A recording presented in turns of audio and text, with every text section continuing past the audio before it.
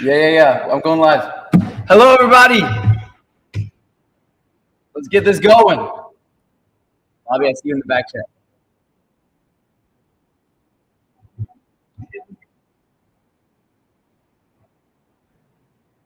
Let's go. Bringing Bobby up right now.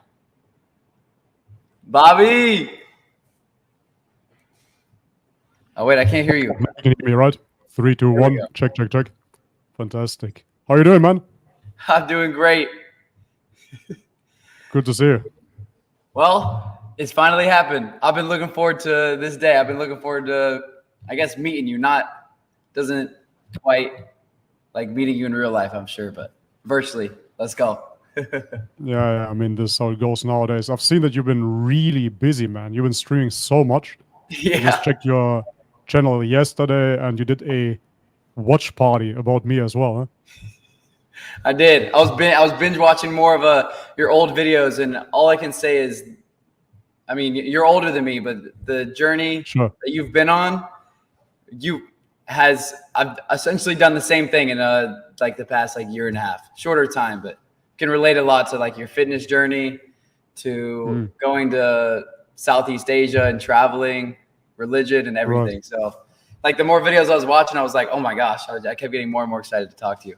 So thank you for having me on, and I'm glad we can be guests on each other's stream today and get to talk live right now to thousands of people. So thank you, Bobby. Vice versa, exactly. Yeah, thank you for doing it as well. So this format is new for me. As we discussed previously, usually I do interviews when I do them. I've been lazy lately, and I have all the excuses in the world being a dad now. But that being said, this is a new format for me as well. So basically, for everybody watching, we're going to share our stories. It's essentially a simultaneous interview, if you will. But, Grayson, because I've been watching your content, man, I was wondering, you told your story quite some time now, right? A couple of times you already repeated it. And I saw the stream yesterday with the Muslim cowboy, partially, not the whole thing. I watched maybe 20 minutes, 30 minutes or so. So I want to ask you genuinely, how keen are you to dive into your story again today? Is it okay for you? Do you want to keep it shorter? Yeah, I can make it, I can shorten it and get to the important parts that people probably really care about. I'm sure everyone starts telling their story, a lot of people start zoning out anyway. They start going exactly. So I would say, for the audience's sake, we keep both our stories a bit shorter today and simply dive into an open dialogue. Yeah, no, I'm with that. I'm with that. Yeah, that's cool. Because as you said already, you saw some bits and pieces of my journey, and I think we're going to relate quite a bit, and we have a lot to talk about, inshallah. Yeah. So I'm 22 years old. I'm from Texas, best country in the USA. That's what I say. And you know, matter of fact, I mean, just because hey, cowboy, another Muslim cowboy. It was actually always my dream to go to Texas, believe it or not. And I traveled quite a bit, but I never made it to Texas. And it is due to me back in the day when I was 16, 17 years old. I was watching Ronnie Coleman videos, and he was from Arlington, Texas. Okay. And so my dream was to become a bodybuilder back in the day. Yeah. And to go to Texas, to drive a Hummer, you know, and eat barbecue all day long. But didn't work out that way.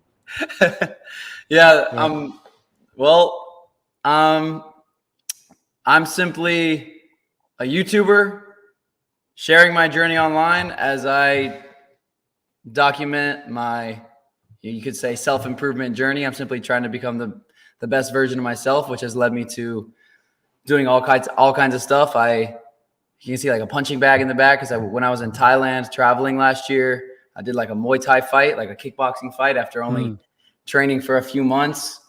Nice. And that was like a challenge I did. I got into like a journey to read every religious book, not every single one, but the main ones. So like the Book of Mormon, we got the Bible. I'd already been studying the Bible. I read the Quran. I became a Buddhist monk for a week, or not became a monk, but I studied with monks and lived with monks for 1 week, shaved my eyebrows, shaved my head in Thailand. And yeah, that's all really I'm doing in life is, you know, trying to become the best version of myself so I can protect and provide for the people that I love. And it's led me down this path right now of sharing my learnings, specifically focusing right now on pretty much comparing Islam to Christianity, because I've grown up as a Christian and I knew religion during high school. So I'm 22. When I was like 16, 17, 18, I was a devout Christian, and I gave all in. Like I was literally studying the Bible every single day, because I thought, if this is going to make people go to heaven or hell, you kind of have that realization, like if this is real, if religion is real and there's this afterlife, like does anything really matter besides this? Like this has to be number one. So I went all in on it, like all in. You know, you could say like OCD or just obsessed, like, you know, to the point where I'd be just breaking down crying. Like, how is no one else stressed about this? Am I the only one who's actually like believing in this book? Like, I understand the pastor, they're dedicating their life to this, but like, what is everyone else doing? You know, right. Like, I kind of felt like just like isolated. Like, why am I like the only one who's actually not the only one, but pretty much the only one who's like worried about this? So, that was the stressful part about like kind of the fear that got me really enticed into religion, I guess. But that's the fear side of it. But for 3 years, when I was a devout Christian, I had this immense peace that no matter what happened in my life, like God was with me. And I knew I had found something. Like I had, you could say like the Michelangelo painting. Like I knew I had touched something.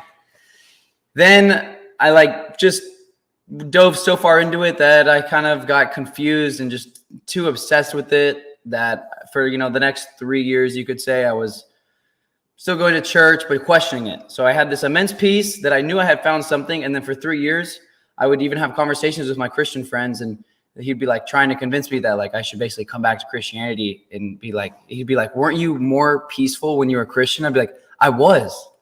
Like, I agree with you. I don't really believe it. I just don't really believe the whole thing anymore. I see so much emotions when I go to church. Like there's so much emotions everywhere. Fast forward to now, I read the Quran.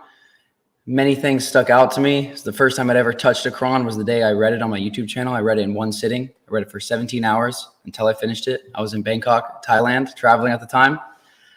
Oh, no way, man. We should have met up. Yeah, I know. So is that where you're located? I know you're in Thailand. Is that where you are in Thailand? Yeah. I'm based in Bangkok, yeah. Oh, okay. It was a life-changing trip. Me and my friend went backpacking in Thailand and Vietnam. We even went to Japan. That was like last year. So that was when I read the Quran for the first time. And one thing that stuck out with me when I read it was like the chapter about how when Jesus gets to heaven, I'm paraphrasing, he's going to tell God, like, God's going to ask him, like, did you ever claim to be me? Essentially. He'd be like, I would never claim such a thing. I'm like, yeah, that kind of makes sense. That is pretty bold to say, like, you are literally God in the flesh. And I never really understood like praying to Jesus or worshiping Jesus in church. So immense peace when I was a Christian. I knew I had found something, but there was something missing. It seemed, at least in hindsight, now it all makes sense. Wasn't anything. Now I'm like just continuing to research Islam and compare it to other religions. And there's a lot of peace in only praying to God and praying on your face. So yeah, my YouTube channel has been dedicated to this part of my life. I don't intend on being, even if I were to become a Muslim, I don't intend on necessarily being like an only religious streamer and only talking about that. I want to go, I guess, be a Muslim and live my life, not just talking a bunch of words, but go do things about it. But yeah, right now I've been dedicating all of my videos pretty much to this journey. So yeah, it's been wonderful. It's brought me a lot of peace. And I love learning. That's really I'm just a student first. So I'm never afraid to learn anything new. You seem to be the same way. So yeah, that's where I am. I got a long life ahead of me. So we'll see where I go with this. But yeah, Inshallah. Yeah, inshallah. Yeah, that's amazing, man. One thing that you just mentioned there is that the pastor was dedicated, but everybody around you wasn't, or at least that's how it seemed when it comes down to believing in the book. Yeah, and that's generalizing something that I really noticed before we dive into my story. But I just want to say that if you look at Islam as a religion and you compare it to Christianity, I went to Mount Athos, which is an island full of Orthodox monasteries. So I lived the Christian monk style as well, not only the Buddhist monk style. And what I noticed is that those were true Christians, right? Those people were really dedicated. But as a Christian, just the regular average Christian, how do you dedicate yourself? Because there's nothing that you really have to do outside of maybe going to church on Sunday. So there's not really that you have to do something specifically. With Islam, on the other hand, what I notice is that even as a common man, you basically have to live like a monk and integrate that into everyday life, which is even more challenging, right? Because, as I said, when I watched the Christian monks, they were praying 3 times per day, basically. And that seemed like Christian a lot monks. at the time. Christian monks, yes, Orthodox Christian monks. And this dedication to the religion, I only saw in Christianity with those monks. But with Muslims, you see it in everyday life, right? Because you have to pray 5 times per day. Yeah. So this is what really distinguishes those two religions, I believe. Because, as I said, there is nothing really mandatory for the Christian. Do you think that inherently makes it better? I wouldn't say that this is what makes it better per se, but I would say that it sets you firmly on a path. Let's compare it to martial arts. If you want to train Muay Thai, you said you trained how long? To 2.5 months. 2.5 months. Yeah. How did you do? I got destroyed. Yeah. Okay. It was So great. what do you It was the think? best thing that ever if you happened to would, me. what do you think if you would have trained 2 years every single day? Wouldn't that have been better? 100%. 100%, right? So Yeah. when it comes down to physical training, you see what would work better, to put in more dedication, to put in more work. And when it comes down to spiritual work, why would less be better? Well, I guess I agree with you. I'm just, I guess I'm saying you could theoretically, as a Christian, pray. I mean, you could pray all day, every day. You could, absolutely. And if you look to. into the Bible, it says pray without ceasing, right? So Yeah. you should technically pray. But I'm saying that this mandatory spiritual work that is ordained onto the Muslim is very unique. That's all that I'm saying. Yeah. It's very unique that you get this blueprint, essentially, of how to level up spiritually. In other religions, it's not mandatory, but it's a choice. And if you really want to go all the way, you would end up in a monastery as a Christian to do essentially the same work that a Muslim is doing on a daily basis anyways. That's how I see it. No, I mean, I noticed the same thing with like studying Buddhism and going to the Buddhist temple. I was like, I love their philosophies. And then like after I left, I was like, whoa, like that was so cool, but how do I repeat that? Like, I'm not at a temple anymore. Like, do I just meditate at random points during the day? So I get what you're saying. I felt the same way. It's definitely like a discipline. Yeah, for sure. Anyways, before we dive into my story, I just have a question because of the heavy back in the background. Where are you at? Is that like a dojo or something, or where do you live? Oh, that's what I call it. This is my house that I just moved into, but that's what I call it, the dojo. It looks like it. Do you have some mats there as well? Huh? Yeah. This is where I got some jump ropes back there behind the Nice. jump ropes over here. We got some weights. Oh, damn. Yeah, trying to get like a little fight club started with my friends, and so you're gonna come back to Thailand and get your revenge, I assume. Yes, I want to. Oh, of course. I want to. There's a chance I come back to Thailand in like a year. Because I was actually living, and I was watching one of your videos yesterday, and I freaked out because I was living for like 2.5 months on Koh Phangan Island. Oh yeah, of course. So I know you were traveling there. It might have been the oldest video on your channel that I was watching yesterday, where you were like, we're in Koh Phangan. You got like your hamstring injury. That was terrible. Yeah, I remember. I thought that video is deleted, but apparently it's still on there. I deleted a lot of older videos. Yeah, because I cringe so much. But nah, that's the beauty of it. Well, and Koh Phangan is definitely the place to be. When I came over here to Thailand for the very first time, I was looking for this beautiful paradise on earth, essentially, and I found it in Koh Phangan. Yeah. Koh Phi Phi as well, but Koh Phangan was just the place to be. Yeah. And for me, this already 8 years ago or so. So this was before it was completely overrun. Have you been back there since? Yeah, I was there, I think, 3 years ago or so. But very interesting place. Like the dichotomy of like the Thai and I think the Myanmar people, and then like the other people are like half the people are hippies. It's like one or the other. Depends on the season. Sometimes it's 90% hippies. A lot of Westerners trying to find themselves over there. Yeah, no, definitely, most definitely. So was I. Yeah, for sure. Yeah. Anyways, okay. Let me jump into my story. I'm going to keep it as a lot of people already know you in my audience. Corey, I mean, you're very well known. A lot of people have been looking forward to this, but for the people who don't or need a reminder, please. And on my channel, obviously, people know my story as well. So just in a nutshell, because the question is, of course, how I found Islam ultimately.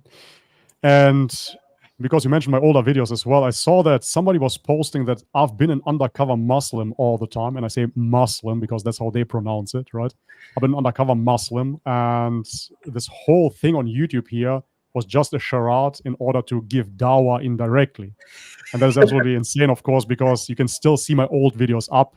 As I said, I deleted a few, but still you can see them. When I was an Orthodox Christian, this is, I think, by now 5-6 years ago, when I was into psychedelics, shamanism, all of those things you can still see on my channel, right? Yeah. And it would be quite the extensive scam, if you really think about it, to do a YouTube channel for 8 years pretending I'm a vegan at first, then a carnivore, then some new agey Buddhist, whatever, right? Then to go into Orthodox Christianity, and then to get to Islam in order to give Dawah. I mean, come on, man. There are better ways to do that, right? And if you want to do a money grab, there are better ways to do that as well. It wouldn't take 8 years, running a YouTube channel. But anyway, so essentially my journey started really 2014 when I left Germany. Germany is the country that I grew up in. However, my parents are from the Balkan, Northern Macedonia, and they are Orthodox Christians to this very day. However, they grew up in communism, and communism is essentially a political movement that wanted to eradicate God completely off the Balkans. They succeeded as well in the Soviet Union, and they succeeded partially in Turkey. Albania was the first atheist country in the world. They declared it. Now is a Muslim country again, alhamdulillah. Wow. But anyways, that being said, they grew up as Orthodox Christians, culturally identified, but they didn't really know about their doctrine. So therefore, sure, we would celebrate Christmas, we would celebrate Easter. On that note, Orthodox Christians celebrate Easter and Christmas on different dates than the rest of the world. And yeah, I felt very, very identified being a Christian because I've been told that the Balkan has been freed of the Muslims and they've been waging war against us for centuries, which is not completely untrue because the Balkan was under the Ottoman Empire, under Ottoman rule, under Muslim rule. And so therefore I've been told, okay, the Turks are the bad guys and everybody that is a Muslim is automatically a Turk. And now again, this sounds crazy, but it's actually partially true because during that time, people only knew Muslims as Turks, and everybody on the Balkan that would actually convert to Islam would fight on the Turkish side, would fight in the Turkish army, so to speak, and learn Turkish by default. And therefore, they really saw it as a national traitor that accepted a new nationality, not so much the religion. So this is what I've been told growing up. And then when I was roughly 15 years old, a new war broke out, this time against the Albanians. First, the Serbs fought the Albanians. Then the Macedonians started fighting the Albanians. And here it was again. The Muslims are attacking us Orthodox Christians. We're benevolent, we're peaceful, and they want our land. This is how it was told to me, right? Yeah. Okay. So now growing up in Germany, knowing that Islam is this war religion and they just want to destroy everything we got, I was very skeptical when it comes down to Muslims. And matter of fact, being surrounded by many different ethnicities, I grew up in a low-income area in Germany. I was surrounded by Moroccans, Algerians, Tunisians, Turks, Kurds, and whatnot. And then growing up, they all started getting into dodgy businesses, selling drugs, pimping, etc. And they were in and out of jail, a lot of violence. So don't get me wrong, I was involved in such things as well when I was younger. However, when it came down to, let's say, physical altercations, I would fight. It would be maybe a fist fight. But I wouldn't go to an extent that I saw within the Muslim community. It was very brutal in Germany. Stabbings, shootings. It was very rough. These are your friends or acquaintances or just... Friends and friends of friends. Yeah. Wow. So I have a handful of friends that were in and out of jail. So they spent their 20s basically in and out of jail. Anyhow, so seeing that then, I said to myself, okay, this just confirms it yet again. This is a violent religion, obviously. And they were telling me about Islam, but I didn't listen. I said, I don't want any part of this. I'm looking for something peaceful, something spiritual. This is definitely the opposite. So I never looked into it, right? And this is why I put Islam essentially not only on the back burner, but completely out of sight, out of mind. I didn't want to look into this religion because for me, it was just violence and it has nothing to do with God. That's how I perceived it. So yeah. I hated Islam. I hated Islam. And this is really important to say, again, here the undercover Dawah, it is very crucial to understand that I don't come from a, let's say, secularized household, and then, whoopsie, I saw Andrew Tate converting to Islam, and now I'm going to try that too. No, I come from an Orthodox Christian family. Everybody in my family is opposed to Islam. This is the history that I've been told, and I grew up in a surrounding where I had every reason to hate Islam, and this is how I perceived it. So anyways, I was involved in shady businesses myself. In 2014, I just said to myself, I cannot be in this environment anymore. Now I have to leave. I have to see the world. I have to see essentially what the rest of the world is about, I'm not going to achieve what I want to achieve in this environment here in Germany. And so I left. I sold my car, I sold my flat, everything, and I just started traveling. And at first I went to Australia, and in Australia I wanted to kind of humble myself, and I did that through construction work. So I just started working on construction sites, doing very honest work, handiwork, laboring, because I never did that before. My father was a handyman, but I never really worked with my hands, and I found that very important to humble myself through physical means. And so I did that for a while. I just worked on construction sites, and I saved a lot of money for the time being. And this is how I financed then traveling further. And I've traveled to Indonesia, Bali, to Malaysia, Vietnam, Thailand, obviously needless to say, New Zealand.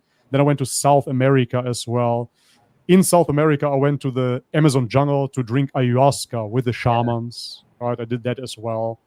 In Thailand, as you did as well, I spent time with the Buddhist monks. I fasted. Actually, I made it extra hard for myself. I went on a 10-day water fast. Ooh. And even the monks asked me, why are you doing that? You don't have to, right? I'm like, nah, I really want to have the experience. And the first day I was still talking, but then I went on a silent fast as well. So I didn't talk, I didn't eat, and I was just sweeping the floors in the monastery. And I'm telling you, by day 4, I was convinced that I'm going to die, but I didn't want to break my non-speaking. And yeah, I was just freaking out. Did you go all 10 days? Yeah, I went all 10 days. I lost 15 kg. It was terrible. I did a 3-day water fast when I was in Vietnam, and that was intense. I can't imagine 10. It's tough, yeah. And back then I was pretty ripped, to be honest, so there was not much body fat to be burned. So I just burned through my muscle as well.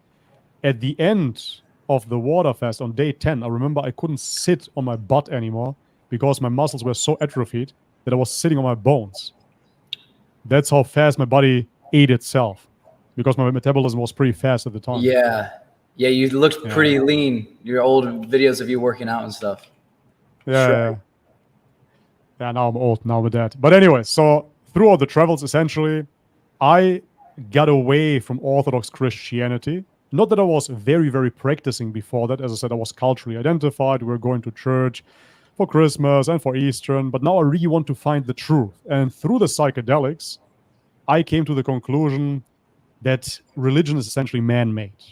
And there are many different religions. Of course, everybody has their interpretation.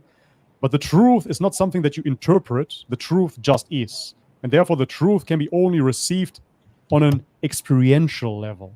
That's what I came to the conclusion. So through meditation, through fasting, through psychedelics, you will receive it firsthand, and then you know. And nobody can tell you otherwise. Why just read those old books, right? This is just another man that wrote it. So this is the conclusion that I came to, and this is why I dived even further into the psychedelics and shamanism ultimately. So I learned how to brew the ayahuasca. I learned how to do the rituals, the ceremonies, and whatnot. Yeah, I was deep in it, right? And now looking back, I developed somewhat of a spiritual ego, because you feel so free of ego, but at the same time, you don't recognize that your ego is now pretending to be egoless. I hope this makes sense. Yeah, you really feel as if you got rid of everything, but it is the opposite. And now you are kind of pretentious for the outside world, but in your mind, you're the enlightened one. Right? And I recognize that, thank God, after a while. And I realized, man, this is not really leading anywhere. So what needs to be still adjusted? And this is when I went into the fasts. I was vegan during that time as well, so shame on me. 4 years, I was eating only a vegan diet. Oh, wow. I was 2 years strictly raw vegan, where I wasn't cooking my food at all. And I was 1 year a fruitarian, where I was just eating fruits. Insane. So during the time in the Amazon jungle, actually, I'm kind of a bit back and forth here because it's so long in the past, but I was only living off the fruits of the Amazon jungle. I was drinking the coconuts, and I was drinking rainwater, and I was brewing the ayahuasca. So that was my diet. No meat, no nothing else. I was obviously severely malnourished during that time and super skinny and on psychedelics. So maybe not the most trustworthy source of information, but yeah, during that time I thought I cracked the holy grail and I understand everything now, you know? And you felt great at the time, like spiritually? I would say that I felt deeply, deeply disturbed, but at the same time, I felt this absolute rush of novelty. Yeah. Because, I mean, imagine, you're in the Amazon jungle with the indigenous people. It was rain season as well. You're just in the open jungle. You hear animals everywhere. It's raining, pouring, thunderstorms, and you are high on ayahuasca. So it's a pretty amazing feeling. But it wasn't very sustainable. So you know the saying, everything that goes up must come down. So psychedelics for me felt, in a sense, forced, almost like steroids in a way, that you just force yourself to develop so much strength and then people come off it and they just lose all their size. So it felt like that, like spirituality on steroids. You just hijack your system, you get shot into the 9th dimension, and then you come back and now you need to integrate, but you're still you. It wasn't really something that sustainably built your spiritual character, because there was not a daily practice. As I mentioned, in Islam, you do have that, right? Yeah. So anyways, that being said, after all of that, I found myself feeling very, very lost, because I tried it all, right? I read different religious books, Far Eastern religious books, Bhagavad Gita, etc. And I did the shamanism, I did the indigenous, tribal, paganistic religions, if you will. I did the meditation, all of those things. And now I feel absolutely crushed, and I don't feel that I accomplished anything. How can that be, right? I traveled the world and I still feel not connected to God at all. And this is when I remembered, man, when I was a kid, everything was so easy. I was just laying in my bed, praying to God. That's it. I wasn't doing anything else. I was just praying to God directly. And I felt so connected, and I felt that my prayers are heard. Yeah. So how do I get back to that state?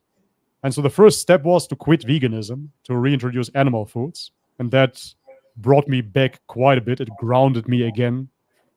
And then the next step was, of course, to look into religion. But because, as I said in the beginning, I, of course, already discarded Islam. So this wasn't an option for me. So the only option that I got was Orthodox Christianity. And so now, as I said, everybody in my family is Orthodox Christian, but nobody did the work. They simply accepted it as their identity without truly understanding what it entails. They didn't understand what it means to be Orthodox Christian. What does it mean? What does it mean? Jesus died for your sins. You have to worship the Trinity, etc. They didn't know anything about it, right? So I was the first one that actually researched the religion. So I read the whole Bible, and I had more questions than before. So I went, as I said, to Mount Athos. Mount Athos is an island in Greece, and it hasn't been changed for the past 1,020 years, roughly.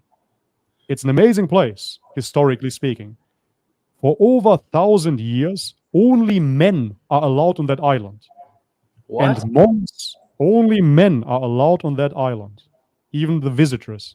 No woman has stepped foot on Mount Athos. There you have a bunch of monasteries. And in Orthodox Christianity, it is a bit nationalistic, you have to understand. So that means you have a Bulgarian Orthodox Church, official body. You have a Romanian Orthodox Church. You have a Serbian Orthodox Church. You have a Russian Orthodox Church. Now they want to establish a Macedonian Orthodox Church as well. And you have a Greek Orthodox Church. So on Mount Athos, you have many monasteries that hold the liturgy in that specific language. It's not like Islam, where you just have Arabic and it's uniform.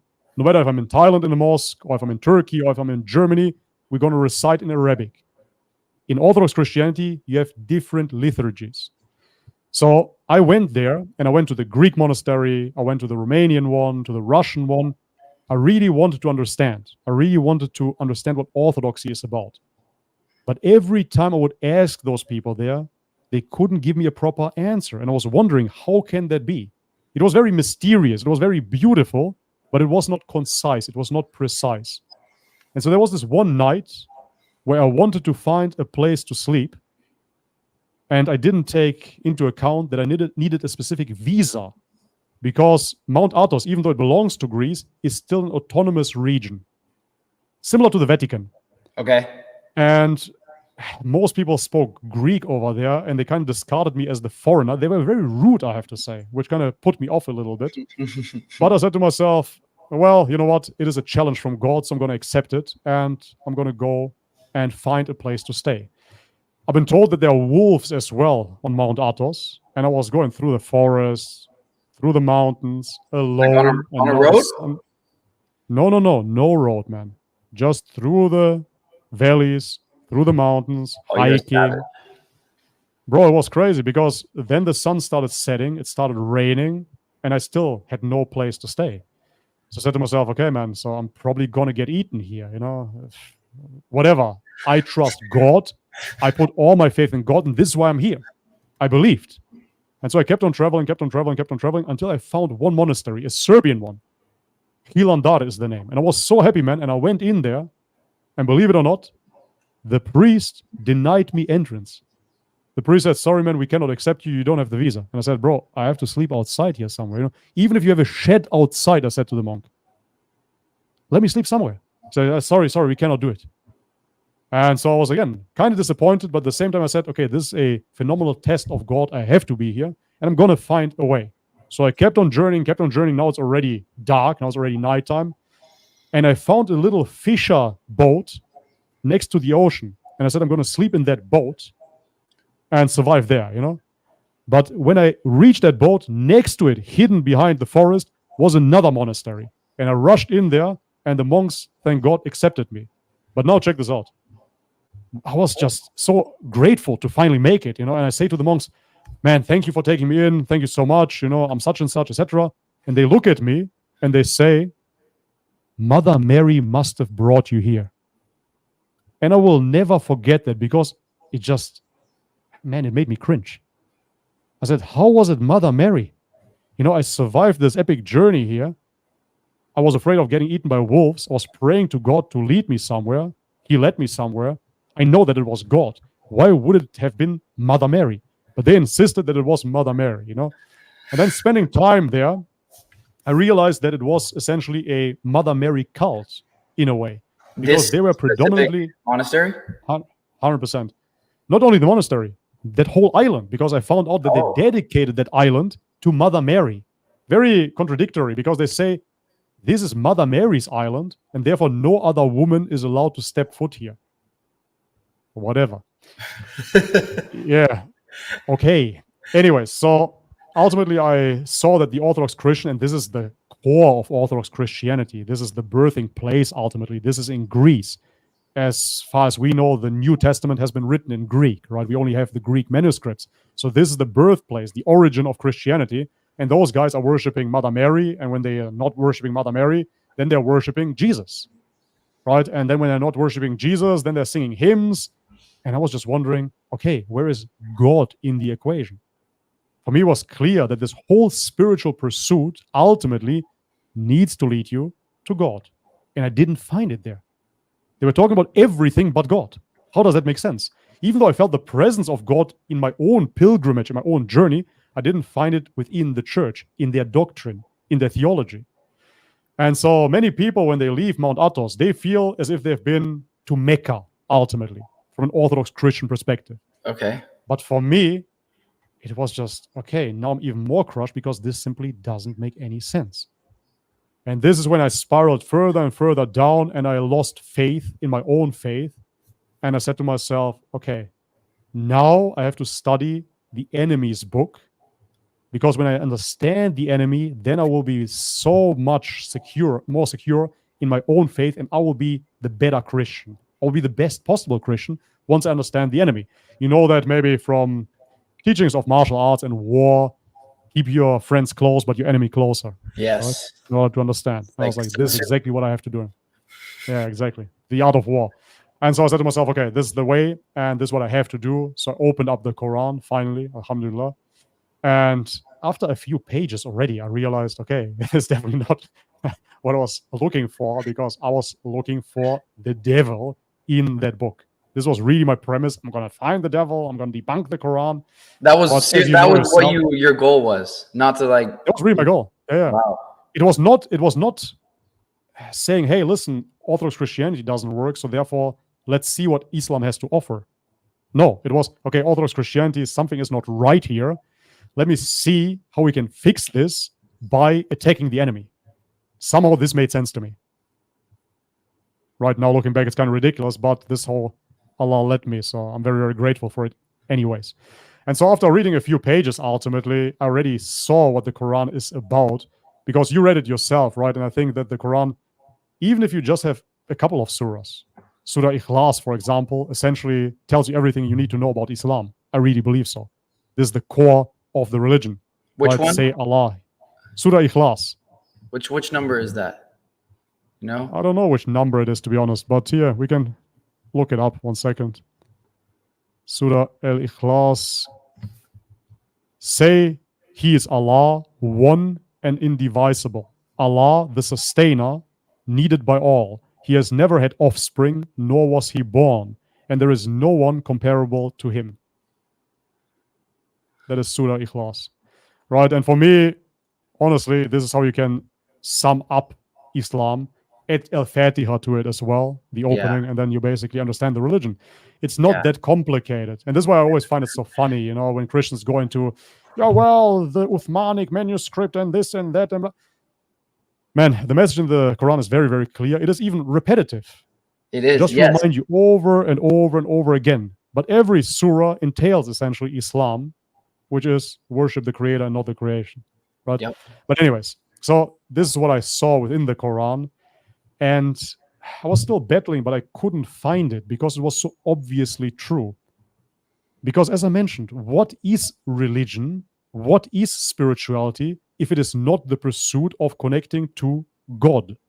Because you can logically essentially deconstruct this whole thought pattern and say, is there a creator to the creation? If I accept that premise, because it is a logical premise, of course, everything has a creator in that sense, then what does this creator want from me, and how do I get the closest to him?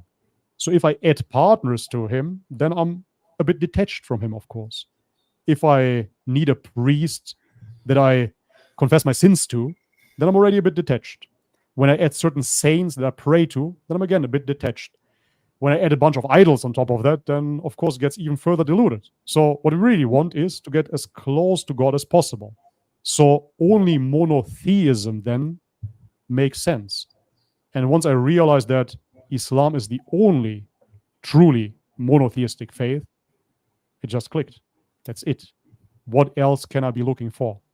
Right? I was looking for monotheism. I was looking for a close connection to my God. That's it. Shoot. Oh no, I'm saying one. Like, that's what I was looking for. Yes, exactly, one. And it is really not that complicated ultimately, but for me it was, because of my baggage, because of my history, because of my cultural upbringing.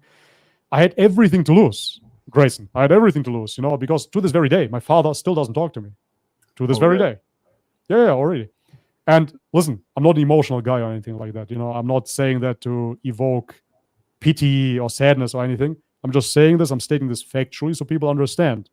My father, as an Orthodox Christian, he sees Islam as the enemy as well. And therefore, when I accepted Islam, he just hung up the phone and we haven't talked ever since. With my mother, I didn't talk for almost a year. Same with my sister. And now slowly we are reestablishing the contact. The majority of my family in Macedonia doesn't talk to me either anymore. They see me as a traitor. And many of my uncles and cousins, they said they don't want to welcome me in their house anymore. Right? So therefore, this wasn't an easy decision to make whatsoever. I had everything to lose, essentially. And again, for people that think I did it because of clicks or something like that, guys, you can do AI videos and generate more clicks, you know, so you can do raindrops for sleep meditation and whatnot, and you will get your money. It's not my main motivation. Otherwise, I wouldn't have called the channel Bobby's Perspective to begin with. You know, it was authentically just sharing my journey with all the ups and downs and just putting myself out there, you know. But anyhow, all of that being said, I couldn't deny it anymore. I couldn't deny the truth of Islam. And it even went so far that I went back to Macedonia and I went back to the Orthodox Church. And I really wanted to be an Orthodox Christian again. But when I was in the church on the Balkan and the priest, which we had to address as father, even though the Bible says you should call no man father, he was preaching about, do you believe and do you worship the Father, the Son, and the Holy Spirit, in Macedonian, of course. And I simply internally said, no, I don't. I don't worship those three persons. I am a Muslim. I'm a believer. I knew that then.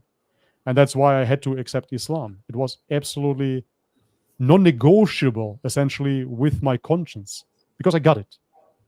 And that's what Islam is about. Once you get the message, why not accept it? Because the Shahada is only a declaration of faith. And I said that on my channel as well.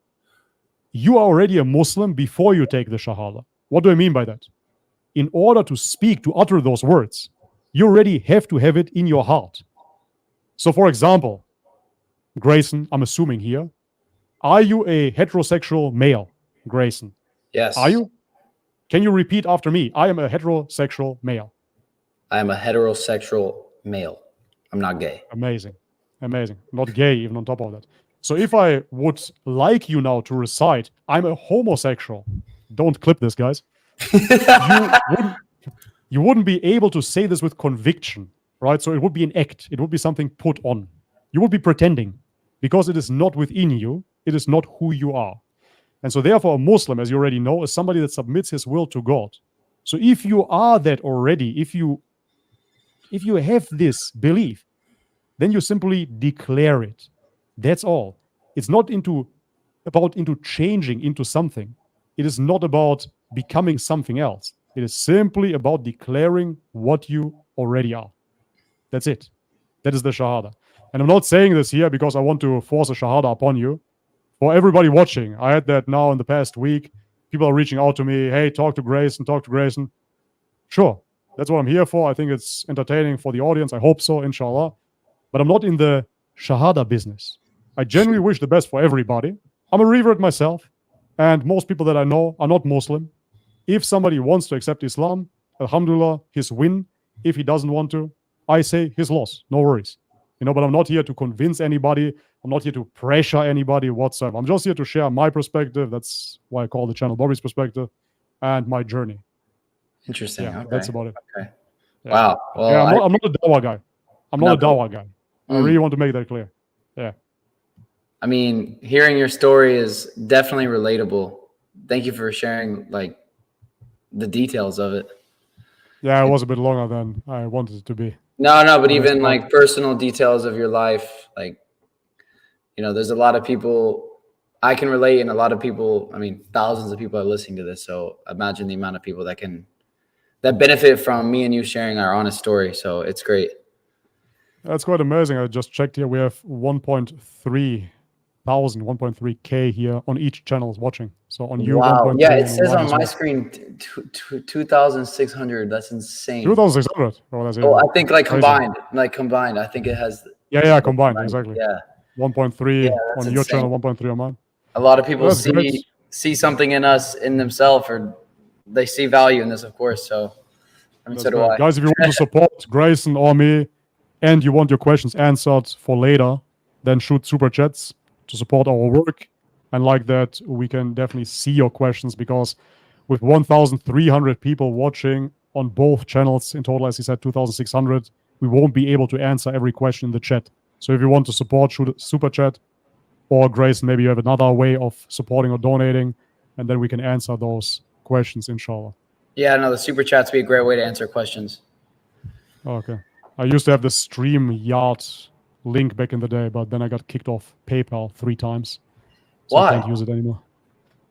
They didn't really give me a reason. So I said I'm a YouTuber and those are super chats, etc. But they just banned me for life now.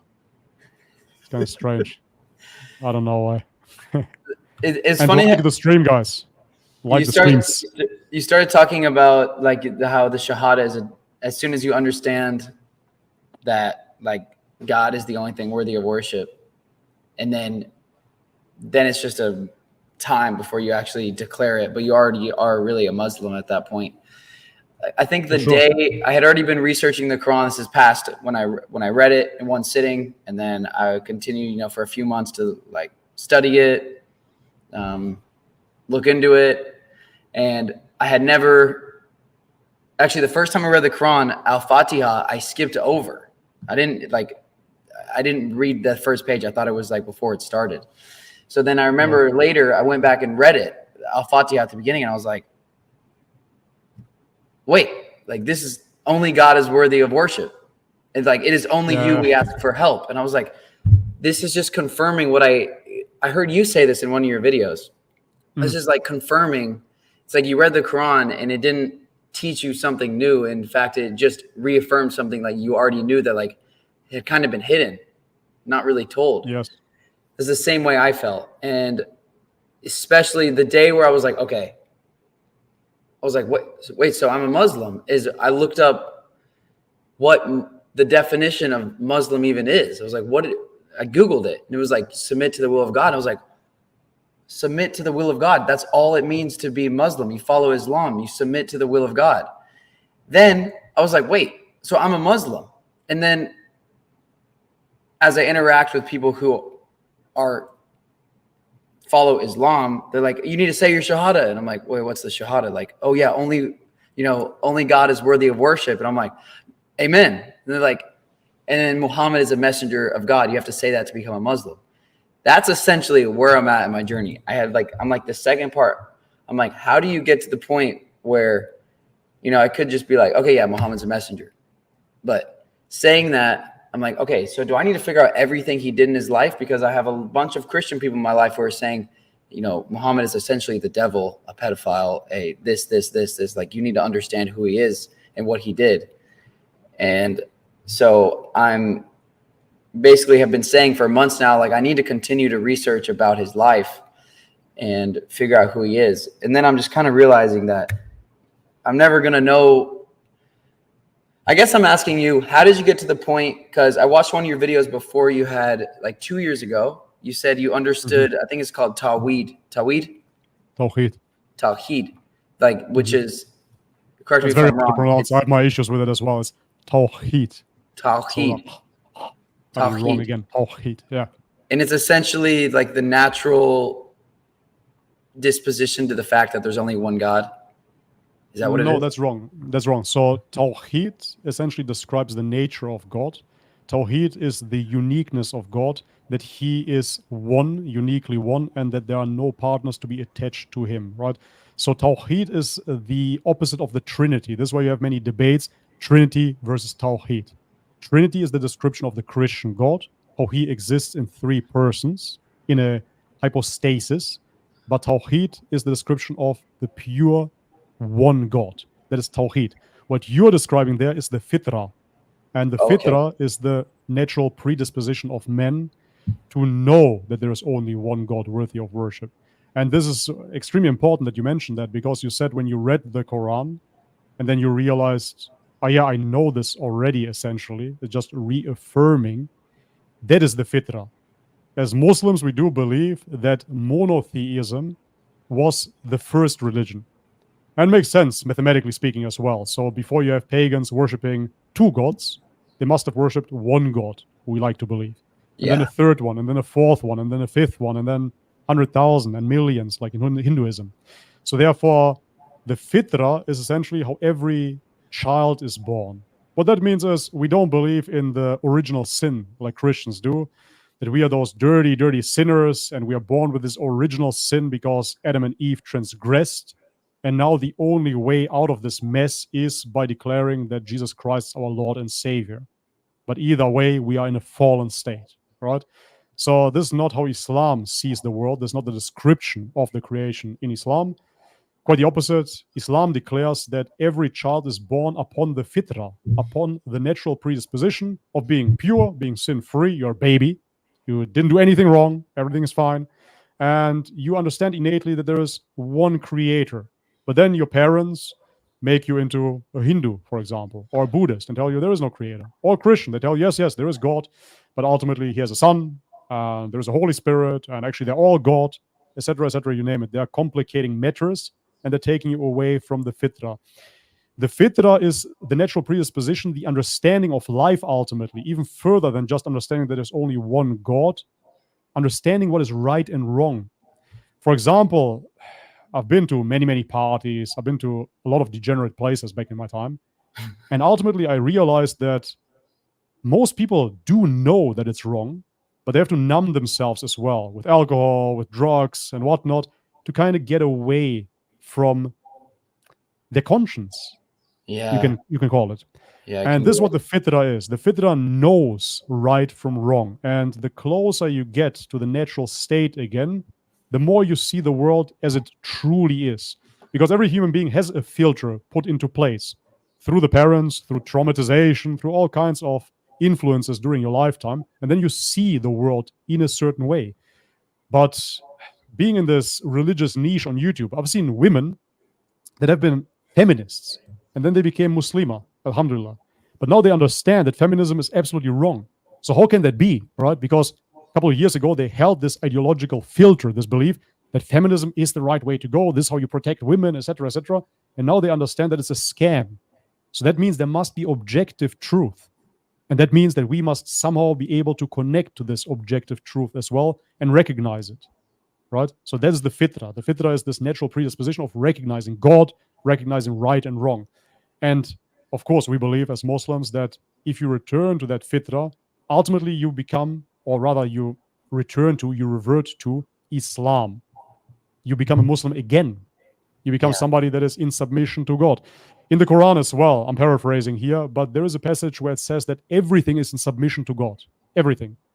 Right? The trees, the animals, everything is in submission to God in their way. But the human being has to be reminded of that. Right? The human being can go throughout his life without worshiping anything, thinking, not worshiping anything. In reality, he is worshiping his desires, he's worshiping science, he's worshiping politicians, superstars, and whatnot. So to revert, to get your priorities straight again, to worship God alone, that is what a Muslim is. And that is the fitra. And then, so when did you realize that you believed that, the oneness of God? I mean, for me, it was the oneness of God was there my whole life, ultimately. Okay. And even the spiritual experiences, they just brought me closer to the oneness of God. Yeah. In those psychedelic experiences, I understood that everything is interconnected and that it all comes from one origin. Purely one, all-transcendent origin. I understood that. And therefore, for me, when I returned to Christianity and I tried to make sense of this Trinity, it was really like taking a square, and just banging it into like a circle shape and trying to bring it in. But it didn't make sense. It didn't fit. Because I knew in my heart that God is one. Only one. Not two, not three in one, not a cope for monotheism. Yeah, we're monotheists too. We just worship Jesus and the Holy Spirit and the Father. Come on, man. We know that this is not pure monotheism. And I'm not saying that all Christians do believe the Trinity. I believe that most Christians, at least on the Balkan, I know for a fact that most Christians actually just believe in God and that's it. But the theology itself, to subscribe to that theology, was not acceptable to me. However, Grayson, because you mentioned that, I had the same hold up essentially with the Prophet sallallahu alaihi wasallam, because I came to a point where I said, okay, I'm going to leave Christianity. I'm just going to be a monotheist now. I guess that's what I am. I guess that's what I have to do. And then I started researching the life of the Prophet. I really looked into even the evil stories, supposedly, the wars, etc. Uh-huh. But there was nothing shocking about it. And the main thing that convinced me was not the life of the Prophet or the life of the companions and all the history and all the Hadith. You know what convinced me that Prophet Muhammad was a prophet? What? The Quran. Because it came through him. That's it.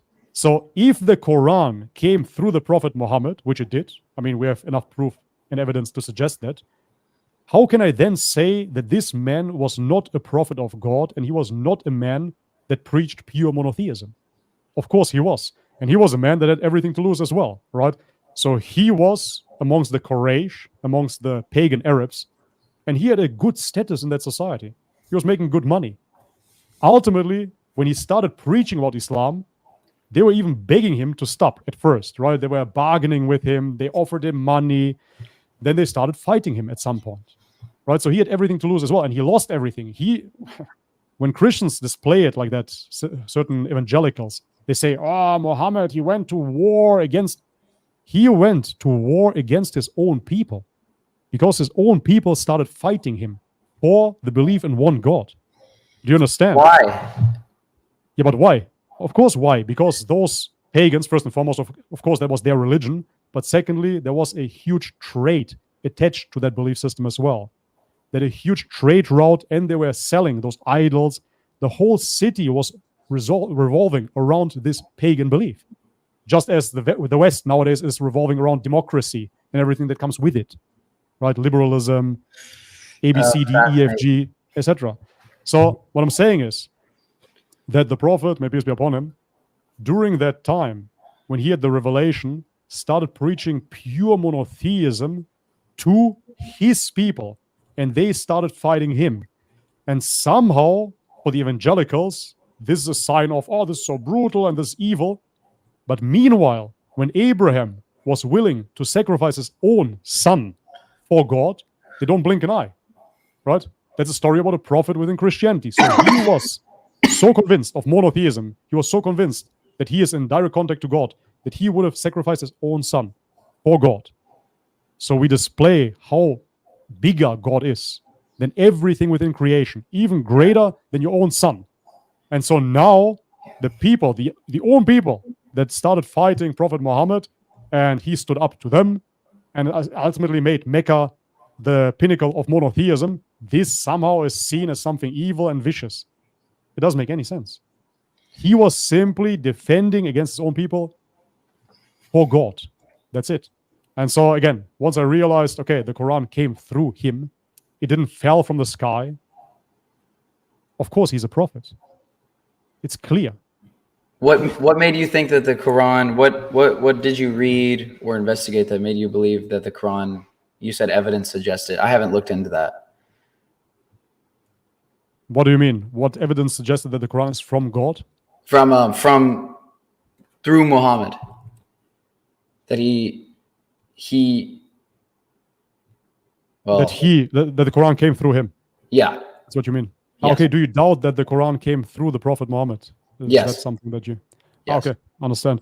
Yeah, because some people, they even assume that the Prophet didn't exist, etc. So you have such claims. Ultimately, based upon Hadith literature and based upon historical writings about the Prophet that we can date back pretty much to his lifetime, we have more evidence for the existence of Prophet Muhammad than any other historical figure on this planet. When it comes down to Alexander the Great, for example, I am making this number up now, so please Google it. I'm not too sure, but I know that it's just a handful of writings that we have about such personalities such as Alexander the Great. I don't know if it was 50 pages or something on those lines. I'm making this up. I'm not too sure, but it was very, very little. And so therefore, we accept Alexander the Great as a historical figure. There's no doubt about it. About Jesus, on the other hand, we only have one account of Josephus, which is debatable if it is really during his lifetime. But if anything, that would be the only witness account during the lifetime of Jesus. So we have less evidence for the historical Jesus than we have for the historical Prophet Muhammad. Like during, like before he died, you mean during his lifetime? Yes. During his lifetime. During his lifetime. Oh, okay. And so therefore... Like the Gospels were written after, is what you're saying. After he passed away, which... Ah, okay. You don't know about that? No, I remember I researched this a few years ago. I mean, I know it was not during his life. It was later. Like Matthew, Mark. Yeah, I mean, it's actually important to briefly speak about this because this for me was a huge deal breaker. This is actually what got me out of Orthodox Christianity because I was convinced that we have the Gospels and they've been written during the lifetime of Jesus, and those guys are his apostles, his disciples. And so therefore I said, why would I believe the Quran when we have this prime evidence here? But the reality is that the Gospels, the earliest manuscripts that we have, are written in Greek. And that makes you think, of course, because Jesus spoke Aramaic. Oh, yeah. Right? He might have been able to speak Hebrew, Aramaic, but certainly not Greek. That would be very, very strange if Jesus spoke Greek. And let's say Jesus spoke Greek, that would be extremely strange for his disciples that predominantly were simple fishermen to speak Greek, because Greek was the language of the intellectuals, and that part of the area which is now Palestine ultimately. Very unlikely that those guys spoke Greek. Moreover, extremely unlikely as well that the disciples were literate in the first place, and then let alone to be able to write such a, I have to say, masterpiece like the Gospels, because if you really read it, it's beautifully written, of course, and simple fishermen would not have that capacity 2,000 years ago. It's not even 2,000 years ago, but, well, over 1,000 years ago to write such manuscripts. And therefore, we come to the conclusion that there were intellectual Greeks that wrote those Gospels based upon, we don't really know, hearsay, Moreover, the gospel authors are anonymous, and therefore they've been named Mark, Matthew, and Luke. You don't think that anybody in Palestine is called Mark, Matthew, and Luke, right? So those are made-up names as well. And once I realized that, I realized, okay, Christianity is standing on very, very thin ice because they don't have any manuscripts from that time, let alone in the language of Jesus Christ. What is the response though of a Christian scholar? I mean, I know we don't have to like go into this for too long, but they would have some type of From response. what I've seen so far, the short summary of their answers would be that they have millions of manuscripts and they all confirm it. But that being said, the manuscripts that they're talking about, they're really bits and pieces of those millions that they're mentioning. There are many bits and pieces, like with one sentence each, some with a couple of more sentences, but it's not like they have the whole gospel millions of times from way, way back. They don't. This is why in the 90s, I believe it was, we found this whole, essentially what destroyed Christianity even further, the Nash Hammadi library, where they found new gospels again, right? That date back even further, and they didn't make it into the Bible. So yeah, their excuse is ultimately that they have so much evidence, but the point is that none of this evidence is written in Aramaic or Hebrew. All of it comes way later and is in Greek, roughly 150 years after Jesus' demise. Okay. Supposedly. Yeah. Yeah. So it's not very trustworthy. Yeah, I would like to look into that more. Yeah, you can. So how long did it take you from, because like I watched one of your videos and I was like, feels like where I am. You basically said you understand the concept of monotheism, and now you are an investigation to like the second part of the Shahada. Sure. So was there like a defining moment where you basically said, okay, I know enough to accept the fact that I believe he's a prophet of God? Or did it just happen gradually and then you were ready? Yeah, as I said, it happened gradually, but it was a conviction that was based upon the Quran. This is what I have to say. Because I believe that if you go into the Hadith now, and you can, for sure, but the Hadith themselves, they read very, very differently than the Quran. Because the Hadith, they are historical, and the Quran is revelation. So therefore, sure, you can read about it. You can read the Sirah of the Prophet, which is like a biography about the Prophet, which, on that note, is important as well to realize. Many people didn't understand that point. The gospel of Jesus, the Injil in Islam, is something that we believe Jesus came with. However, the gospel of Mark, Matthew, and Luke are biographies about Jesus. We have that in Islam as well. It's the Sirah of the Prophet, a biography about. So now we believe that the Sirah of the Prophet Muhammad sallallahu alaihi wasallam is, of course, more reliable because we understand who wrote it, on which source it's based on, in comparison to the Gospels of Mark, Matthew, and Luke, which are anonymous authors. But be that as it may, we don't have the Quran, so to speak, ultimately, of Jesus, which we call the Injil. That's what has been lost. We don't have it. We don't know what he truly preached. We just have a biography. Right? Okay. But anyways. I mean, I know you're not God, but like, why would God do that? Like, that seems so confusing. Like, why would God do what? Why would God like bring a messenger of Jesus and then basically confuse everyone to think that we have his message when in reality it's preaching the exact opposite of what his message was monotheism. Oh. I mean, not the entire thing. It's not just, the Gospels aren't just saying, I'm God, I'm God, I'm God. It's just like a verse here and there. And yeah, it actually doesn't read. It actually really doesn't, right? So yeah. So maybe the Gospel of John that hints towards this direction, but it's not. It's certainly not Mark or Matthew. But anyways, why would God do that? I would rephrase that. I would say, why would people do that? Because God certainly didn't. God simply reveals truth to the messenger, and then people have free will, and what they do with the message is up to the people. And God in the Quran says as well that he gave this freedom to the people, and they corrupted the message. They corrupted the scriptures. They're writing with their own hands, right? That's what it says. So therefore, it happens over and over again, and this is human nature. Yeah. I would say it's kind of fun of the game ultimately.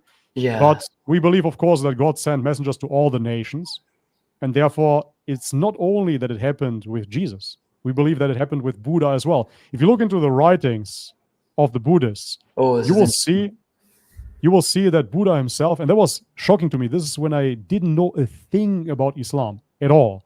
This is when I was really on my spiritual journey into meditation, etc. And I kept on researching about Buddha, and then I found out that Buddha himself said that they should get away from idolatry, that they should never worship something in creation, and that they should never build statues of people. However, after Buddha disappears, you've been to Thailand, not only do they build statues of people, but they build statues of Buddha himself. Yeah. Right? And I mean, the same thing about saying, Jesus, basically. Exactly. And this reminds me of the saying, when you point towards the moon and you want to show your dog, for example, the moon, the dog will look at your finger, will never look at the moon, right? Here, there. And he just keeps on looking at your finger. And human nature is not very different from that. So the guy clearly said, hey, listen, don't practice idolatry, don't build statues, don't worship me, I'm just a messenger or whatever, right? And people started creating Buddhism. It's already in the word. It's Buddhism. It's Christianity, Christ. It's in the word. It's only Islam that translated means submission to God. Yeah. It's Judaism, based upon Judah, etc. So you get my point. Yeah. Ultimately, it's not why would God do that. That's like saying, why would God bomb Gaza? Right? Sorry, I said it. Now I'm demonetizing myself again. Why would God do such and such evil act? It's not that God does it, right? God created us uniquely with this free will, and people will do what people do. Why do people do anything? Wait, why do you think... Actually, here, can we take a 3-minute break and come back? I'm going to write down this question I have for you. Or I'm going to take a 3-minute break and come right back. You feel free to stay on if you want. Okay, sure. I'm going to go through some chats. Okay, cool. I'll stay here and chat with the audience a bit. Guys, you have 3 minutes with me alone. So shoot some questions. I'm going to try to answer a few of yours. I see we have 1.4 thousand viewers. That's amazing. The memos of the disciples. Exactly, Dawah Trucker. I saw your super chats. Unfortunately, they're not displaying in my Streamlabs dashboard for obvious reasons because I'm not streaming via Streamlabs today. So we'll have to check if I see it here on my YouTube. They're kind of disappearing. We'll have to find a way, inshallah. But we will respond to them. We see here, The Honest, thank you very much for the donation. Appreciate it. Dawah Trucker donated $5. Thank you very much. Says, this for Grayson. Okay, we're going to keep it for later, inshallah. Let me just take a screenshot because I think they're going to disappear. Okay, Dawah Trucker, we got your super chat. Let me scroll back. We got Norris. Thank you very much, Norris. Appreciate it. I see this for Grayson as well. Oh, that's a tough question. Okay. I think that's it for now. Nuri Hassanov, mashallah, brother Bobby. Jazakallah khair for conveying the message of Islam. Wayak, thank you, brother. Appreciate it, man. I'm just sharing my perspective as always. I'm not here to convince anybody of anything. I have to give another disclaimer as well. I'm going to do that when Grayson is back. When Grayson is broke. I actually addressed Grayson as Brock via email because I'm really not watching much YouTube at all these days. And I thought his name is Brock. I was thinking of Pokemon. My bad. Okay. Anyways, guys, like the stream. And support via Super Chat if you can. Thank you very much. I'm going to try to screenshot them all and then answer, inshallah. Thank you, family PC. Appreciate it. Thank you, Azkhan. Appreciate it.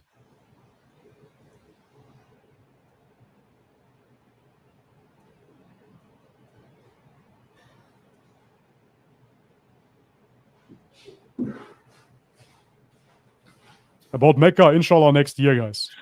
For now, it's not planned. What's happening now? Push-ups. Let's go. 3, 4, 5, 6. Euro training. Damn it, man.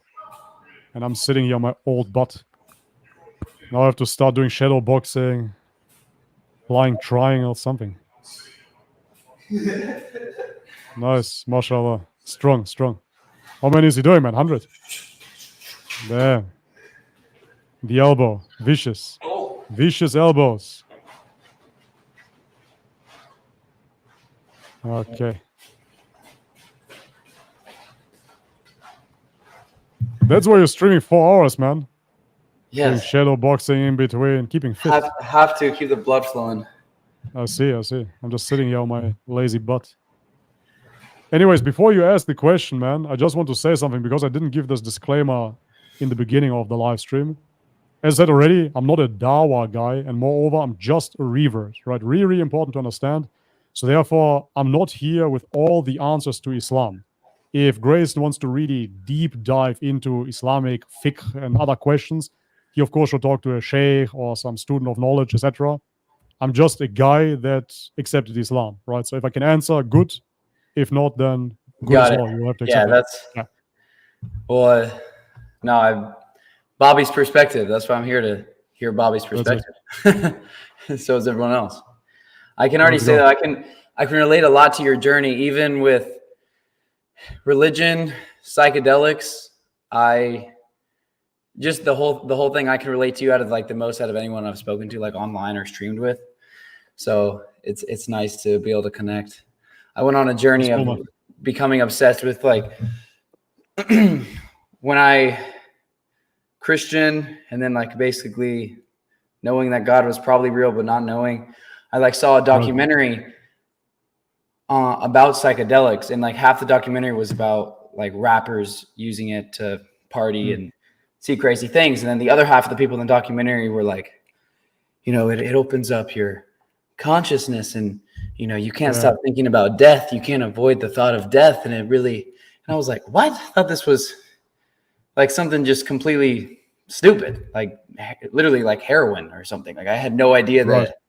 So I went on this like 6-month journey of researching it, like every single day, just becoming obsessed and trying mushrooms, having experiences that made me realize it basically was like, wait, I was like, God must be real.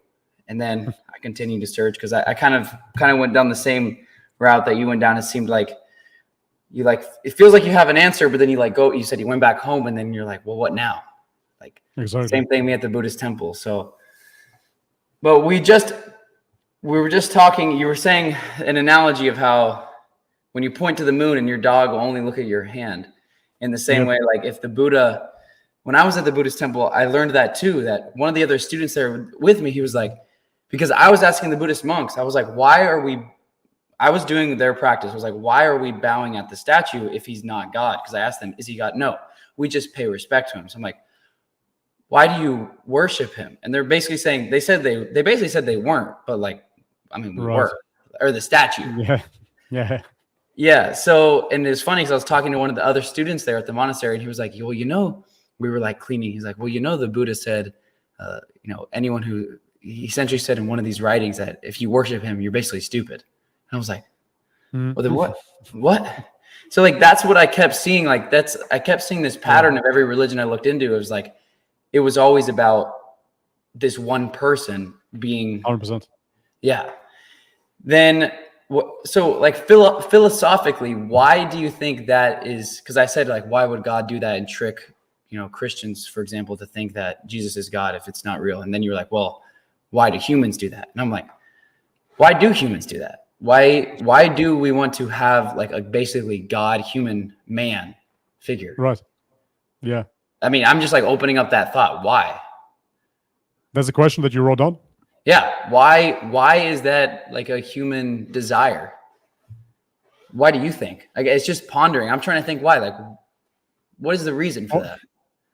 For me personally, on a complete personal, subjective level, I cannot relate because I saw the world always very, very different. For example, when I saw people fanboying over somebody, I couldn't understand. When I saw people being quote unquote starstruck, when people fainted at concerts, or for that matter, just going to concerts in the first place. I never went to concerts. I never understood it. I resonated with bodybuilding because bodybuilding was a very individual sport. I'm going on a side tangent real quick. I, of course, saw the bodybuilders like Ronnie Coleman, etc., and I saw it as motivation, but I never worshipped those people. And then I saw in the bodybuilding community, you had people that weren't really working out. Some of them, they were actually kind of fat, but they were looking up to those muscle men as gods, which was so bewildering to me. So it was always about just doing and walking the path. And therefore, I never looked for a daddy. I never looked for an idol. And I personally cannot resonate with it. However, knowing people, I do understand. Because this is what people do in everything. People have this psychological need for a hierarchy, and people have this psychological need for anthropomorphism, where they humanize everything so it can relate to them. This starts already at childhood with teddy bears and continues with Disney movies, where you see Simba and Mufasa and they're speaking lions. They simply cannot accept nature the way that it is. If you would stand in front of that lion would eat you, probably.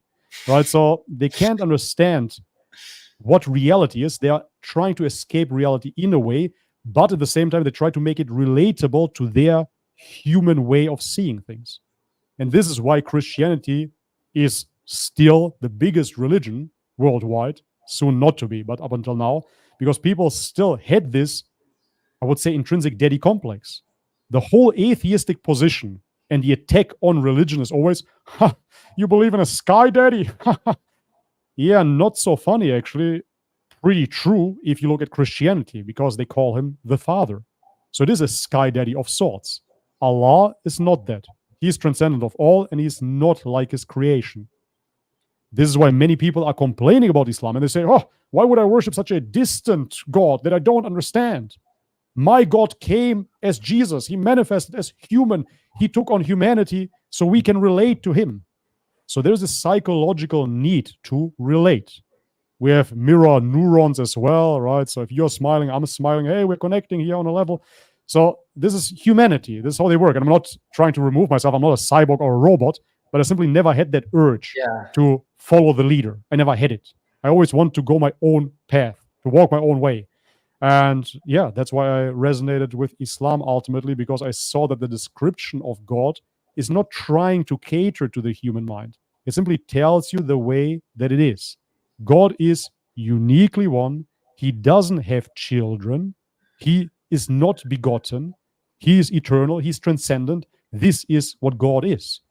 Either accept it or don't. Don't we humanize saying Allah, saying he? Isn't that essentially doing the same thing, like making it a human, like a gender? Like, why not she? Or why not? So, is it just a limit of language? But like, why have we not invented a? I'm sure that we're smart enough to figure out something else than he. Please correct me in the chat here. As far as I understood it, in the Arabic language, they don't even say he or she. It is always he. But Allah itself, the word, is neither masculine, nor is it female, nor can it be made masculine or female. So the pronoun he is just a translation within the English language. That's how I understood it. So in Arabic, it's not even like that. And you don't address him necessarily as he. You simply say Allah, right? So in Arabic, when you're saying, I don't know how much Arabic you know, but if someone says, why did God allow that to happen? And then the second person says, well, you're saying he is just the only word. You don't ever use she in Arabic, or it's only exactly one. That's how I understood it, that there is no she at all. Oh. There was even this meme on Instagram, a super gay looking Arab singer, and he's singing about he and his love. And they said, when you cannot use she because it doesn't exist in the Arab language and nobody knows that you're gay. You're singing about her, but you're saying he. That's how I understood it. But correct me in the chat if I'm wrong. That's what I gathered so far. And I think that it's true. So correct me if I'm wrong. Yeah, it's just, I wonder why in English we haven't, or there's not a common way to say it without saying he. Yeah, because the chat says here, the chat says here, he is the default gender. It doesn't mean it is masculine. So that's just what they use as a pronoun. Yeah. It doesn't mean necessarily that it's masculine or feminine. In this, I guess, kind of in English a little bit, like, for example, we say like, what are you guys doing? Like guys, even though if you're talking to 4 girls and 1 guy, like you just say, what are you guys? I don't know if that's anyway the same thing, but yeah. But anyways, as I said, for me personally, that is just human nature. I personally cannot really relate to that on a personal level, but I do understand that it's like this because. So why is that evil? Come again? Why is that? If polytheism is evil, essentially, because it's worshiping the creation and not the creator. Yeah. Why is that? I mean, I guess I can relate too, which is probably why it never felt good to say like, praise Jesus, because I'm like, who is Jesus? Like, where is he? That's what I always thought. So I feel the same way. But why is that such a natural cycle? Because it's, it's like you said, it's like everywhere within every religion. Like you can see the cycle somehow always repeats itself. I mean, even from the beginning, like in the Bible with Moses, like they didn't, then he keeps, he goes to like Mount Sinai, or he goes off to talk to God and then comes back and he's like, what are y'all doing? I've told y'all so many times. Why does, I guess, like, why does that keep happening? Yeah, why does that keep happening? Why does anything keep on happening? I'm going to say again, play devil's advocate here. Why do people fall into sin over and over again, right? So Sodom and Gomorrah, for example. So now this day and age is probably the worst that it has ever been. Why do people always fall in those same pitfalls? Because they follow their desires. It's essentially a downward spiral, right? People follow their own desires. They remove themselves from God on a societal level as well. And then it just keeps on falling, keeps on degenerating. I mean, if you look into the Prophet's life, what is very interesting to me, that was fascinating. He went to the leaders of the time and addressed them. He didn't address the common folks necessarily, but he went, for example, he sent a messenger to the king of Byzantium, so the king of Greece, the Eastern Roman Empire. And he said that he is hereby invited to Islam, the king, and his peasants. If he doesn't proclaim this message to his folk, he will commit a grave sin because he's misleading them, he's misguiding them. So ultimately, if we like it or not, humans, the majority of humans, are followers. That's what you will come to realize. They are followers. No matter what is displayed to them, the majority of people, they will follow. So be it certain mandates in 2020 and everybody just goes along. I was in Germany during that time. It was so funny because all of the neighbors of my parents, they all obeyed every single law. They got like 7 boosters, and mask up and triple mask and whatnot. But they were the same people growing up that would tell me, oh man, I'm so ashamed for my ancestors, what happened here during Nazi Germany.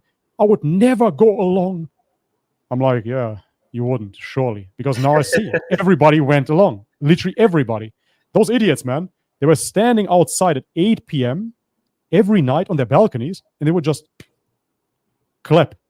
And I'm like, who are you clapping to? There's nobody here. As solidarity for the workers, the frontline workers, the nurses and the doctors, we are giving a standing ovation. But they're not here. So they made it a ritual every night at 8 p.m. They would come out, all the neighbors, and would just clap to the invisible workers in the hospital.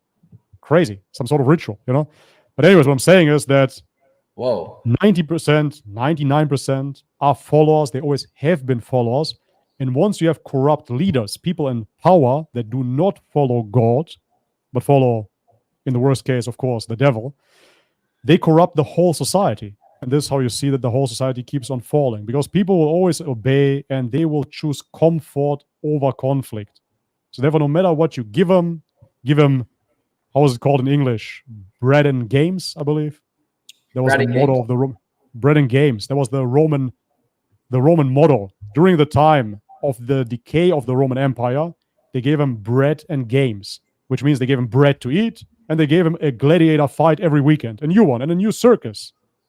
And the masses were distracted, and they just kept on following until the whole empire decayed. But what they all have in common, all of those empires that decayed, was that they all went away from God. All of them, every single time.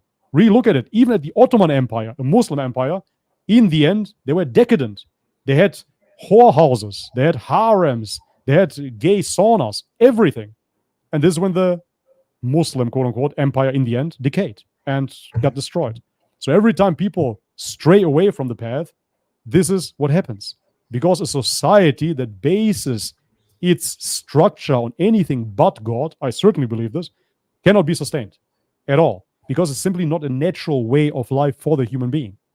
Yeah. It's not a natural way, for example, again, I don't want to say too much here on YouTube, but to have this A, B, C, D, E, F, G taught in kindergartens, right? With Peep Story Hour. I hope you know what I'm talking about. I really have to censor myself here. No, I actually don't. Let's call it LGTV. Does that make sense to you? Okay. Okay. Yeah. So there's an agenda where they bring certain very sexualized books into kindergartens now. They're bringing men that are dressed up as women into the kindergartens. So they're pushing all of this agenda, and they're worshiping their democracy.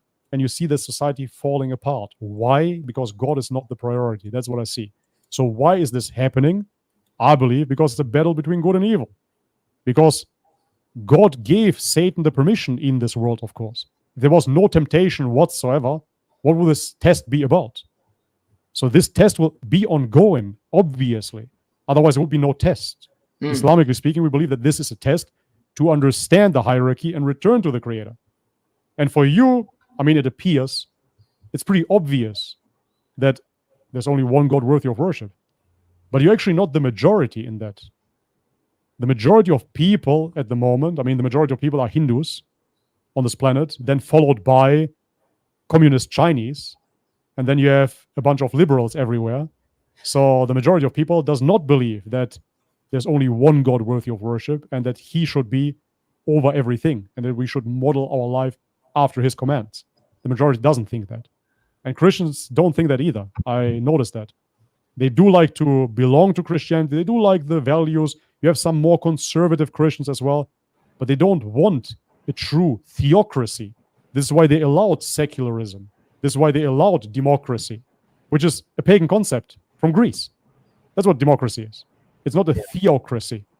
It's not a monarchy on earth. So, yeah, why do people do that? Because people are people. People will always follow their lesser desires.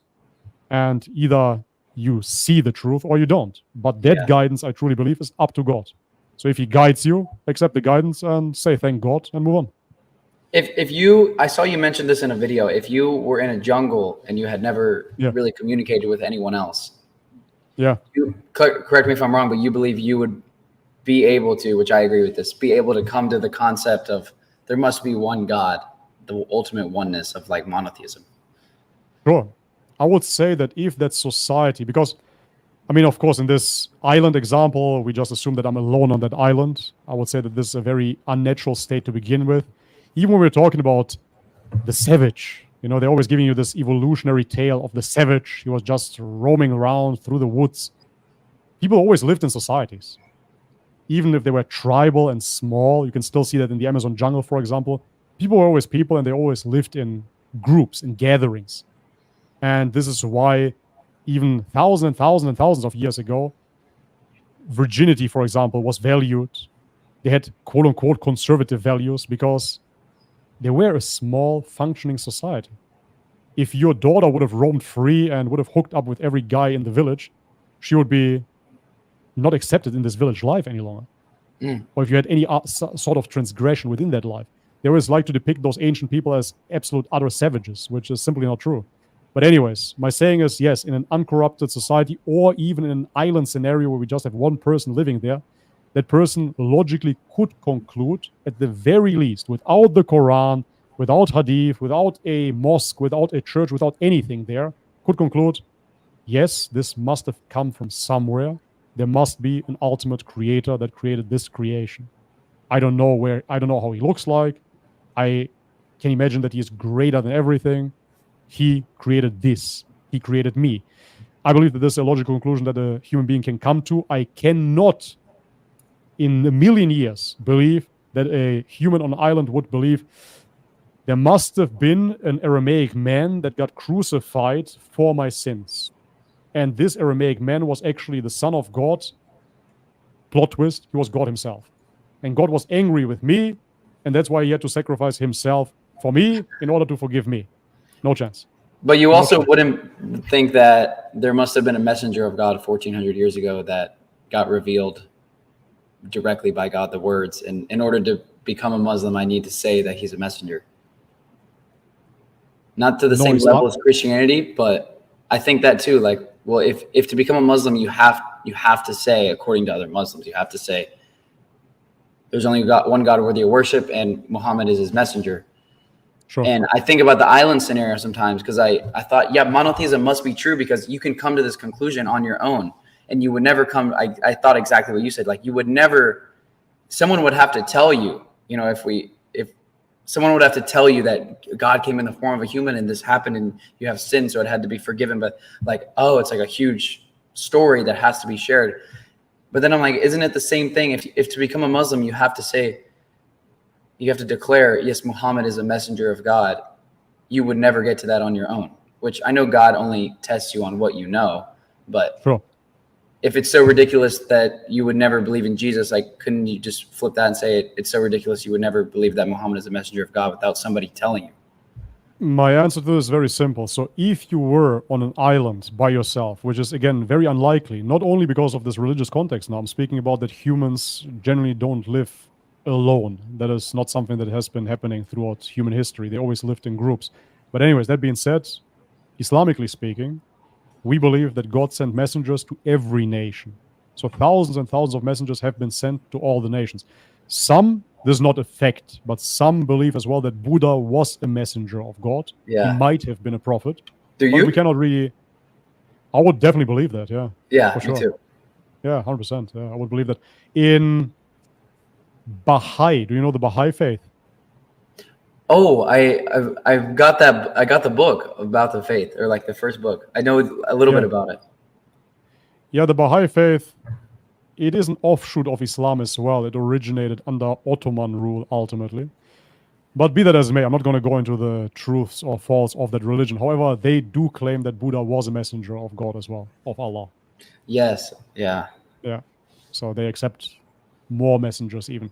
But anyways, be that as it may, as I said, in Islam, we say that God sent messengers to all the nations anyways. And so therefore, it was always a fair playing ground, if you will. The Shahada itself, this is something that we believe as well, is that if you, Grayson, would have lived during the time of Jesus in his lands where he was sent to, then you would have declared to the people oppressing you, because the people were oppressed back then as well, his followers and Jesus himself as well. You would declare there is nobody worthy of worship but God, and Jesus is his messenger. So that is the Shahada. If you would have lived during Moses' times, you would declare the same. You would say there's nobody worthy of worship but God, and Moses is his messenger, right? In a context where you hear the message coming to you from a messenger. So now removing the messenger of the equation, of course, I believe would be justified if you wouldn't have heard the message of the messenger. Right? So again, in this lonely island scenario, you would still come to the Fitra, to your own conclusion ultimately, and you would be considered a monotheist in the eyes of God, which of course, I believe a very fair conclusion in comparison to, yet again, Christianity, where some priests assume that you have to hear the gospel in order to be saved. If you haven't heard the gospel, then you wouldn't be saved. This is why they had so many missionary missions as well. For example, in America, South America, etc., right? They went to the pagans and proselytized in order for them to be saved. Otherwise, you're not saved. So Islamically speaking, that is not the perspective. It is more so that after the message is shared, we should recognize simply that, yes, of course, this is another messenger of God. So it's not necessarily. It's not necessarily a. I mean, we're not God, right? So we're just kind of theorizing, but it's not. I just like, it's like, it feels like you have to put your faith that Muhammad existed. But I guess the only way to believe in the Quran is to believe that Muhammad sent it. It's just like, when I heard that, I was like, wait, like, can I like get to that later? I mean, I can do whatever I want. Anyone can do whatever they want, but I want to be a Muslim. I want to be a practicing Muslim. And I'm like, how long would it take me to be like fully confident that to essentially put my faith in Muhammad? Not really, but put your faith that he did do this, and he is a messenger of God, and like, we don't really accept you as one of us until you do that. If I would find sufficient, let's say, biographical evidence that Buddha was actually a prophet of God, would you have an issue to declare that there is nobody worthy of worship but God and that Buddha is his messenger? Would that be a problem for you? No. Right? Let's do the Shahada now with Jesus. Would that be a problem for you? No. So why is it a problem with Prophet Muhammad? Because everyone in my life thinks that he's essentially the devil. Sure, in my life too. Yeah. It's emotional entirely. It's emotional. Yeah. Do you think that those people hold the truth? Not about, I mean, no, because either they don't worship God at all or they pray to who I believe was a human. Right, right. Of course. And the people that believe that God is a human, i.e., Jesus, they have to say, of course, that the Prophet Muhammad was the Antichrist ultimately, or is the devil himself, because he goes against their faith understanding. He goes against their God. Yes, that is true. Prophet Muhammad goes against Christianity. That is true, of course. He reveals that God was not begotten, of course. So there is a passage in the Quran, of course, where it says, Christians do not go to extent, do not say Trinity, right? It says it clearly. It says it explicitly. Do not say Trinity. So it warns the Christians even. And obviously, any Christian that truly believes in the Trinity will see this as an Antichrist message. Duh. But why would I take that perspective as true, right? So first we would have to establish that that claim is true, that the Trinity is true. Yeah. And then I could go on, sure. But I didn't find any particular evidence that suggests that. But anyways, again, my question would be simply, okay, let's rewind a little bit. What did you think about the Quran in itself? What do you think about the Quran, reading the Quran? Do you see it as a message from God? Do you see it as a message from God? Do you see it as just, oh, well, another religious book? How do you perceive it? Yes, I see the Quran as, now, you know, people could press me on, oh, what about this verse? I'm like, well, I'm talking about like, sure. You know, I read the book and I'm like, oh, yeah, fear God. There's only one God worthy of worship. Jesus isn't God. Like it's all just pointing to God and basically fear God and fear God. Don't follow your desires and fear God. Right. Like it's scary. The first time I read it, I was like, oh, this is a lot about hell, like a lot of burning. I'm like, this is pretty intense. Like the Quran made sense to me. Is what confused me is when I heard about the first time I went to a mosque, my friend brought me. Mm-hmm. So like I'll go into the mosque for the first time. I'm like, 22 years old, never been to a mosque, even though it's been all around me. I'm like, oh, I didn't like, why was I so afraid? I should have just came here earlier. But, go in, we're like, first we like wash up. So we made wudu and I was like, this is sick. Like this makes sense. Like you should be clean before I enter the sacred area. Then you go and then we prayed and I was like, wow, this feels right. Like praying on your face. I heard in the Bible that this is how Jesus prayed. And then at the end, I'm like, oh, can we hang out here for a bit? Like, yeah. So we can go by this. There's a bookshelf. I was like, can I go like read one of those books? He's like, yeah, come on. So we went to the corner and I'm like, so what are all these books? At the time I had only read the Quran for like a few months. He's like, oh, these are like all sayings of the Prophet. And I was just like, oh, okay. Like, so there's more books. And like, that's basically like the circle I've been in. Like, wait, is this all about God or is this about God and following Muhammad? And I guess the Quran says to follow the messenger of God. Mm-hmm. Like here and there, but it's not, I didn't read the Quran and think like, I need to figure out what Muhammad did. But Islam seems to be like, we need to figure out what Muhammad did. And so that's why I've just been like a little bit like, okay, let me see like where I stand on this. But overall, they're like, the religion makes sense to me. I'm basically just sharing my thoughts right now about why I'm getting like, I guess from a Muslim point of view, hung up on like, yeah, absolutely, man. Because messenger. For sure. I mean, for me, it took me 2 years after reading the Quran to accept Islam, roughly. So I was as well spinning my wheels over and over and over and over again until I submitted. Actually, when I was I'm going to say it here. I kept it as a little secret, but I was in the Emirates, in the United Emirates, and they are being surrounded by Emiratis. There was an American guy that accepted Islam. But the way that they said it in Arabic, they said he submitted. Right? So they didn't say, hey, he accepted Islam or hey, he reverted. They said, hey, John submitted. Right? And this is so powerful to me because this is how it felt like when I took my Shahada finally. it was like this huge weight was lifted, because I've been believing this for 2 years straight. I've been trying to figure out why the Prophet Muhammad is not a prophet ultimately for 2 years straight.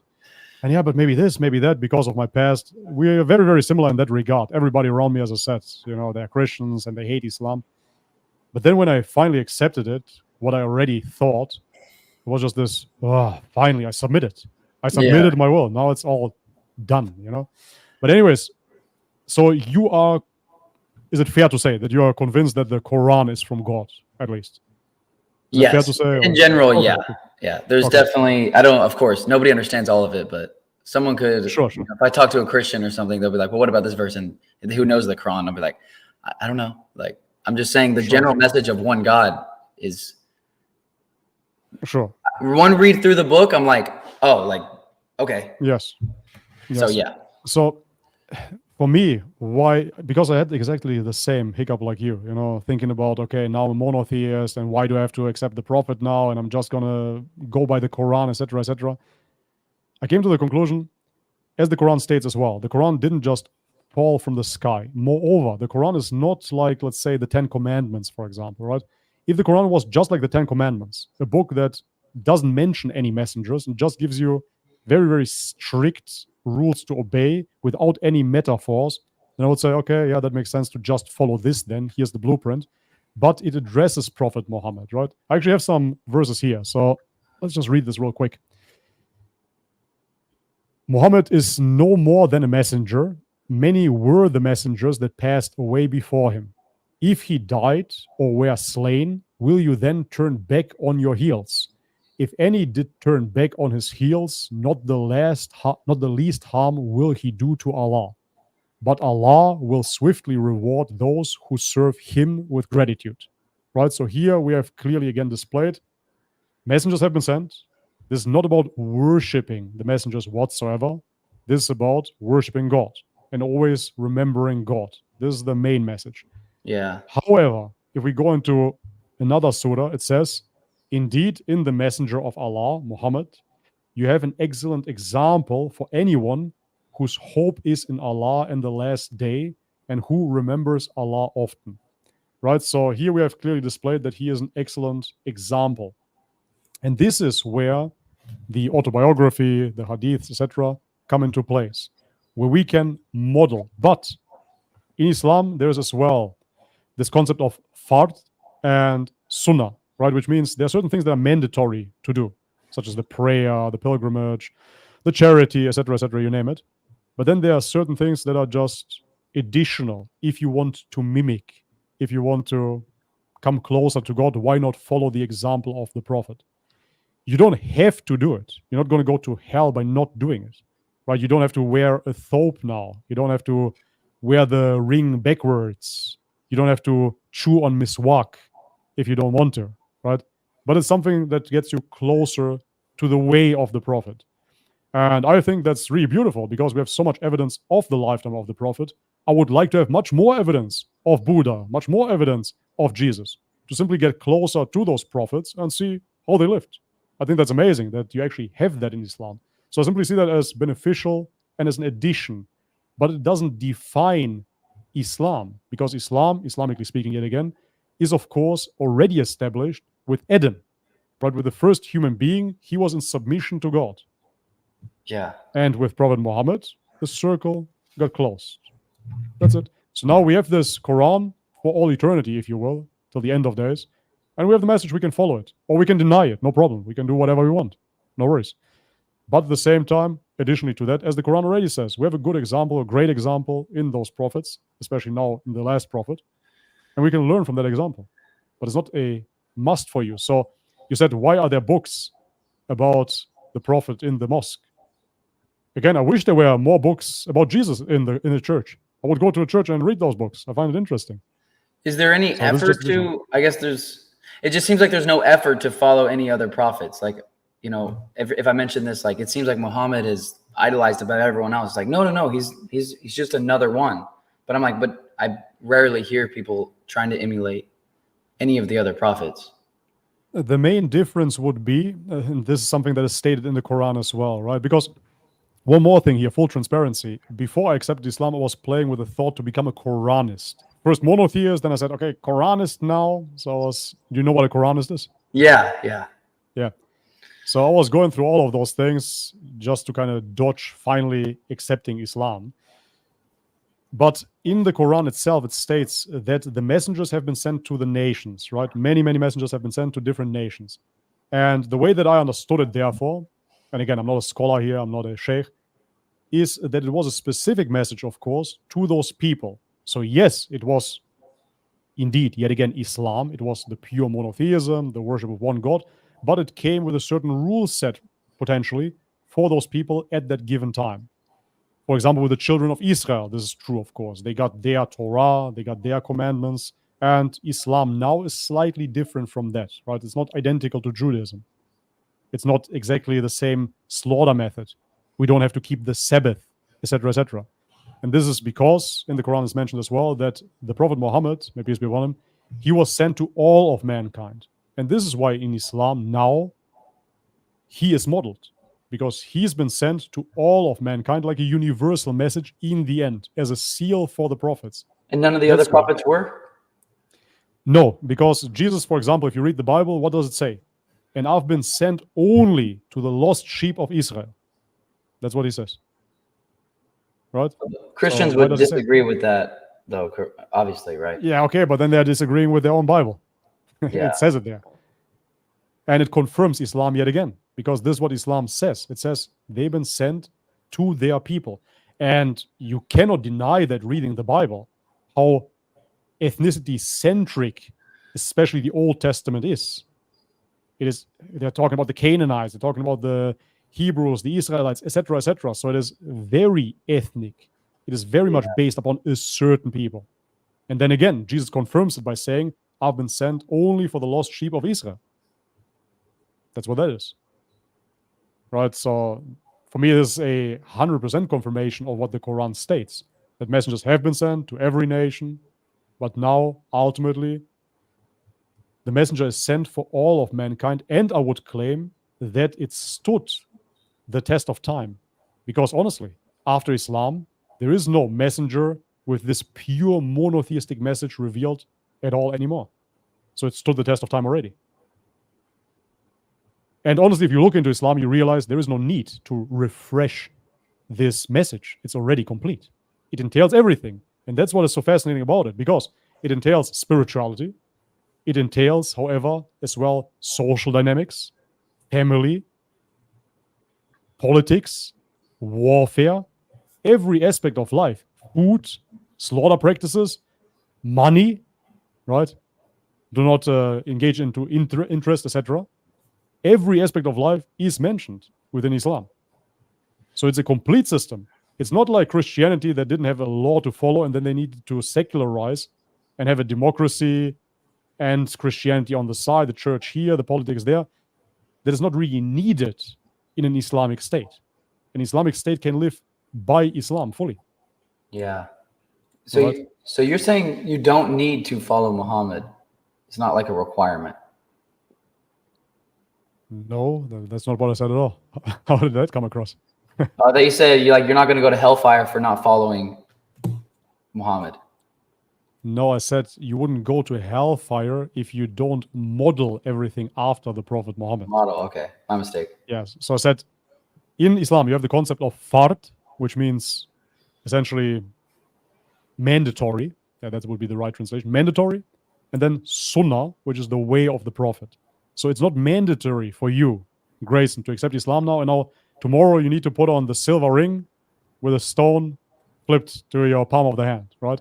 Or you need to now not brush your teeth anymore with a toothbrush, but with the miswak. You need to chew the miswak. You need to fast twice per week, as the Prophet did. You don't need to do that. This extra. The extra prayers as well. So you have the 5 mandatory prayers. This is fard. But then you have extra prayers too, that the Prophet did. And night prayers. You could be praying the majority of your day. But this is not needed. This is not asked of you. However, if you want to do it, you can. And you can read about it, learn about it. This if you want to take it to the next step, to the next level, etc. I see. That's what I'm saying. So you're not going to go to hell if you don't do those extra things. But Islamically speaking, of course, we believe, again, as I said, that the Shahada is simply during the lifetime of the Prophet, for example, Prophet Jesus, people would have said, there is nobody worthy of worship but God, and Jesus, or Isa, or Isus, or Iso, depending on who you ask, is his messenger. And now, because again, we believe in the Quran states that Prophet Muhammad is the last messenger. So now, even after his demise, we find ourselves in this prophetic time frame of the Prophet Muhammad that left us with the Quran and his Sunnah. So that's, if we accept the Quran, we accept his Sunnah as well. Yeah. So Yeah. how often do you run into Quranists? I run into Quranists, I guess often online amongst, or in person. Yeah, online predominantly, amongst reverts. Many people that come from Christianity especially, that are so fed up with the priestly class, with the church, with that environment, they are afraid of getting into another organized religion. And I understand. I totally get it. But if you really look into Islam, it's not that organized. It really doesn't have this church structure whatsoever. You know, it's really not as if there is a Vatican that is running everything. It's just a bunch of scholars that are debating with each other, etc. So it's not like you have one authority as the Pope for Catholics, and now you have to obey this. They have to obey the Quran and the Sunnah as well. You know, those scholars. That's just what it is. Yeah. They go by that. And so it's not just more like, it is a brotherhood essentially that you enter. There's nobody higher than anyone in Islam. We're all brothers, and we simply worship one God. And of course, we model the Prophet, because that's what has been left with us. I noticed that from the first time I walked into like a mosque, and I noticed, I was thinking like, where's like the front office? I was like, wait, it's just like a room? Yeah. And then I remember the first time I went to a mosque, not during like a group prayer, or I went early. For the first time I went alone to a mosque. I was in Austin, Texas. And I was like, I was nervous to walk in. I was like, oh, okay, it's kind of scary. And I went in there, and there was just like a kid sitting on his phone in the corner. There was like 15 minutes of group prayer. And I was like, hey, like, it's my first time here. And he was like, I kept thinking like, where, like, speaking about the hierarchy, I was like, where is the head guy? Yeah. Like, and then I realized there isn't really. And then when you do the group prayer, sometimes the imam is there, like, I guess the equivalent of a pastor, but he's not even there most of the time. Like it would just be, who wants to lead today? I was like, what is this? Like, it's like self-running. It was fascinating. So I experienced the same thing with like there's no hierarchy. I mean, I guess slightly, but like with an imam talking, but he's not even there all the time. So that was a whole paradigm shift to me. I was like, whoa, this feels like a community. Yes. Like, who wants to come in here? It's just a building. Yeah, it's absolutely amazing. Exactly. Because whoever can recite the best, let's say, he can just step forward and then recite. And he could be a janitor, and after him, you have doctors and lawyers and all kinds of positions just standing behind him. And everybody's just praying shoulder to shoulder, Yeah. That's what Islam is. It's a brotherhood. And therefore, everybody, be it a scholar, be it an imam, everybody has to obey by the Quran and then the Sunnah. That's what we have, But it's not like he then holds the authority over it. That's not how it's perceived. But anyways, as I was saying, I see quite a bit of Quranists in the revert world because they're fed up with the structure, and they don't want to follow another man-made, organized religion. That's what it is. That's what it boils down to. Yeah. And I understand. Again, I was the same. But then when you see such things, when you see that, no, this is not Christianity. This is not the church. This is not the Vatican. This is not Mount Athos. This is a brotherhood, and we are following all the same. Essentially, we are all agreeing on certain parameters, and this is what we follow. So when you do Muay Thai, for example, right, you have to wear pretty short shorts, and you have to wear those bandages sometimes, whatever. There is a certain dress code. I practice Brazilian Jiu-Jitsu. Oh. Predominantly. Yeah, I competed as well. Just like, it's amazing, man. You should. I just competed. No, it's a few months ago. Oh, nice. But anyways, yeah, you have to wear the gi in the gi class, and then you have the no gi class, right? Yeah. So this is something that we all agree upon. It's not that anybody is forced to it. You're not forced to go to Jiu-Jitsu. But if you enter the gym You have to have personal hygiene, for example. You have to clip your nails because you don't want to scratch anybody. Okay, you put on your gi. Your gi should be washed. It shouldn't stink, right? So now we're going to all line up. We're going to go through our drills. Now we're going to roll with each other. If I tap, then you let go. If you tap, I let go. There is a codex of conduct that we all agree to, and we're simply pursuing getting better at jiu-jitsu. That's what that is, right? It's a brotherhood, and we all have the same value, so to speak, in that regard. And this is how I see Islam as well. We simply share the same values. We do agree on what is right and wrong, and we do agree that there's only one God worthy of worship. So this is why we gather here in this mosque. That's it. And this was a team for the very first time in my life, actually, that I want to be part of. Because I'm not a team player, as I said.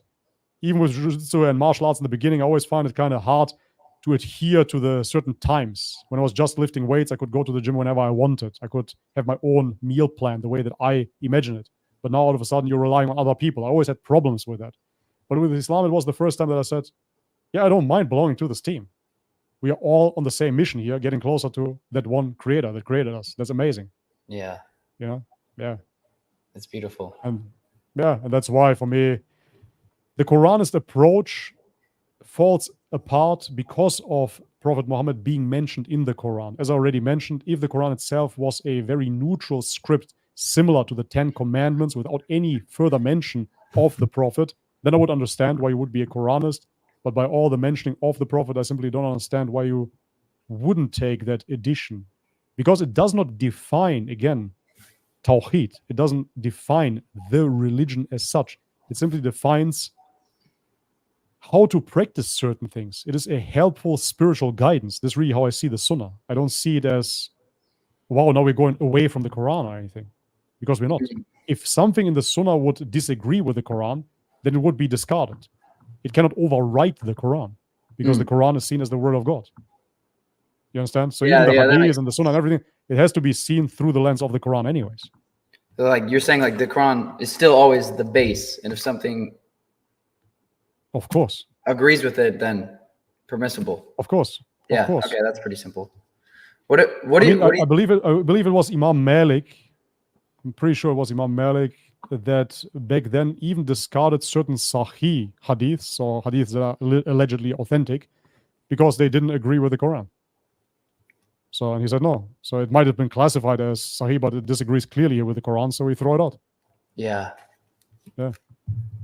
Which makes sense. that makes it simple. It's still the book in Islam. Of course.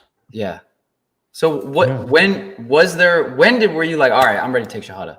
Like what finally, I guess, pushed you over the edge to? Ultimately, it was a dream, but before that, it was the mosque. Because, as I said, growing up, coming from the Balkan, I never entered into a mosque. I always saw it as the enemy's house, and they're probably plotting in there how to kill the disbelievers, so therefore I didn't want to enter. Yeah, but it was quite interesting because, I don't know if you made it through Koh Samui. Have you made it to Koh Samui? No. Some of my friends are living there right now that I met in Koh Phangan. I want to go. Nice. I mean, Koh Samui is, might be wrong, but like a half an hour ferry ride, speedboat ride away from Koh Phangan. Yeah. Something like that. It's very, very close. And this is where I met with a subscriber. And that subscriber of my channel, he is from Germany, like myself, but he is half Palestinian and half Moroccan. So he grew up Muslim. And he brought me to a mosque for the very first time. I didn't know what to expect at all, and I certainly didn't know that we're going to go for a prayer there. But he brought me to prayer time, and it was in an Islamic village on Koh Samui. Whoa. So what was happening is, all of a sudden I hear the adhan, and all the school kids actually gathered, stormed into the mosque, and the adhan itself was recited by a school boy. So it was the most non-threatening environment that you can imagine, you know, because as I said, I imagine terrorists and whatnot. And I go there and this little boy, you know, Ashhadu an la. So he's proclaiming the adhan, super chill. And then I enter and it's like 90% school kids in there. So, okay. And he's like, oh, it's the prayer time now. So let's pray. And I never prayed before, you know. He says, just do what I do. So I obviously didn't recite or anything, but I just went through the motions. And it was amazing. Because as we now briefly already discussed, for me it was so eye-opening because I expected so much essentially mystery like you can find in the Orthodox Christian church. It's nothing like the Protestants. Yeah, I don't know anything about Orthodox Christianity. You're the first Orthodox Christian, at least in the past, that I've ever talked to. Sure.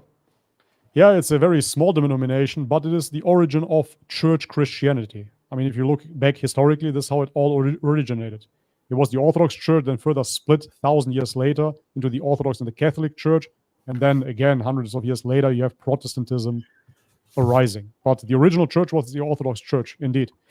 Anyhow, be that as it may, in the Orthodox Church, I mean, you can watch some YouTube videos. It's very mystical, man. You know, the chants, everybody's wearing dark. They look like wizards, ultimately. Yeah. Those white beards. From your videos, I see that. Their throat singing. The aesthetic, I still love it to this very day. It's very aesthetic. It's very dark. I enjoy it. But at the same time, it's so mysterious, and it can kind of bring you even away from God because you're kind of caught up in this mystery, you know? However, entering this mosque with all the school kids, everybody just lined up. And then again, there was the imam, a guy, and he was reciting. And then we were just praying into the same direction. And that was it. And then we exited the mosque, and everybody was nice. Everybody started shaking my hand. And I just said, okay, this makes complete sense. So all this woo-woo and all this addition is nothing but make-believe ultimately, because all we are called to do is to worship God. So just a bunch of dudes, it was kind of underwhelming even. Just a bunch of dudes worshiping God. But it made so much sense to me. Yeah. Because I realized that I've been caught up in so much mystical union with the Eucharist. Now you need to eat the bread. Now you need to kiss the hand of the priest. Now you need to kiss the icon. Now you need to bow here. Now you need to do the cross. Now you need to drink the wine. For what? Ultimately, for what? It seems like this weird pagan ritual that didn't have any place in the pure worship of God, in contrast. And that's when it really clicked. Because before that, it was all personal. I was reading the Quran. I was alone in my home. I was doing the research. But now I actually entered the enemy's territory. And I realized, okay, this is just exactly what we should do anyways. Get together as men and pray to God. And the women, they're in another room. And that's where they get together. That's where they pray. Awesome. It's fantastic. So this was really the moment when it clicked, you know? Okay. So you didn't go to a mosque during your investigation for a few years. You never went to. Exactly. Got it. I didn't. Okay. I didn't.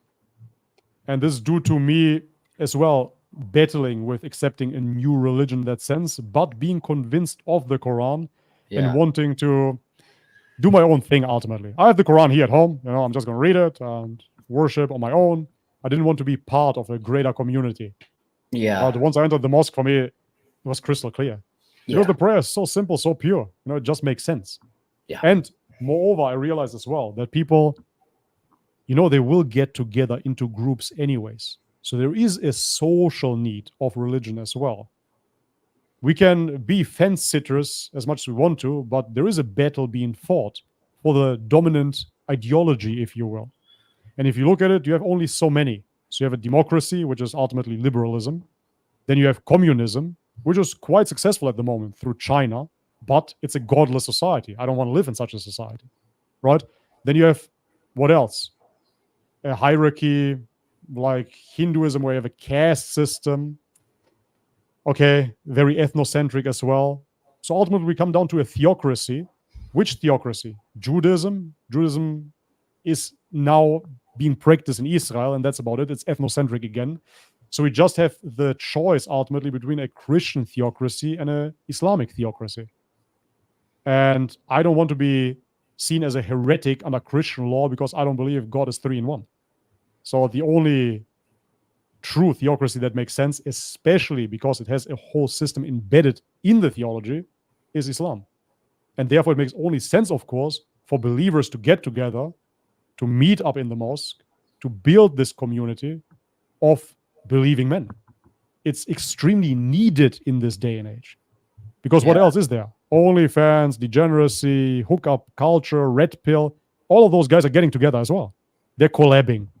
You know, for me, it's like the Satanists collabing ultimately. So there needs to be a counter movement as well of people that share the same belief system. And this is where, quote unquote, organized religion comes into place again. Organized like that, I find it very useful. And I'm happy to be in such a community. Yeah, because I can agree upon so that. Beautiful. It's so beautiful, to like the repeatability of it, where if you could be going to the mosque 5 times a day, if you like just seeing everyone walk there is like, oh wow, like like you said, the brotherhood, like coming together. Boom, you go back to your life and you come back. It's just a constant Yes. reminder, like a heartbeat. Like you can't, it's like if you pray 5 times a day, that was the first time, you know, when I started realizing, I was like, you can't, like if you followed it, you will, like if you pray 5 times a day, I used to smoke a lot of weed. And when I started researching about Islam, I would be high, and I'd be like, oh, it's time to pray. And then literally I would just do the prayer, and I would be like, get dizzy from just going down and up. And I'm like, I can't really do both of these things. Like you can't, but I could, you know, be a Christian and still not really feel guilty about, not feel as guilty, I guess. Right. But like it's so much easier to follow it when there's like the 5 daily prayers and like this lifestyle. So it's beautiful. Yes, absolutely. Wonderful. Again, I compare many things to bodybuilding and to martial arts. For example, I have a friend, he lives in America actually, and he's a black belt in jiu-jitsu. So he said that he had a problem with masturbation prior to jiu-jitsu. He had a problem with masturbation. He was watching porn and whatnot. And every time he would relieve himself, ultimately, his energy would dip. And like that, he performed lesser in jiu-jitsu. So therefore, jiu-jitsu kept him on a straighter path. He kind of went into this whole no-fap thing because he would feel energetically drained. His brother, on the other hand, he had this issue of chewing fingernails. And so with jiu-jitsu, because he was chewing his fingernails, he would rip apart his fingernails. He would start bleeding because of it. And so this is how he stopped chewing his fingernails, right? So this is how you see that a certain positive, repetitive action within your life can bring you away from so many vices. Yeah. And man, when you're praying 5 times per day, you have to pray. This is how it's seen in Islam. It is mandatory for you. It is ordained for you. It is so easy to stay away from vices. Yeah. And this is why, again, what people don't understand, why do you have to worship God 5 times per day? The Quran states that God is free of need, and the prayer is for you. It's not that he needs your worship. If you don't worship, nothing will be taken away from God at all. He's perfect. He's complete. It's for you. It has been ordained for you. So it's better for you. That's all. And sometimes I feel like I'm talking to like fat people. Hey, but why? It tastes so good. It tastes so good. And they're 50 kilos too heavy. Yeah, I know that a burger tastes good. I get it. I know that it tastes fantastic, kebabs and all of it. But if you eat that every day, you're going to wreck your health and you're going to look disgusting. So why do it, right? So here's a meal plan. Follow the meal plan. I don't want the meal plan. This is what I hear oftentimes when I see people rebelling against a religious structure. Yeah. And in this day and age, right, with all the new age, etc., when somebody says, you know what, my morning routine, I wake up, I drink a glass of lemon water, I meditate for 30 minutes, I do breath work, I do a cold shower, everybody will say, oh, that's amazing. Kudos, right? So if you say, I pray 5 times per day, or radical, extremist, why? How does it differ? Are you doing spiritual work? That's such a good point. Why is that? Why is religion like naturally, like you even mentioned how people reacted in your life when you became Muslim? Is it because, I mean, we could theorize all day. I guess it's been throughout history. Like you just made a great example, like a morning routine. Everybody praises you for that. But if you say like, oh, I pray 5 times a day like this, they're like, oh, what are you doing? Weirdo. Yeah, I think that religion itself, it's true that religion itself has been systematically attacked by mainstream media. If you look at YouTube, if you look at Netflix, whatever, it's not cool to be religious, right? I grew up with movies, I'm older than you, I grew up with movies such as American Pie. So it was not cool to be a virgin. The whole movie was about losing your virginity. That's what it was about. So it's just not cool to be a virgin. What's really cool is to hook up, is to drink alcohol, is to party. That's what's really cool, right? And this is what is promoted. It's promoted as well now to essentially be weak. Mental health is so important. Yes, mental health is important, but not the way that they display it. Get into therapy now, right? Open up your feelings, be vulnerable, be this, be that. And all of those movements are essentially created to bring you away from what is right and what is wrong and away from religion. And if you look into it geopolitically, of course, and what is being promoted, of course, they're attacking pure monotheism the most. This is why it is seen as the terrorist religion. But of course, it has to be demonized because the last stronghold, it is the last true, pure form of monotheism that, of course, ideally for the overlords will be removed from mankind. So there's nothing stopping your daughter from opening up an OnlyFans, because that is totally normal. And it's totally normal to have two dads as well. That is completely normal, right? So accept it. Accept this narrative. Don't accept the Quran. Accept this narrative. Accept that it's normal to have two dads, three dads. I actually have three dads. But if you have a husband and four wives, oh, no. That goes against our way of polygamy. Polyamorous relationships, right? Polyamory, so trendy right now, so hot right now. But polygamy in Islam, oh, bigoted, evil. It's crazy. So anyways, my point of the story is that you have a mainstream media push, of course, for the past decades of destroying religion and destroying the family as well. We see birth rates dropping with feminism, first wave, second wave, third wave. Feminism was all about destroying the family. Destroying the authority of the father, even more important. If you look at cartoons, Homer Simpson, that's what I grew up with. Homer Simpson is the father of the Simpsons. Total loser. You look into Peter Griffin, Family Guy, total loser. Al Bundy, drunk, alcoholic, loser. All of those archetypes of the father are weak, pathetic men. Yeah. And the mother is always bossing around everybody, and everybody is afraid of mommy. So they're changing this dichotomy. They're destroying it on purpose, of course. Do you think there's this saying, right? If the product is free, you are the product. And it makes only sense, of course. Yeah. You're being brainwashed. You're sitting 20 centimeters away from this phone and just watching gunk all day long. This is what most people nowadays do. I'm shocked at how many children are doing TikTok dances now. It's as if everybody's a dancer all of a sudden. Like back in the day, I'm again a bit older, but I know that some people danced and some people didn't. And now all of a sudden everybody's doing those stupid dances everywhere. It's crazy. Anyways, the point is that there is a clear attack on religion and mostly, of course, an attack on Islam. Yeah, most definitely. I mean, it has the most stigmas with it, which is due to the fact of constant propaganda. Of course. And if you look where this propaganda comes from, then I can't speak about it because our channels would be deleted ultimately. So with your experience with psychedelics and what it taught you about the oneness of God, do you hold the position that psilocybin, which is what's in magic mushrooms for people who don't know? Yep. Do you think that's haram to use? I would say that the majority opinion in Islam is that it falls under khamr, which means that is something that is distorting your perception. And therefore, I believe that classically seen within Islamic theology, it would be seen as haram. On a personal level, I'm, again, not a scholar, and I'm not saying what is halal and what is haram. So if that's the opinion that's haram, then it's haram. I'm not here to speak against that. For me personally, it was quite the lifesaver way back. I actually had a YouTube video on that, but it got deleted by YouTube. And my channel back then was the first time that they shadow banned me because I spoke about my depression and how it got me out of it. But anyways, so I cannot talk about it in detail here. Maybe privately one day we can chat about it. But it was quite the lifesaver, quite literally back then. However, it opened up many, many doors. And I have to tell you, for me, it wasn't... Do you know what a heroic dose is? Yes, I have. Okay. I've taken enough to have ego death twice. Okay, there you go. Then you know. Because the heroic dose is 5 grams. Yeah. And the most that I took was 100 grams in a day. Yeah. 100? Exactly. 100, yeah. 100, 100.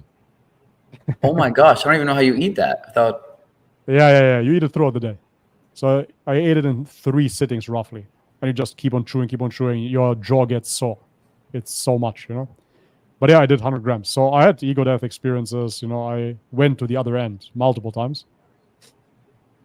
But I saw many pitfalls of the spiritual journey because it catapults you into it. And if you don't have a religious framework, it can become even more dangerous. Because I saw many visions of forgiveness, having love for the creation as well, for animals, etc. And then taking this experience and looking at it from a lens of Buddhism, I got into vegetarianism and then veganism. And veganism destroyed my health. To this very day, I'm still battling with certain health issues because I was vegan for 4 years. So let nobody tell you that veganism is a healthy approach. It is not. you have roughly 15 nutrients that are missing in a vegan diet, starting with vitamin A. You don't have vitamin A. Vegans will tell you, yes, but you have beta carotene and it converts.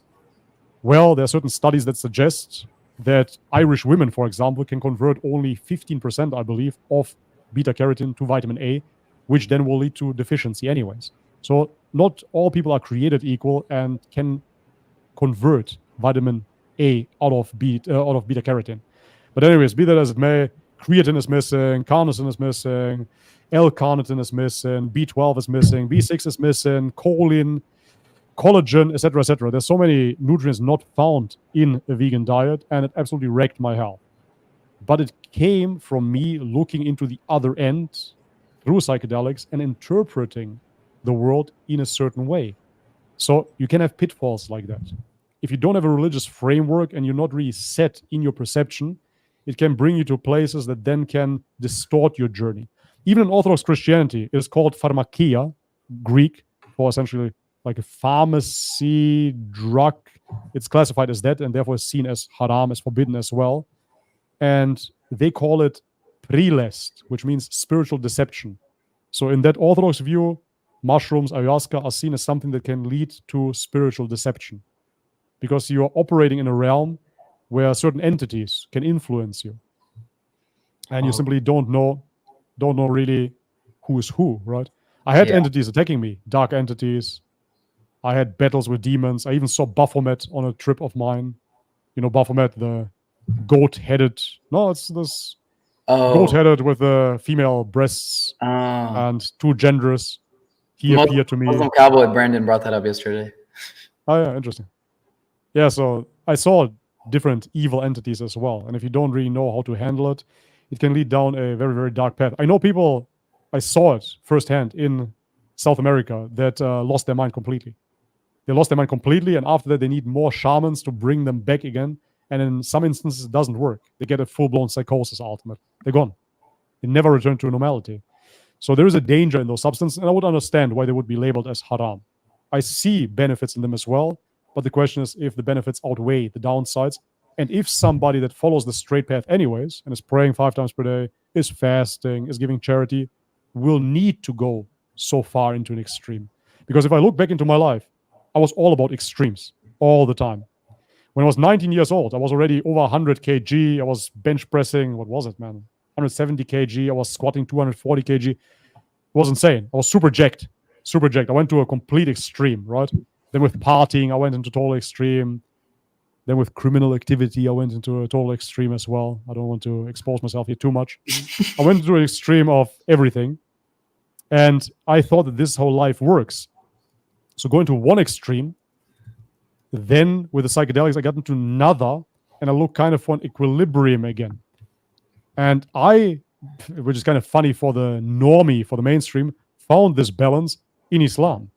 Because Islam, for most people, is extreme, right? This complete extremism.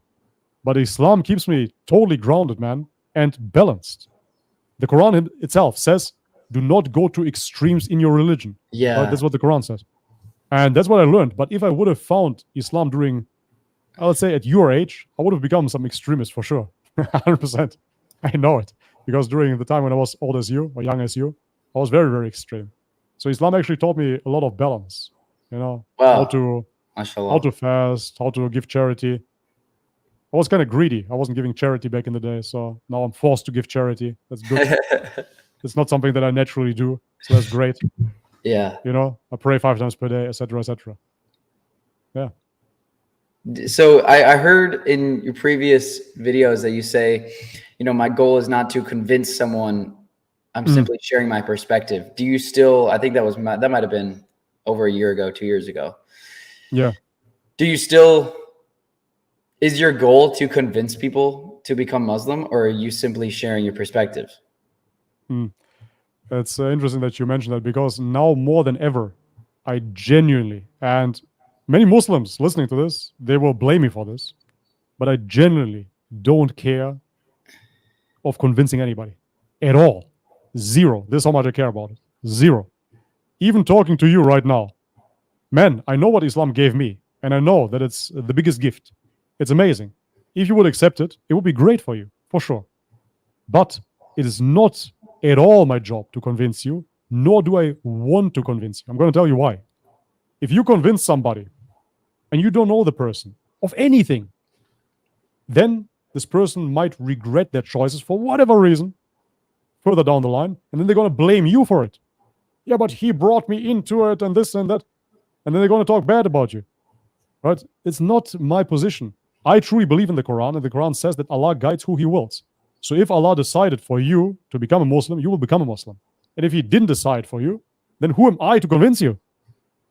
Do you understand? I have absolutely zero interest in that. Moreover, as I said now 10,000 times, I'm really getting old, man. I have 2 kids.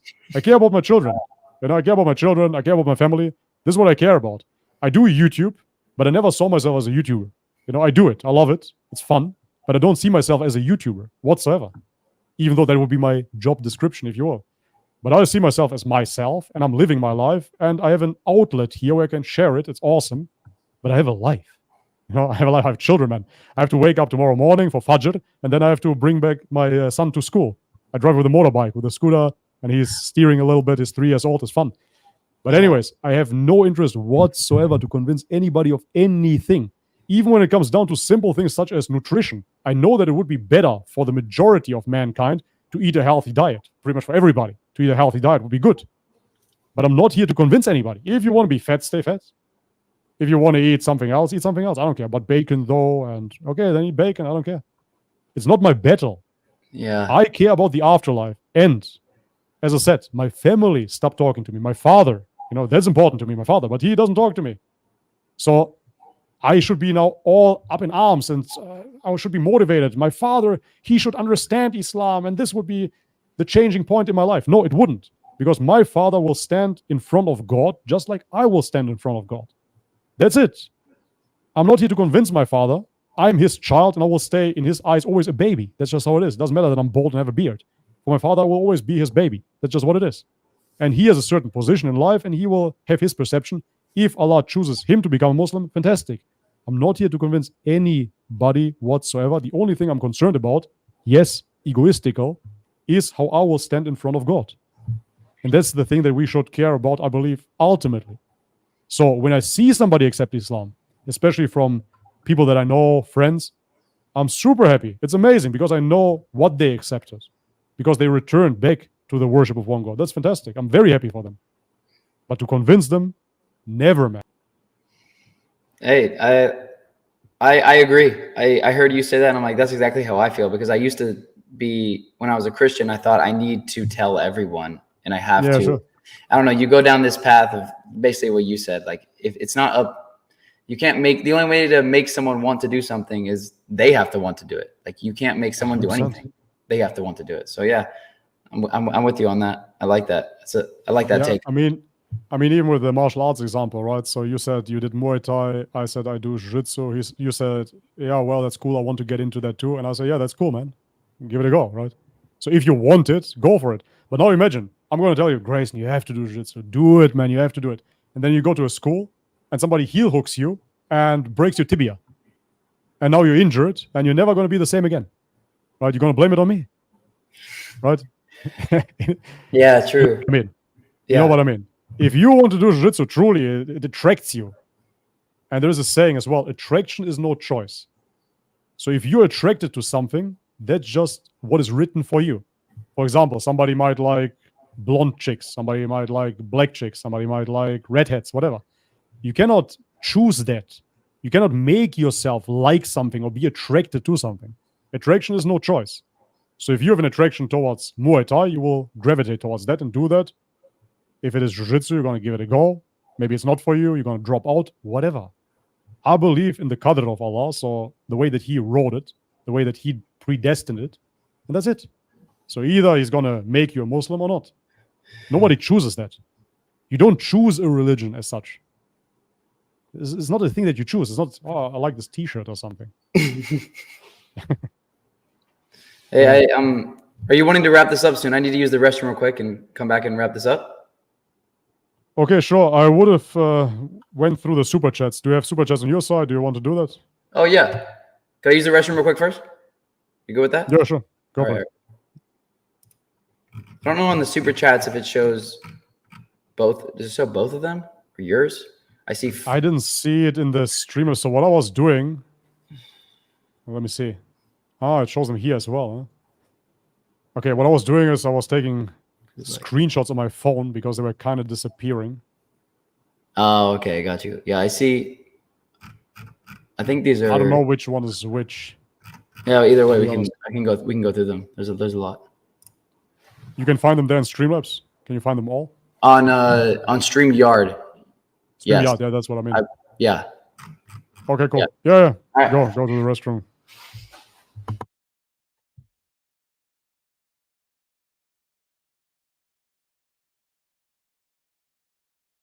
All right, guys. We're gonna wait for Grayson. Until then, I see people spamming the chat as well. Guys, as I said a billion times previously on my live streams, if you want your question answered and you want to support our work, I mean, it's free. You watch it for free, right? You can donate as little as $1 to simply support a little bit, and then your question will be answered. It's that simple. It doesn't cost anything, really. I mean, I'm sure you're paying more for your Netflix subscription. So, yeah, just shoot a super chat, get your question answered, and support our work. It is that simple. Anyways, I did some screenshots here. Inshallah, I will answer all of the super chats once Grayson comes back, and him too. And then we can wrap it up. How many hours have we been at it? 2 hours and 30 minutes. Okay. Did Grayson revert? No, he didn't. Ultimately, we can ask him again at the end what is holding him back. But, I mean, it seems to be the Prophet Muhammad, ultimately. And for that, as I said, I'm not going to rush him or pressure him into anything. It is up to him to come to terms with it or not. Simple.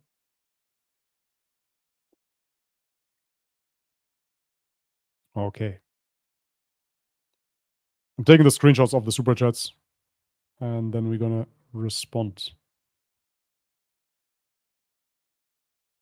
I see in the chat as well that people say that I will reap the benefits, so to speak, if somebody takes Shahada because of me. Guys, I really genuinely, I know that it's part of the religion, but I don't care for the reward. That's just me. I really don't care for the reward. As good as it might be, I don't care. The only thing that I care about is to see Allah when I die, and that's it. I don't care for any reward. I don't mind. That's just me.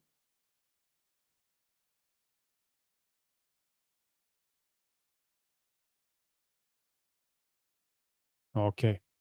Anyways, shoot your super chats now because we're going to wrap it up pretty soon. Grayson has to go, apparently. So shoot your chats now so we can answer as many as possible. Inshallah. All right, I'm back, Bobby. Okay. Also, I don't know if you just said that. I don't have to go. I would love to keep talking with you if you have more topics that we could discuss. Okay, because you said you want to wrap it up. No, we can still do. Let's do super chats and then let's see where it takes us. Yeah. No, I'm loving this conversation. Okay, cool, man.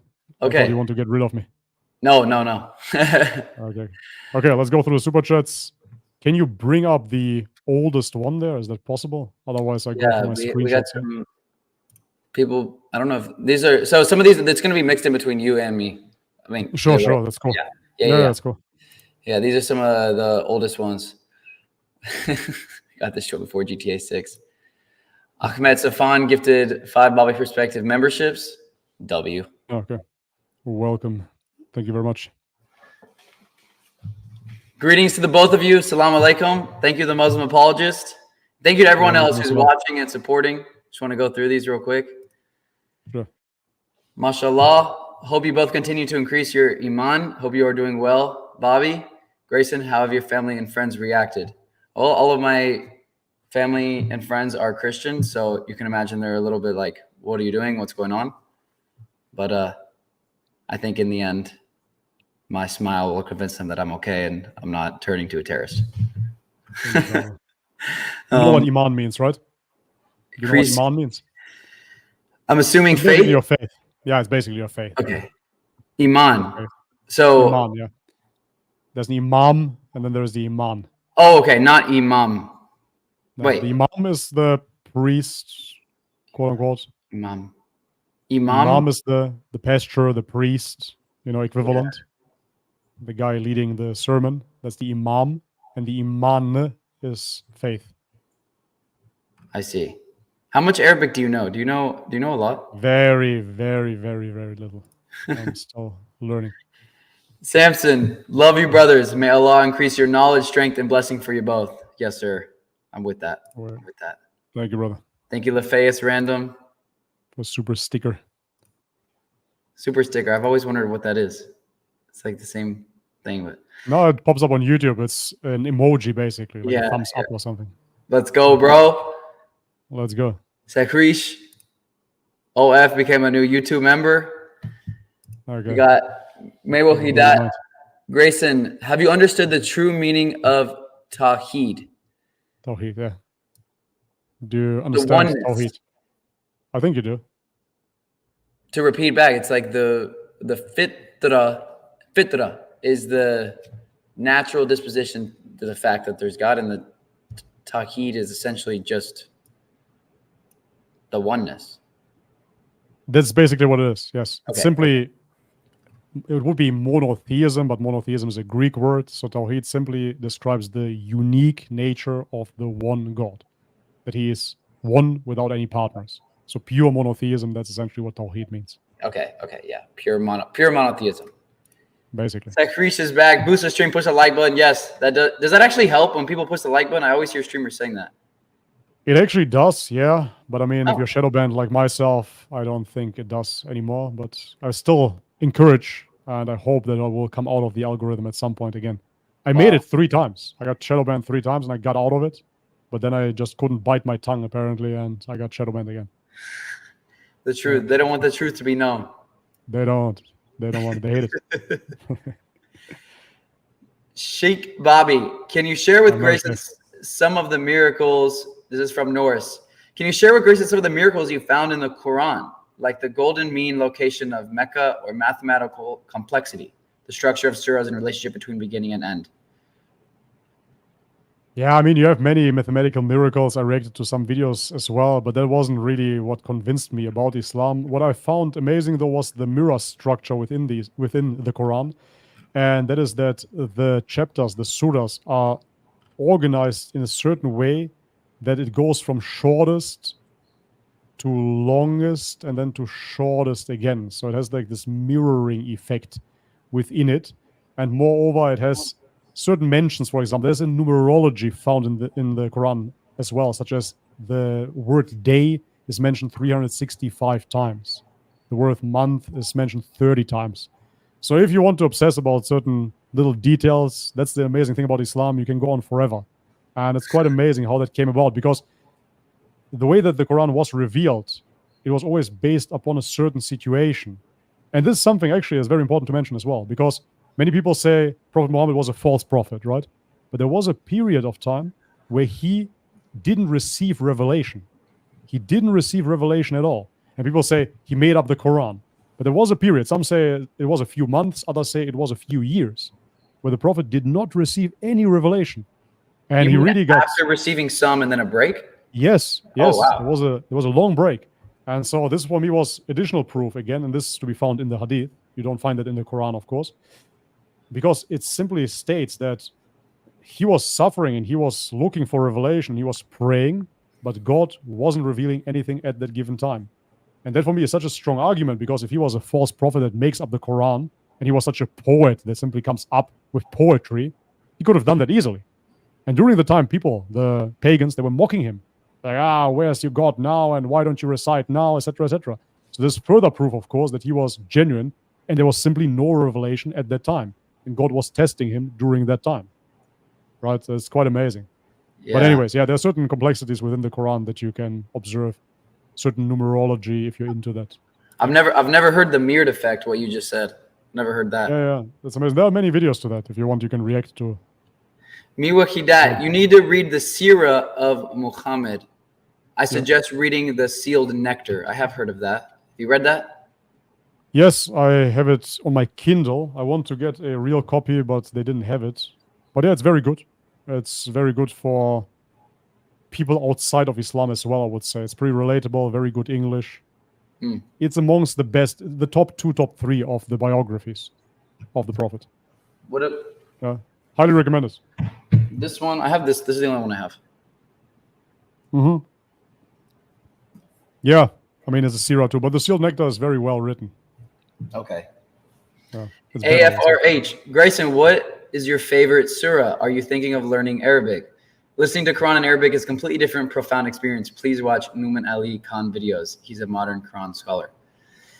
Favorite surah is definitely Al-Fatiha, because that is what convinced me of this is what this entire religion is. So when people, I'm like trying to convince people when they like press me about why I'm looking into Islam, I'm like, well, this is all it is. It's just only God is worthy of worship. We only ask you for help. So are you thinking of learning Arabic?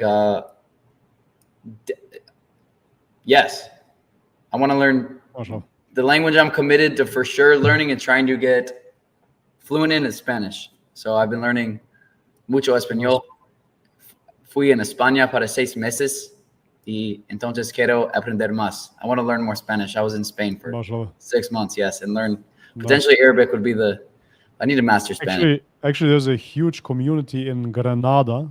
I don't know if you've been there. Oh yeah, I haven't visited yet. You went to Granada? Yeah. So did you see Islam in Granada? Did you see the Muslim community? I was there for a very short time. No, I didn't. Because they have a huge community there, but it's an organic movement as well. So it's many Spanish reverts.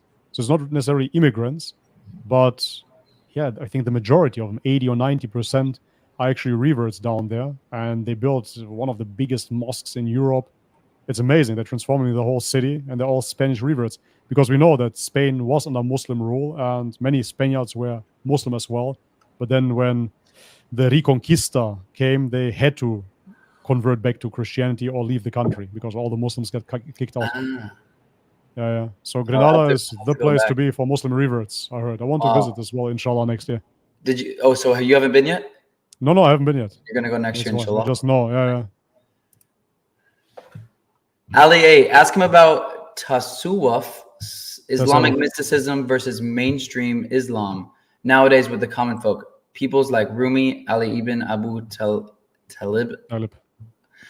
Also now heaven/hell sound like good trips versus bad trips on sites. What is... I have heard a little bit about Islamic mysticism. I saw this one thing. It was like, this video of this old, like 500 years ago, I don't know if it's like just an Islamic mysticism guy. He was like, you are Moses parting the Red Sea. Kind of like psychedelic way of thought. Like it's you. Right. Like you're the one doing this. So Tasawwuf is part of Islam, I would claim. Tasawwuf is essentially purifying yourself. It's a spiritual path found within Islam.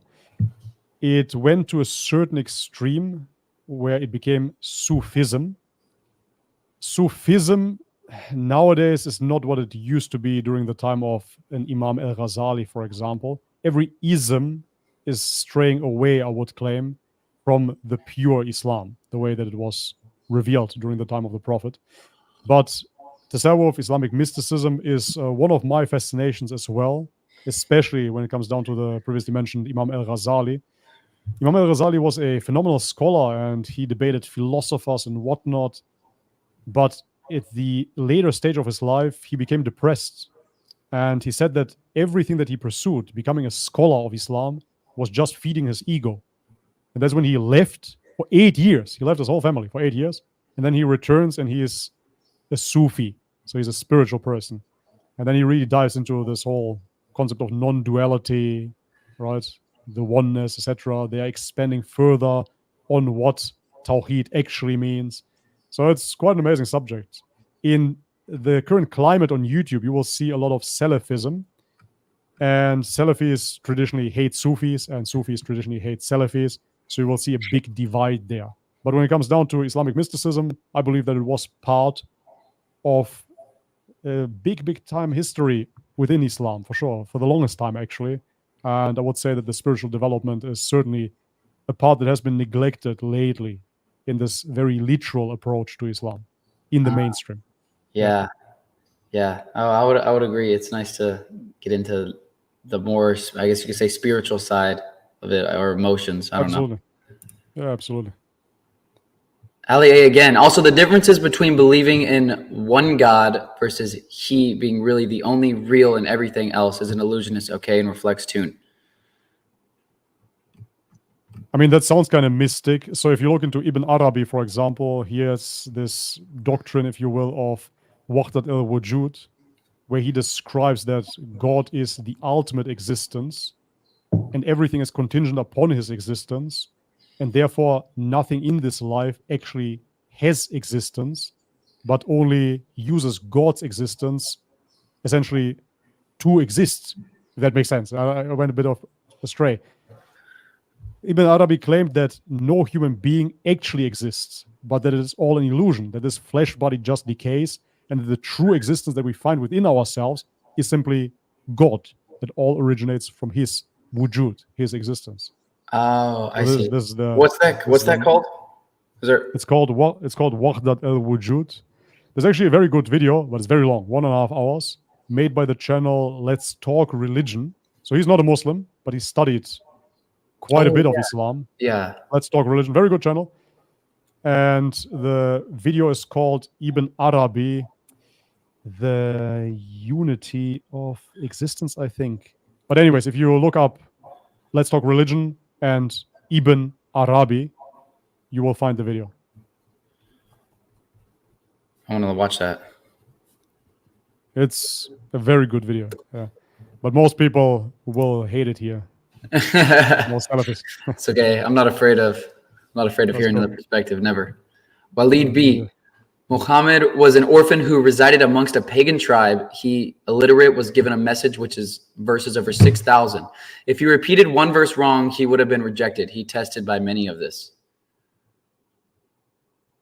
Yeah. I mean, we can go back to the Birmingham manuscript, for example.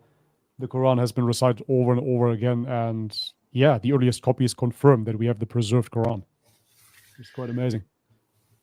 King Yar, I was born Muslim. Even for me, I learned a lot from this content. Just like Muhammad, one person can change the world because one is the number of Allah. Yes. I gotta say, Bobby, the first time I watched like your Christian reading a Quran video, that was the first time I ever saw any of your videos, and like that literally gave me a lot more faith in monotheism. Like when the images you had, as you're explaining the story and you're explaining how you never understood the concept and you don't think anyone really understands the concept of the Trinity. I was like, yeah. And then like the videos on the screen of like how everything always goes back to one. I was like confirming what I already knew, but hadn't quite, I guess, identified in myself because I had not been told that directly. So I agree. One person can't change the world. Like that seriously impacted me a lot till this day. That's again the Fitra. The one resonates for sure. It is very, very profound when you understand the one. And I mean, again, logically, you can actually deconstruct in a universe of cause and effect.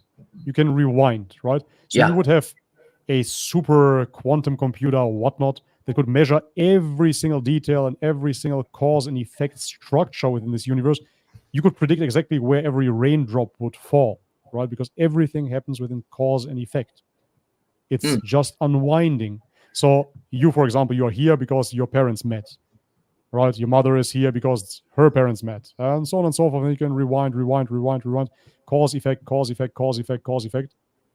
We are talking here because you saw my video, I saw your video, etc., you name it. And therefore the question becomes, of course, what was the first cause?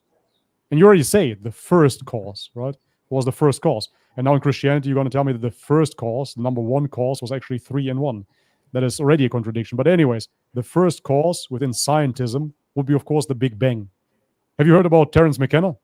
Yes, I read most of his book, The Food of the Gods. Ah, cool. So do you know what Terence said about science and the Big Bang? Have you heard his quote on that? No. I love how he put it, because he says science operates under one premise, grant us one miracle, and we explain the rest. Which means just give us the Big Bang, poof, and now we're going to start explaining, right? But we're not going to say where this Big Bang came from or what the first cause of this Big Bang is. We're simply going to take this miracle, poof, and now we're going to explain the rest. And that's how science operates. They never ask any deeper question, right? Where did it came from? Is there a creator to this equation? And so therefore it was Ibn Sina, and he was living in Spain hundreds and hundreds of years ago, that articulated the argument of infinite regress, where he said that if you rewind, you would need a first cause. And if you say it is a god, then people will ask, okay, did another god create that god? And then you would go again, infinitely regressing. It would never end. That god created that god, and that god created that god, and that god, etc., etc., you name it. So therefore, how do you solve this mystery ultimately? It can only happen through an all-transcendent, uncreated being. And this all-transcendent, one uncreated being is the first cause for everything that follows. Yeah. And that is logically consistent. Because nothing creating something is not logically consistent. It's actually an impossibility within the scientific framework, of course, because energy is never lost and nothing doesn't exist. So it's quite funny. I heard that on the Piers Morgan show, actually talking to Richard Dawkins. They were discussing it, that Richard Dawkins proclaims that nothing created something, but we know that nothing does not exist. So the same way that the atheist says to the theist, yeah, well, your God doesn't exist, you don't know that, but we know for a fact that nothing does not exist. It's impossible. Yeah. It's impossible for nothing to exist. Something exists. Something exists. Yeah. That's why. Yeah. I know I exist. Yeah. So. Exactly.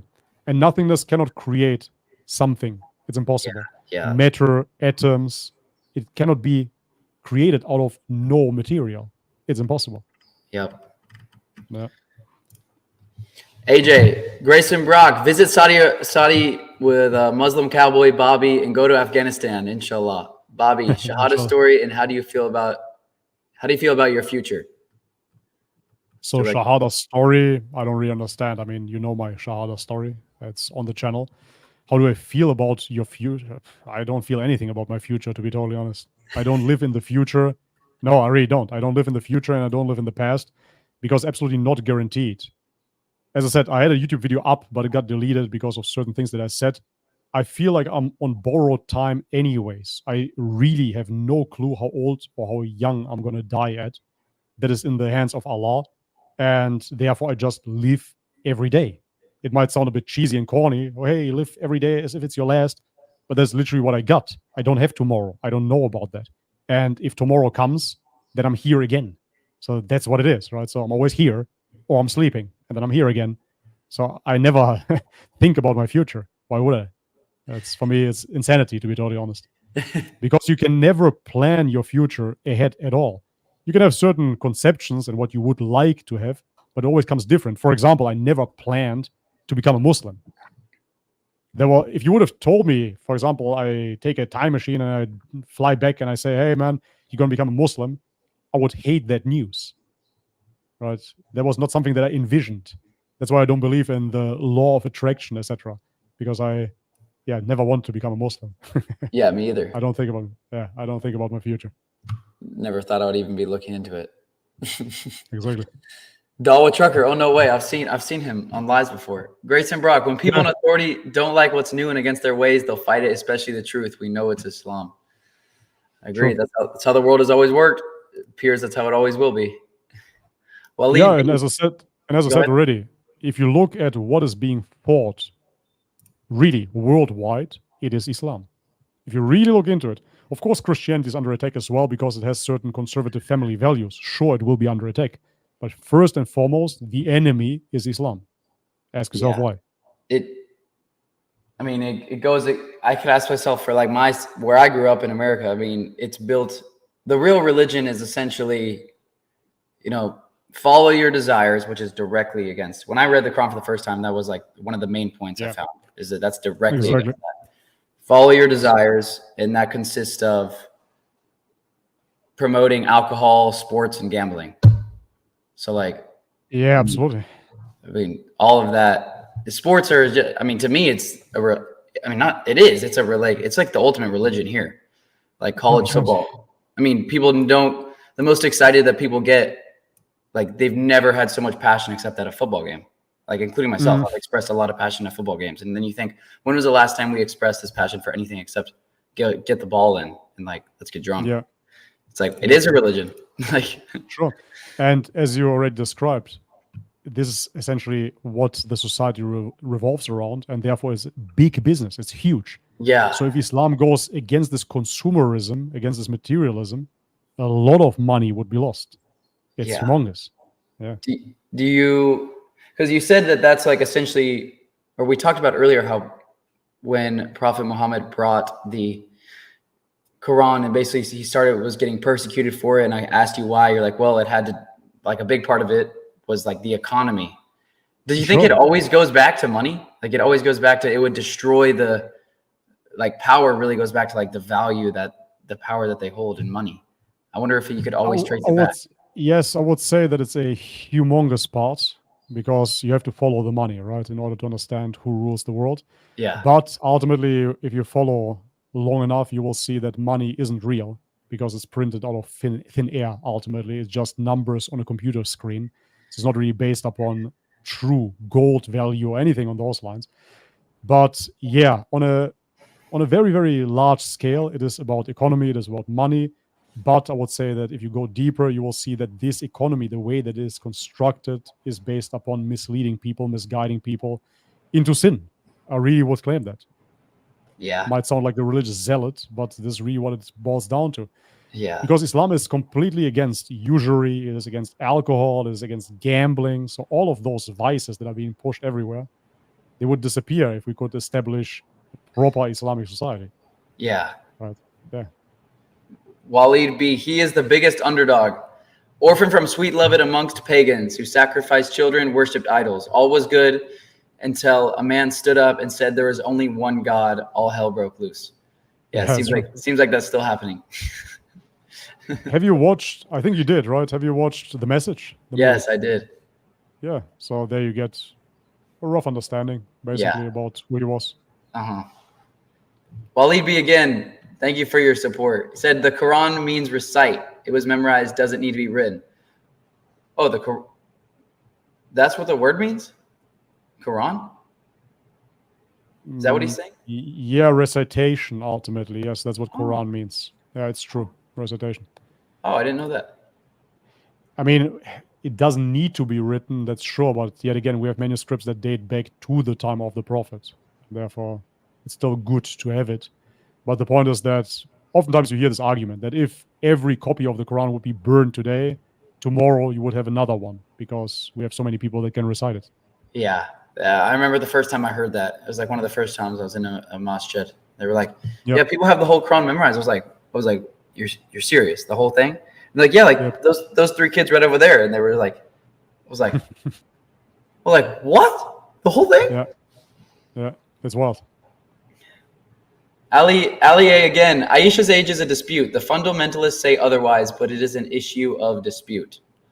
I've talked a lot about that on my channel and asked a lot of people. I have some information about that, about the dispute. So wait a second. I can pull this up here. Wait a second. So, okay. So first and foremost, Aisha's participation in battles. So it is recorded that Aisha participated in the Battle of Badr and Uhud, which took place in 624 and 625 CE. Participated like Aisha, what? She fought, yeah. She fought in the battles, exactly. And so if Aisha was born 613 CE, as suggested by the traditional narrative, she would have been only 11 or 12 years old at these battles. And that is an age considered to be too young for such participation. So therefore, there is a suggestion that she was older. That is one argument. But another one that I find better is Aisha's sister, Asma.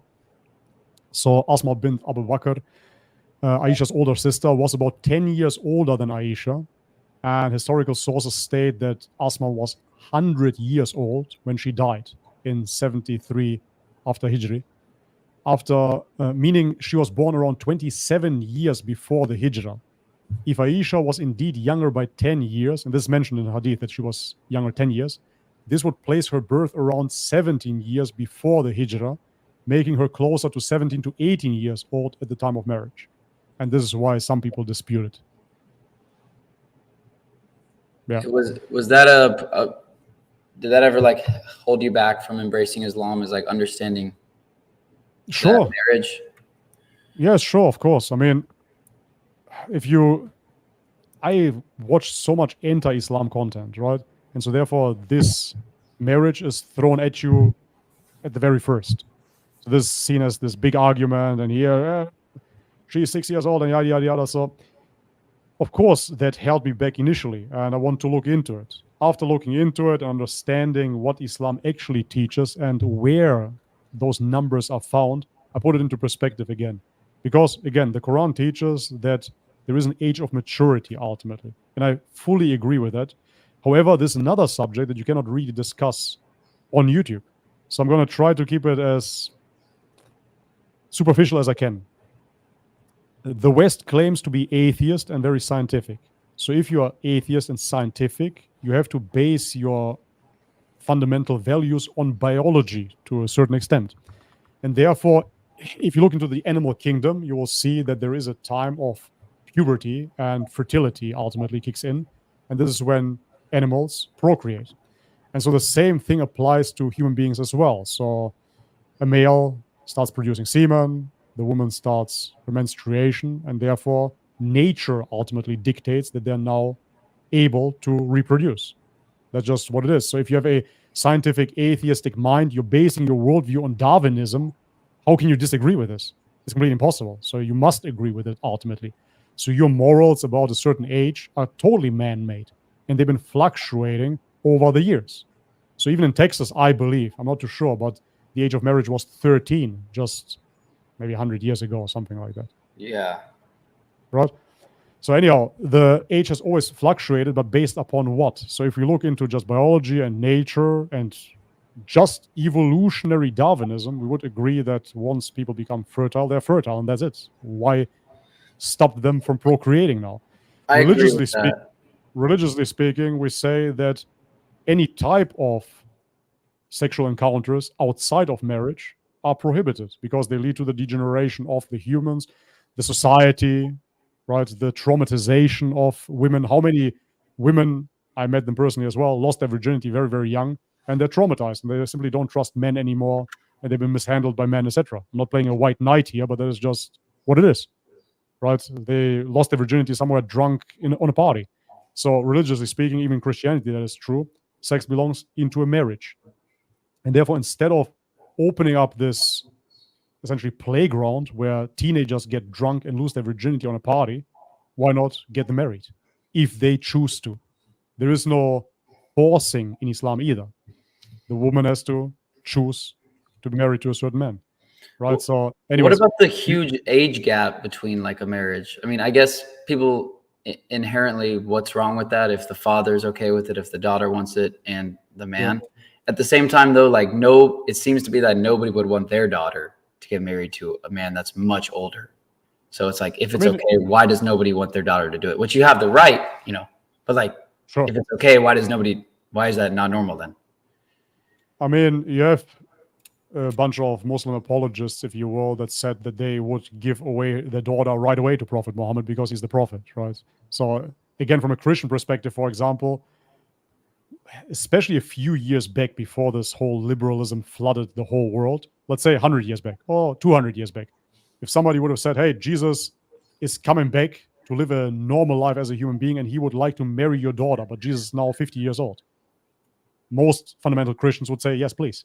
Of course, marry my daughter. Why not? Because of Jesus, right? So therefore, if there is a figure that is so perfect, why should there be an issue marrying a woman at that stage that's already entered puberty or completed puberty, right? That's just how I see it. But moreover, I want to make very, very clear that none of this, the age or the dispute of it, is found within the Quran. This is within Hadith literature. And therefore, I don't take it as part of my religion. It is not, you have to marry now a 6-year-old girl. You have to do this, otherwise you're not a Muslim. Or you have to agree even that she was 6 years old. You don't have to agree, because even scholars are disagreeing on that. You see what I'm saying? It's not a pillar of faith within Islam. It's not. So why would I take it as such? And it's not in the revelation of God, the Quran. And so if we go into, for example, how old Mary was supposed to be, etc., etc., I don't really like to go into those discussions. It's not in the Bible either. This would be an outside source, right? Yeah. Okay, so she might have been young, Joseph might have been old, whatever. This does not define Tawhid. It does not define monotheism. So I see this as a distraction tactic, to be totally honest. And I don't really like to discuss about it for too long because it doesn't define my faith. It doesn't define my deen. Yeah. Who he married and who he didn't marry. Yeah. I Same. don't wander around about the Prophet Muhammad, again, may peace be upon him, marrying an older woman either. I personally wouldn't marry an older woman. I'm not into it. But I don't dispute it now and like, why did he do that? That's so strange. Yeah. Whatever. Yeah, I know. It's interesting. Like if you read the Quran and then people are like, oh, well, what about this, this, and this? I'm like, if you read the Quran, this is not going to be the first thing on your mind. Like not even close at all. Exactly. Yeah. Nuri Hasanov, mashallah, Bobby, Jazak. Biala just means brother Bobby.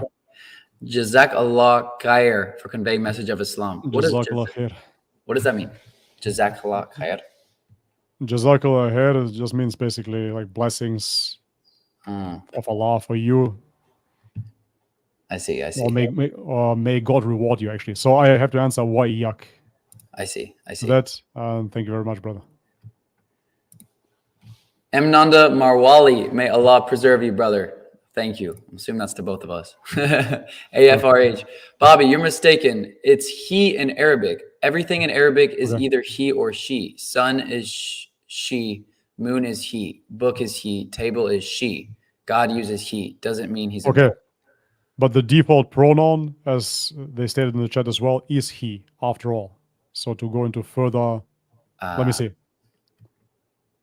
He and she. I want to Google this now. She, Islam. We have a lot of praise God. We have a lot of super chats. We're only about halfway through, so I could only pick I could speed this up if you want me to. No, go for it. That's okay. I'm going to look into the pronouns again, but as I said, from what I know is that the default position, the default pronoun is he anyways, and this is why it's used there as well. But Allah, the word, cannot be made masculine or feminine. For example, on the Balkan, we have feminine words and masculine words. And for example, a word that ends with a usually is feminine. But with Allah, it's impossible. So you cannot make this word into male or female. And that's what is already very defining, of course. Okay. Like, that's what in Spanish is like that too. Everything is he or she. Yeah. And then when I went to Thailand, I remember I was learning like, oh, you say what? You are. Cup con ka. Yeah, cup. Sorry, cup. Cup. Yeah. That's our favorite word. Cup. Oh, wait. Luigi Hoxha. Hello, brother Bobby. I think Grayson is having time to. That's Albanian. That's Albanian. Lirie Hoxha. Liri Hoxha. Lirie Hoxha, I would say. It's Albanian for sure. Sick. I think Grayson is having a hard time distinguishing between worshiping versus honoring Prophet Muhammad. Yeah. Your answer, is that true? Just everything is so foreign to me. Like even saying peace and blessings be upon him. I'm like, you know, it sounds a little, it all sounds kind of strange to me. And then when I hear like, you have to profess Muhammad, like you have to say the word Muhammad before you like become a Muslim, say that he's a messenger.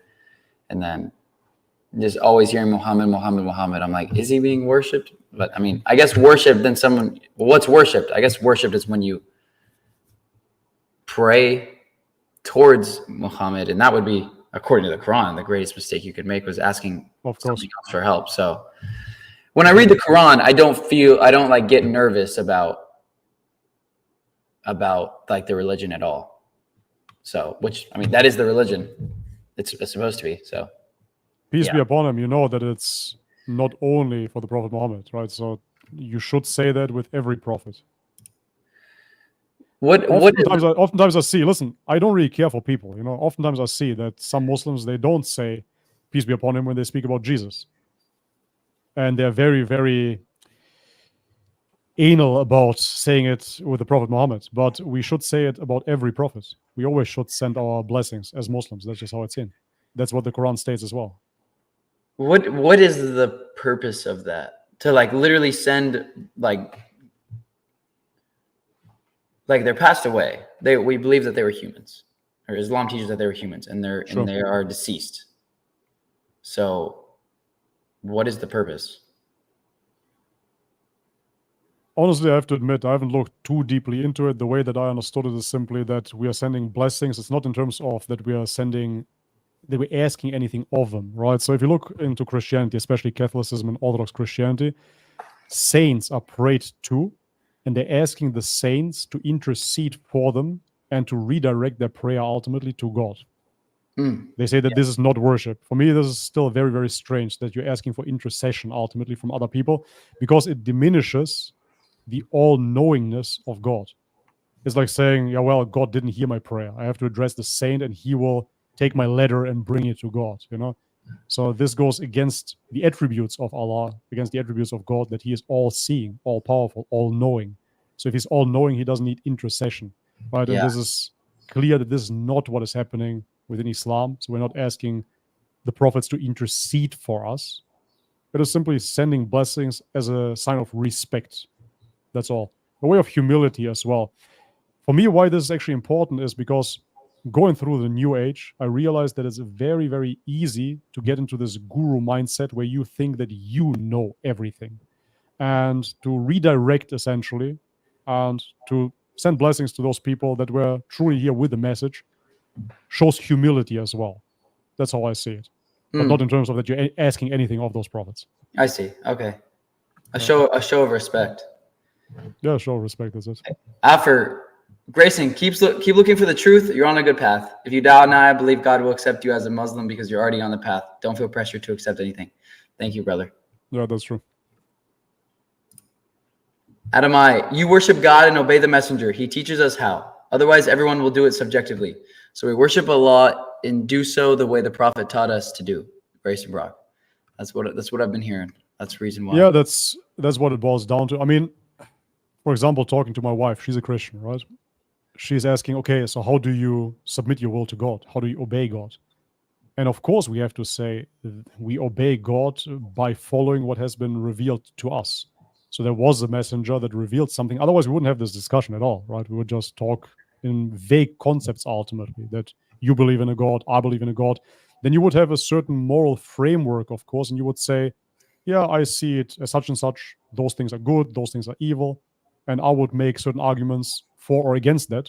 But how would we know what is right and what is wrong without having evidence for it? So let me ask you like this. Do you believe in objective morals? Versus subjective?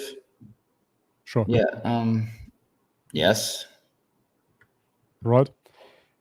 Because if you look into the atheistic framework, ultimately, they believe in subjective morals because they don't think that morals are real.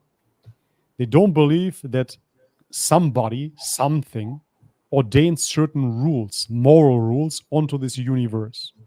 And therefore, they make up their own rules, right? They tell you, for example, again, the age of consent. They tell you dietary rules. They give you political rules, certain punishments for certain things. But all of those things are completely subjective. None of it is objective. It is based upon a majority vote, potentially, right? Or on something else. So if you look, for example, I always give this example, even though I don't even necessarily agree with this, but it's such a basic example that most people will understand it. If you go back into Nazi Germany, the majority of people agreed with that dictatorship, let's say. And therefore, what if Germany would have taken over the world, even though that wasn't even the motivation of Germany back then, but let's say it was. And now everybody would speak German. Schönen guten Tag, wie geht's Ihnen? And we would obey that worldview. And you know what would have happened to a certain group of people then. The majority of people accepted that as right because they followed a certain opinion. That is a subjective opinion. But if it becomes the majority opinion, therefore it is right. No, that is an appeal to majority fallacy ultimately. But this is what a democracy is, at least on the surface level. The majority votes for something and therefore it is right. Hey, we want to legalize weed. Okay, let's vote for it. We want to ban such and such. Okay, let's vote against it. But is it based upon something true? And how do we define true?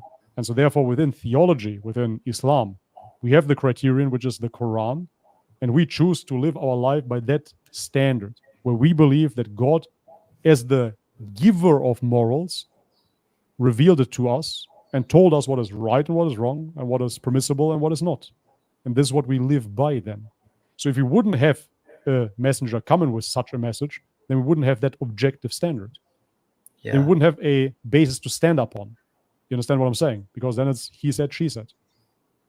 And what people have to understand as well is that you don't have to agree with everything within Islam in order to accept it. Because if you saw the essence of Islam and you see the truth and you accept that truth, then certain things will come with it that you might disagree with. For example, maybe you like to eat bacon, yet again, but maybe you want to. And you can't really understand why it is forbidden. But it is forbidden because it is morally, objectively, the wrong thing to do because God ordained it that way. So now, of course, your desires will say something different. I want to hook up with more chicks, but I'm married and I believe in God. And I believe that is wrong because of it. Right? So this is what we are basing it upon. So subjectivism is going against religion. This is why atheism is so prevalent. But without that revelation, without that messenger, we wouldn't have that objective standard to begin with. Yeah, there needs to be some moral standard for peace. Otherwise, yeah, something that we can go back to. You understand what I'm saying? Yeah. Because otherwise, how do you communicate even as humans if you don't have that standard? Yeah, I mean, it will eventually be chaos until you go back to God, just like we're seeing with like the West. Yeah, exactly. It's Just complete. as we see right now. Yeah, It's it's complete perfect chaos. experiment. Yeah. See exactly. no evil. Grayson wrestles with America as a Christian nation, and white in Islam is a brown religion in the other. I'm paraphrasing his thoughts. I believe he's talking to you, Bobby, here. Bobby, can you talk about your experience with race, ethnicity, nationality now that you are a Muslim? Okay, I can. But first off, is that something that you wrestle with? Do you see Islam as a brown religion or? Well, I mean, when I go to a masjid and I look around and everyone, I'm in a white town. Everyone appears to be white here. But then when you walk into when I walk into the masjid, I'm like, it looks, I've never been to the Middle East, but it looks like I'm in the Middle East, Right. So, I mean, part of me is like a little bit fearful, like, whoa, am I leaving my people in a sense, like Understand. that's racist or whatever anyone could say. But yeah, you're naturally going to feel like now I can just sense people's eyes being like, I'm, as you probably can sense it too, like you stand out. Just like when I was traveling in Vietnam, like you stand out. I walk into the coffee shop, It's like, oh, a white guy's here. So yeah, I mean, I know that's just completely emotion, but it is something that's on my mind every time I walk. No, I understand. I mean, racism is something that has been defined fairly recent as well. So I think 150 years ago, there was no such word as racism, I believe. But anyways, so race and kinship to your people is natural and normal as well. It is normal that we want to belong to our group of people. That's just what it is. Yeah, you don't want to be ostracized. Yeah, it's understandable, of course. And I do think that it's very, very hard in America, especially in your town, if the majority or pretty much everybody is not from your people. Of course, it makes it harder, for sure.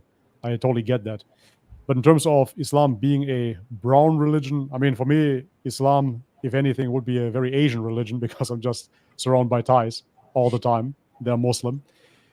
But of course, that is not true. It is the minority of Muslims that are Arab. I think it was 17% or something like that. I'm making all kinds of numbers up today. Oh my gosh. Let me Google this. Let me fact check it. I've heard that. Yeah, it's very little. I wish I would have went to a mosque when I was in Bangkok. That would have been amazing. So early for me. But it's just nice to see, to basically ease my peace of mind that this isn't like an Arab religion.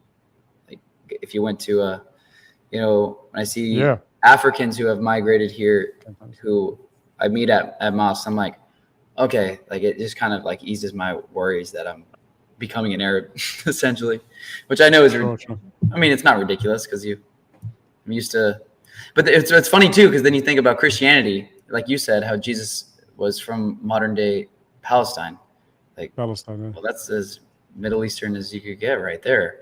But why is it that we don't see Christianity that way? It makes no sense. You know why? My firm belief is that, obviously, as a Muslim, that Jesus was a Muslim and he preached monotheism in the Middle East. However, then that religion has been watered down and whitewashed by the Roman Empire, and we know that this is true, through the various councils and ultimately with the Council of Nicaea, where they established the Trinity, and they make it into a Roman religion, and they whitewash the whole thing, right? And so this is what we have nowadays. So we still have Islam within Christianity somewhere, where he submits his will to the Father, right? Yeah. But it is masqueraded ultimately as a European religion. So they infuse the European Roman paganism into Islam, and this is what is seen as Christianity. Because the followers of Jesus didn't call themselves Christians either. There was no such word. Yeah. Yeah. It made so much sense to me when I started hearing about the Arab religion yet again. So first and foremost, yes, it stems from Arabia, and thank God we have the original manuscripts, so it is still in the original language, which is amazing. And at the same time, it is a unifying language. So now in this day and age, look at me, man. I grew up in Germany. My parents are from Macedonia. We speak English now, right? So this is due to the colonization of England. And okay, this is the dominant culture, the dominant language. That's just what it is. However, the Quran persisted in a different language. And I think the Quran as well is stating, and I'm paraphrasing here, that the people are asking, why hasn't it been revealed in a different language? And they will always ask such questions, right? There will always be, why not in English? Why not in German? Why not in French?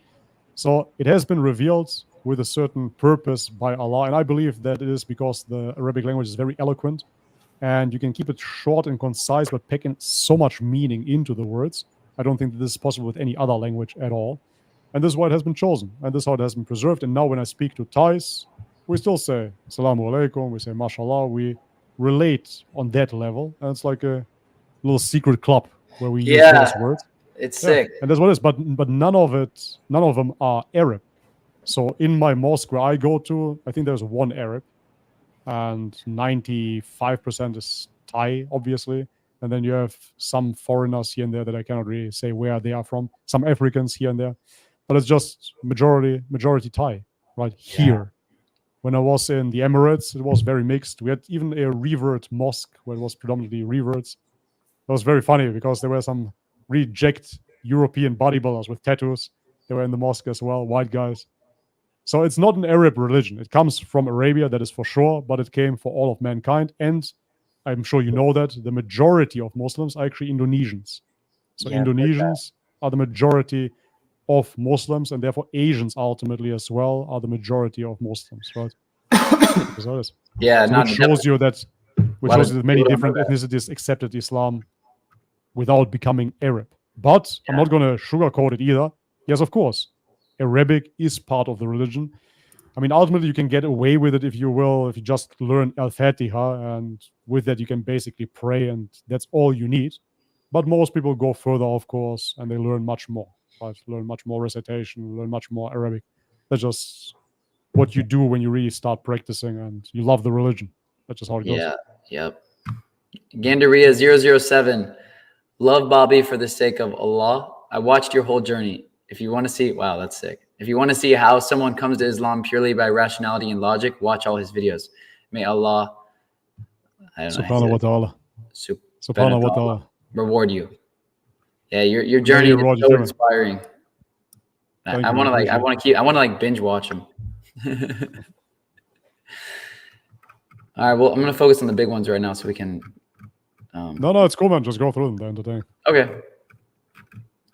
Belkamud, love you both guys.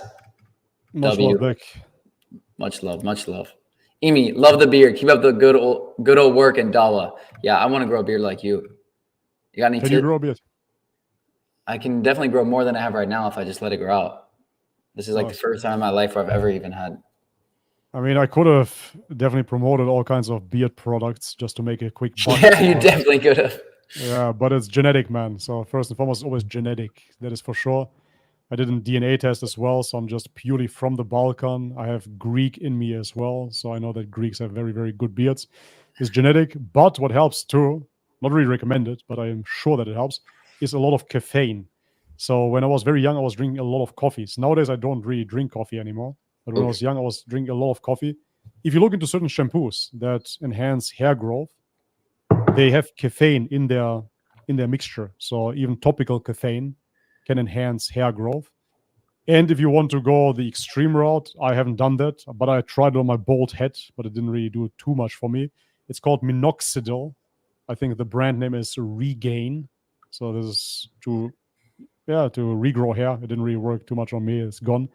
And a derma roller. A derma roller is I've heard of that. a little roller. It's a little roller, as the word says, and it has basically like little needles. They're not too long, like a millimeter, and you just penetrate the skin with it, and you cause micro damage, and through that, your body starts producing more hair. So I've seen people on YouTube, at least, that had like patchy beards, some holes here and there, and they would do this micro needling and then put on Regain, and they got really good beard results for sure. Okay, I have heard that from a fellow friend of mine. He said that. Yeah, it supposedly works. It's so attractive though in Islam that men are, for example, like encouraged to grow beards, like even like simple things like that. I've never really been directly taught. I mean, besides my father, society, school, religion, like I've never been taught like be a man, stand up, you can defend yourself. Besides my father, like no one's ever really taught me that, which is so attractive in Islam because it's like, men are the leaders of the house. They die for your woman. The women are women. Stay pure. And it's like, oh, this makes sense. Why is this so hidden? Yes. Yeah, why exactly? But it's good that you had a father that taught you strong values, at least. That's 100%. That's amazing.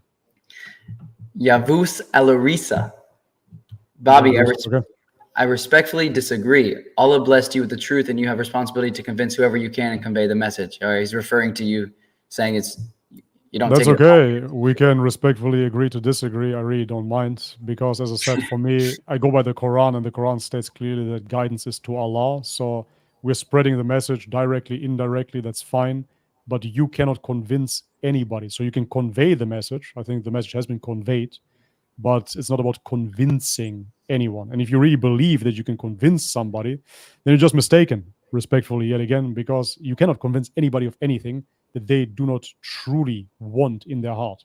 It's impossible. Yeah. Have you ever read the book How to Win Friends and Influence People? No. Oh, okay. That was the book where I first saw that, like, the only way to how can you make someone do something? And it's like, you can't. They have to want to. That's good advice. Yeah, that's good advice. You can't.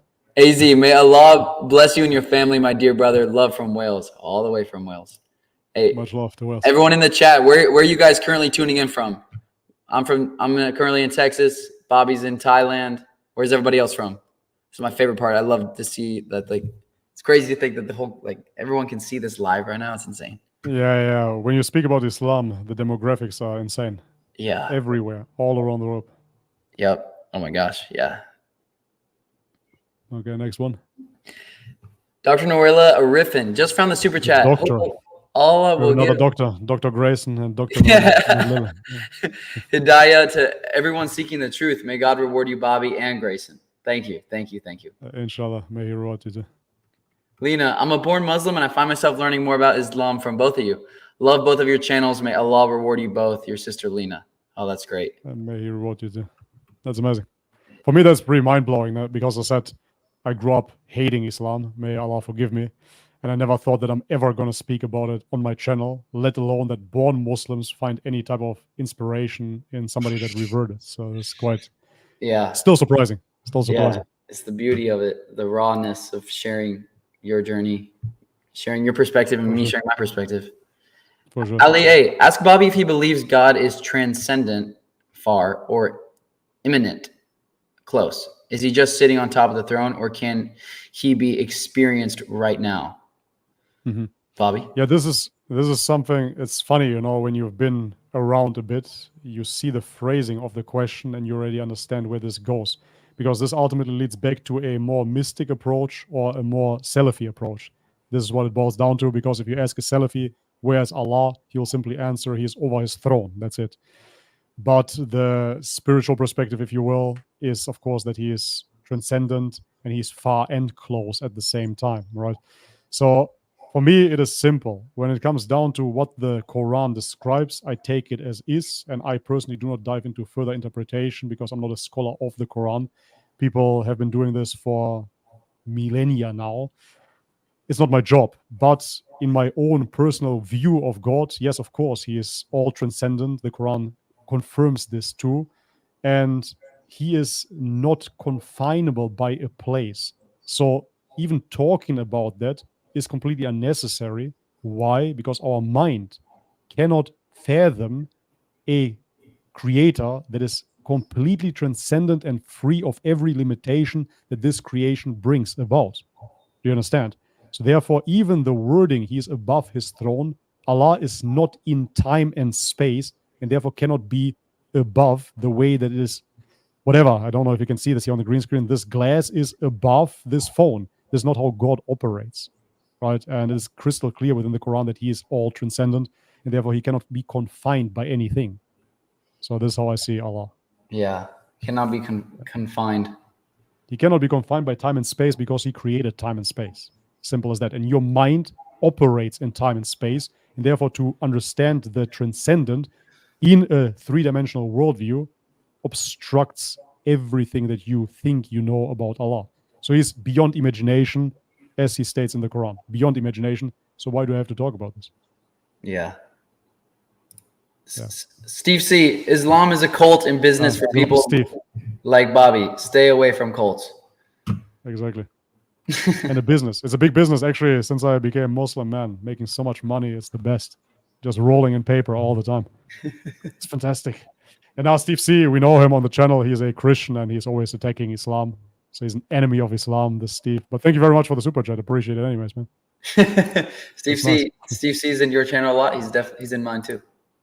Oh, yeah. He's everywhere where people get closer to the truth. Steve is there as well. May Allah guide him too. John Oldag, salam alaikum, brothers. No question, just love you guys. May Allah continue to guide us all. Thank you, John. Thank you, John. Inshallah. Yes, thanks. Speak to Sheikh Oatman when you can, brother Grayson. It's pronounced Sheikh. Sheikh. Sheikh. It's Sheikh. like Sheikh. Sheikh. And then Sheikh. Sheikh. What does that mean? Yeah. Someone earlier super chatted like Sheikh Bobby. Yeah, I mean, a sheikh is somebody that has a lot of knowledge, right? He's like a scholar. He's Sheikh. That's what a sheikh is. Yeah. An imam, for example, would be like a preacher, right? But the sheikh is somebody that really dedicated his life to study Islam. Okay. Yeah. Speak to when you can, brother Grayson. He is a revert with vast knowledge of Islam. Oh, I didn't know he was a revert. He's not a revert. No, he's not. Oh, okay. You will not regret speaking with him. God bless. Everyone always tells me to talk to him. Have you spoken with him? I took my Shahada with him. Oh, that's right. Yeah, okay. Yeah. Sheikh Uthman is a Pakistani person, however you want to call it. He's ethnically Pakistani, and therefore his parents are Muslim. He was born Muslim ultimately, but they weren't very, very practicing. And so then he got into gang life, etc. And then later in his life, he became really practicing. But I wouldn't call that a revert. For me, a revert that must entail as well that you come from a Christian background or a Buddhist background or something on those lines, because I see a revert somebody that, leaves his family tradition, right? And so that's not what he did, and therefore I wouldn't see him as a revert by any means. But in terms of answering questions, sure, he has a lot of knowledge if you are particularly interested in that. However, talking to you, I have to admit that for me, it's really not a question of knowledge per se. I think that you simply have to seek a bit further and get to terms with the prophethood. And that's not really something that you will get answered necessarily on the screen. That's how I see it. I think you really have to do it by yourself, maybe even abstain a little bit of social media, pray, ask for guidance, and then inshallah, you will find it. You know? Yeah, I agree. Sometimes I have to say this as well. Sometimes it can become counterproductive to stay online so much. I know if you're a YouTuber, you want to produce content, etc. I get all of that. But I saw that it diminished my faith for a while, my iman, when I was doing too many reaction videos. Because you get bombarded with so much, it's social media content after all. You know, this is not really what Islam is. Islam is practiced in the mosque, is practiced in your real life, in your everyday life, and not on social media. You know, so it is beneficial to an extent, but then comes the tipping point where it becomes very, very destructive, and you hear the same old arguments over and over again, and it can make you numb as well. So I would urge you to not, seek knowledge only online. Yeah, true. It will distort it for sure. Yeah. I even took a big hiatus. I think I haven't really uploaded many videos for the past 3 months or so. I didn't upload too much because I had to reset, and I went to the United Arab Emirates, where I really practiced Islam. We actually went to the desert and we prayed Maghrib prayer when the sun sets in the desert. I put my forehead in the sand without a carpet, with nothing. And the sun was just, disappearing whilst we were praying. That was the most amazing experience in terms of Islam that I ever had. Wow. And this cannot be subsidized with some YouTube video or somebody that you talk to. This is something that you have to experience. Yeah, that's beautiful. That's why. Praying Yeah, outside, it's I prefer that so much more than anything else. I have my very, very good friend here. He, as I said, used to be a subscriber, and he brought me to the mosque for the very first time. And every Friday we meet for Jummah prayer, And he often says, he's like, man, thank God for this Friday. Thank God where I can actually come to the mosque and pray again and reset, because I'm staying online on X, on Twitter all the time. And I, as a born Muslim, start hating Islam like by Wednesday. And then Thursday and Friday gets worse. And then Friday, finally, I'm in the mosque again. And then I see actually Islam happening in real life. And then I'm normal again, So it can be a two-edged sword. Yeah. Don't spend too much time online. No, you're right. You're right. I've experienced both of those. Yeah. Samil Sil, Grayson, are you happy? They keep saying you ain't because you're learning about Islam. Also love you, Bobby. Been watching you for a couple years now. Wow, it's a long time. MashaAllah. Thank you, bro. I don't know who's saying I'm happy. I'm not happy, but I'm very happy, especially that I've been learning a lot over the past 6 months, few years, especially the past few months. So that's my favorite thing to do. Zafir Salah, as for those who struggle in our cause, we will surely guide them along our way. And Allah is certainly with the good doers, as chapter 29, verse 69 in the Quran. Yep.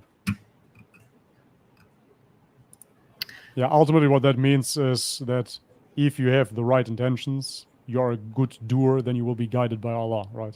So if you're sincere, then God will guide you, of course. Yes. If you try to deceive God, you will be deceived too. That's why I find it so hypocritical, of course, when they say, oh, well, one of the 99 names is the deceiver, don't you know? Yeah, but it's in a context, right? It's to be understood that, of course, everything happens by the will, by the power, by the grace of God. So if you want to plot and deceive God, of course, you will end up deceived. That's how this is to be perceived, not like God randomly deceives people. Ha, ha, ha. Yeah. Deceived. It's ridiculous. Yeah. You want to read this one?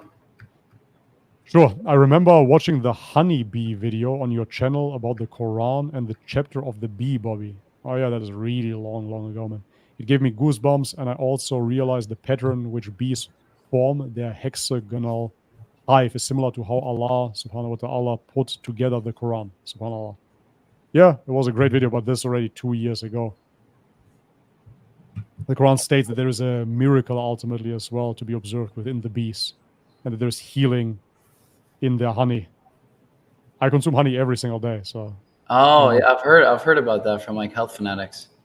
Yeah, I do every day. I can't live without honey. In the morning? In the morning and at night, I just eat, and every time I feel like a spoon, I just eat honey all day long. I love it. Okay. I think it's the best carb as well, because it comes with enzymes, all kinds of vitamins. It's great. Oh, okay. Faria. Grayson, is your journey based on better your current life or your afterlife? Your findings will depend on this. Deep. I want to say, well, both. However, I primarily right now, if I'm really being honest, I'm interested in religion because to better this life, which, I mean, being completely honest, it's like, I think it would be a bonus if the afterlife is really just heaven or hell, like in my head. Part of me is like, is that metaphorical, especially from like psychedelic experiences? I wonder, like, is this being metaphorical? Like, for the Quran doesn't seem to suggest that it's metaphorical, but in my head, I'm like, is this really about the afterlife, or is it, I don't know if you've ever had this thought. I'm sure you have, like, or is this about right now? Because I do in a sense, like, I see people who, when starts to rain, like they get like sad, like because it's raining, and I'm like, maybe hell isn't a bit of a hyperbole, but like I would hate to be in your head where like you literally just get sad if it starts to rain. Like I have trained myself to enjoy everything and be in a space of, I don't know, gratefulness as much as I possibly can. And I'm like, is this being metaphorical for living in hell? Like when you commit sins, you are living in hell. You're like a slave. So I would say it's to better my current life, and I hope it also the afterlife as well. But I'm not 100%. I have faith in like that the afterlife is heaven or hell. What do you think? Have you ever had that thought? That do you have like you are just fully believe that it's going to be like hellfire or paradise? I mean, based upon psychedelic experiences, because you mentioned that, I had experiences directly of hell and heavenly realms. Yeah, 100%. And it's kind of hard to describe because metaphorical is true as well, because it's not a physical space, if you will, but it is comparable, I would say, with the words to hellfire. Essentially a purification ground. That's how I saw it truly. Because it would take away from the justice of God, if you will. Because we know that people commit all kinds of atrocities and they kind of get away with it and then they die. So we heard about people, whatever, I don't want to mention too many words here, right? But they killed and stole and whatever, and then they just disappear. And for them, there should be no ultimate judgment that would make God unjust as well. So the Quranic stance, of course, or the Islamic stance, is that God is all-seeing and that you cannot escape the ultimate judgment. And that this world here, we believe that this is the end-all, be-all, and we believe that we can take and rob and whatever and get away with it. But there is no escaping the judgment, not here and not in the hereafter, ultimately. If you've been given the whole world here, you might think that you got away with it, but the judgment will surely come. And if there was no judgment whatsoever, that would make God unjust as well, right? At least I like to believe that if I look at somebody that, whatever, went after children and et cetera, and he just gets away with it, what kind of God, what kind of justice would that be then? It doesn't make sense. However, if you have the Islamic stance that you have the testing, the proving ground here, and you were supposed to do good, but you did evil, and now you get your receipt ultimately in the afterlife, right? That makes sense. But yet again, based upon my psychedelic experiences too, I saw such realms, and I came to the conclusion that it is very, very real, for sure. Wow. Oh, okay. Yeah, for sure. Maybe one day, if you'd be down for it, we could do a whole conversation simply about psychedelic experiences and what you've learned from it and what I've experienced and researched about it. It's so fascinating to me. We could, but it's very strange. You know, you have channels dedicated to psychedelics and they're up and running. It seems they have no issues whatsoever. But when I was making psychedelic content, and I actually wanted to have like a psychedelic channel for a while. I saw that. Yeah. But the majority of videos have been either deleted directly by YouTube or they have been demonetized. So for me, there was no possibility on YouTube to talk about such subjects. I don't know if I went too deep or whatnot, but they didn't want my content whatsoever. And I was wondering, I even appealed and I said, okay, look at this channel. There was this channel called Psyched Substance. And this man was just talking about psychedelics. I said, why can he do it? Why cannot I do it? And they just didn't give me an answer and just kept on deleting videos. So at some point it became frustrating. And at some point I grew out of psychedelics anyways. So there is no point. But yeah, we can talk about maybe a Rumble or something like that. Yeah. Manatala Elkasas. If your dad, whom you love, tells you to show him your love and respect through certain actions like cleaning your room and obeying your mother, whom he loves, would you challenge yourself to do everything he tells you? Would you do the same with God to show him your devotion? I would, no, I would not challenge my dad. So I guess if you believe that the Quran says, I think she's saying following Muhammad, following the messenger. If God says that in the Quran, if you believe it's from God, then why not do it? Which, yeah, makes sense. But I guess first you have to believe that God actually says that. I mean, if you believe again in the Quran, then the Quran says that. So, yeah. Oh, this one's going to be interesting. Faiza R. Grayson, what holding you back from taking Shahada? I'll just answer that first. I guess just fear. Honestly, just fear. fear of like making a commitment. That's really it. And like giving this a little bit more time to ensure that I really understand what I'm getting myself into. But it's when I really ponder it, it's just like fear of my life, like what that means. What is the fear exactly about? What comes to mind? Is it your family? Is it your friends? Family, friends. Another part of it is like my desire to follow my desire, my desire to follow my desires and just be, you know, like you said in your experience, like be pure consciousness, just be someone who's, I can still experiment everything. Like, oh, if I become a Muslim, I'm now going to feel guilty about this or this. Like, do I want to have that guilt on me?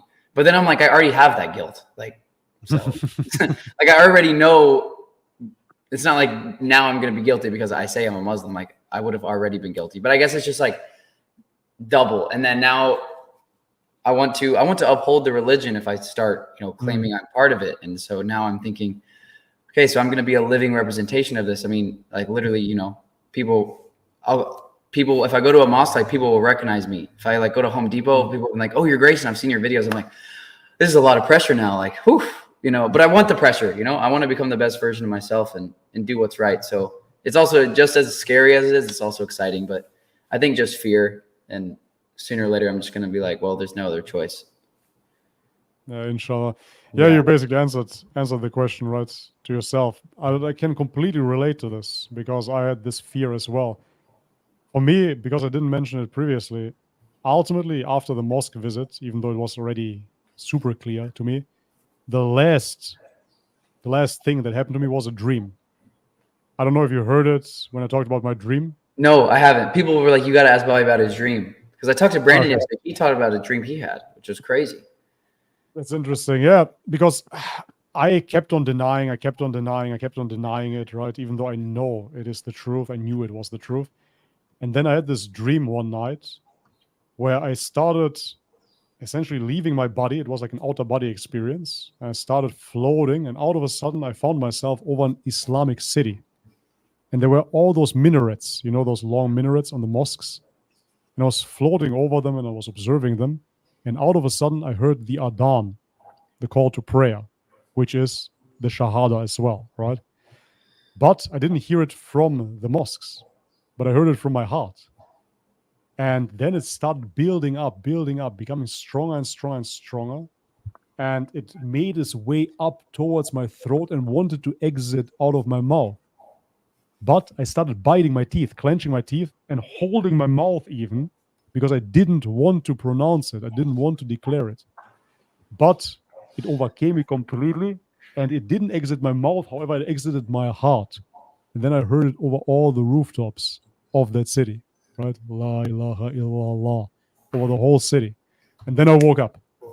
And so then it was crystal clear to me that I'm a Muslim, because my heart already wants to proclaim it, but I am keeping my mouth shut. And that was the last, essentially, straw that broke the camel's back, as they say. How can you relate this? I'm glad you've had psychedelic experiences, because that's the only experience I've had. Like, is it like that when you're saying you have a dream, a vision, like, you know, you're kind of like you just came out of a trip, or is it not even on the same? Yeah, I would say so, because the thing is, before I ever did psychedelics, I was very much into astral projection and lucid dreaming. So I was keeping dream journals. I was doing reality checks on a daily basis. Yeah, pretty much, man. Except of heroin, but even in terms of drugs, I did pretty much everything. But yeah, I did the astral projection and do you know the reality checks? Do you know how it works? Astral projection? No, reality checks. Have you heard about it? No. So in order to become proficient at lucid dreaming. Lucid dreaming? Actually, I have. Yeah. Okay. I haven't done this. I mean, I'd like to, but. Yeah. I don't do it anymore. I don't feel the need for it, but I did it for 3 years straight. Like 3 years straight, I was projecting every night. I was flying. I was doing all kinds of things. I was modeling my dreams.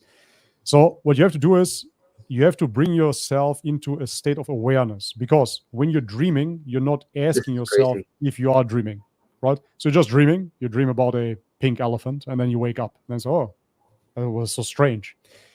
In this waking life, quote unquote, you're not questioning yourself either if you're dreaming, right? So what if this was truly a dream and you would just wake up and then you would see, oh, well, today is the podcast with Bobby. And you were just dreaming this whole podcast. Could be. How would you know that this is not a dream, but it's the real world? You would test this by looking at your hand and counting your fingers. Because, believe it or not, in the dream state, even though everything seems super crisp, right? Full HD, 4K, whatever, somehow your subconscious cannot form proper hands for whatever reason. Everything looks perfect. You can see a face crystal clear, but when you look at your hand, you will see maybe 6 fingers. It will be floating in and out of existence. Your hand won't look real. Everything else will. And so throughout the day, let's say you walk into a shopping mall and there is a guy that wears strange clothes and you don't really question it. Start questioning and say, okay, wait a second. That's strange. I've never seen a guy with such clothes, for example. Let me check if I'm dreaming. And then you're going to count your fingers. 1, 2, 3, 4, 5. Okay, my hand is here. I can see it. You have to make it conscious. And then if you do that, let's say 10 days in a row usually does the job. 10 days, you do this 10 times per day, okay? Every time you remind yourself, hey, let me check. Then you will subconsciously do that when you dream. And so you will find yourself in a dream observing and finding something that is particularly strange. As I said, maybe the pink elephant. And then you will look at your hand and you will realize, oh, I have 6 fingers. Oh, I'm dreaming. What happens then is usually you will wake up. That will happen at first. But then you will train further and you will actually be able to stay in that lucid dream and then change. What were the benefits of this? Like just projecting your dreams? Or the amazing thing is I did it during a time when I was boxing, and I actually kept on boxing in my lucid dreams then to better my technique, and it worked. It was amazing. What? Yeah, it was cool. So I was like, okay, I'm going to subconsciously train now, and I was just boxing for hours subconsciously. That was fun. And yeah, other than that, I was able to then leave my body as well and to fly and truly leave my body. I actually have sufficient evidence for myself to say that I truly left my body even. Because what I did is, as I said, in my lucid dreams, I would box. But then I wanted to try if I can astral project, leave my body, and then with my astral body, call it a soul, call it what you will, box with that body. And so I started boxing with this astral body. However, I noticed, because I could see myself sleeping on the bed, I could see myself from the outside, that my body, my real body, was actually moving its shoulders like this, whilst I was boxing with my spiritual body. So now you would say, okay, you are dreaming all of this. Fair enough, wait. Then I kept on excessively boxing, very, very fast. And what happened then is I boxed so fast that my sleeping body kept on moving like so until it fell off the bed. And I saw it falling off the bed. And what happened then is I woke up. And where did I wake up? On the floor. So this is sufficient evidence for me personally to see that I truly observed my physical body falling off the bed and I was external to it. So it's such experiences. Well, the human mind is extraordinary. Yeah, and this is completely without psychedelics. So how was I able to watch my body sleep, move, fall off the bed, and then return to my body and wake up in it? So because without any influence of any drugs, I cannot say that this is something that did not happen. It did for me. Again, do I have outside proof for this? No. And certainly nobody has to believe me.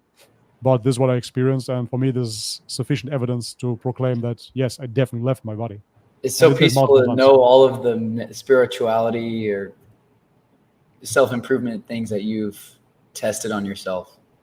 You've done like everything. Yeah, and it still led me to Islam, right? So yeah, exactly. That is for some people not understandable. But yeah, anyways. If you want to share this, they said, Bobby, what was the hardest thing for you to stop after you became a Muslim? To be honest, I'm kind of blessed that way because now I'm repeating it for the billionth time because I'm already older. So I think that at your age, it must be even harder. But I went through many, many temptations throughout my 20s. And now I'm already married. I have children. I already kind of settled down and live a more peaceful life. So it wasn't very hard for me. I didn't have to abstain from anything anymore. I'm not really living this wild life that I used to live, you know? As I said, was into psychedelics, hardcore traveling, partying, techno raves, and whatnot. And I don't feel the need to do that anyways anymore, so it was pretty easy. When it comes down to pork, I actually stopped eating pork when I was a teenager. Oh, Yeah, I talked about this on my channel as well. So what happened there is I started bodybuilding when I was 16 years old, and everybody was eating rice and chicken. So that's what I did as well. So I was just eating rice and chicken, sometimes beef, Same. sometimes fish. Yeah, but nobody was eating pork, right? So this was quite interesting to me. So I already saw, okay, pork seems to be kind of unhealthy. But anyways, I went to a supermarket in Germany, and they had a so-called fitness sausage. And this fitness sausage was made out of chicken. And so when I didn't want to cook, I would just buy this fitness sausage and just eat it like that. It had very little fat and very high protein. So I kept on eating that. But one day I ate a pack and I started puking. And I didn't understand why I started puking. So I bought the same package again and I puked again. So then I looked at the package and I realized that this fitness sausage was actually made out of pork. The other fitness sausage was made out of chicken, but I just assumed that it will be chicken as well. So I couldn't believe that I started puking because of pork. So I bought that sausage yet again, and the effect was the same. I started puking again. So then I found it strange, and then I knew that Muslims don't eat pork. And I started reading the Bible, and that's when I realized that the Old Testament repeats over and over again that the swine shall be filthy for you. And that was proof enough for me. I said, okay, wait a second. The Bible says you shouldn't eat pork, so why am I eating it? I don't get it, right? And then I found out about Judaism. I was 16 at that age, that the Jews don't eat pork either. So then I said, wait a second. The Jews, the Muslims, they're not eating pork. My Bible says I shouldn't eat pork, and I'm going to be the only one that is eating pork here. It doesn't make any sense whatsoever. I couldn't believe it. I saw an incongruency essentially between church and Bible there already. And that's when I decided I'm never going to eat pork again. And I stopped when I was 16 years old. So this is now already 20 years back, man. it's hey, I've been. Oh no. What happened? Grayson got kicked out. Can he join again? Because he created the stream. I think it will be possible. Inshallah. Let's see. Let's wait for him. There he is again. Okay. Whew. It worked out. I was like, oh worried no, that please because say I this, just didn't delete this. yeah, exactly, because your link. So nothing was necessarily.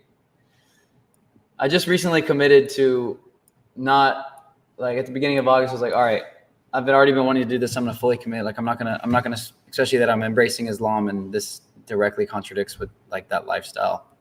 I'm not gonna smoke any marijuana for the next year and see, do a test, see like, does my life improve? So definitely has brought me more peace so far. But I definitely find myself being like, it'd be nice to just chill right now, listen to some music. But also, to give you a little anecdote about weed, it's actually better to stop when you're still enjoying it, because I personally kept on smoking so much that I got psychotic in the end. I went that far. I was smoking 20 joints per day. whoa. Yeah. And I was, selling, smoking. I was really, really deep into it. So in the end, I got panic attacks, paranoia. I could never chill smoking weed, like after those episodes. I really went into the deep end. So I wouldn't recommend going there and, letting that happen. So if it still feels good, fantastic. Say bye-bye now. Have a chapter where you have this peaceful memory with weed, and that's it. Believe me, because it doesn't get better after a while. After a while, it just gets worse. And I've seen it with many people around me. There comes a threshold and it doesn't work anymore. Yeah, no, I mean, I didn't get to the point of smoking that much, but especially when I was on Kopang Yang, like when I was training. Yeah, sure. Yeah, we were smoking all the time. Yeah, of all course. the time. I did that too. Did you go to the Amsterdam bar? Yeah, I did. I went there one time. Yeah, that's a nice place. The view is crazy. Best sunset. Best sunset. Yeah. That view is insane. That's good.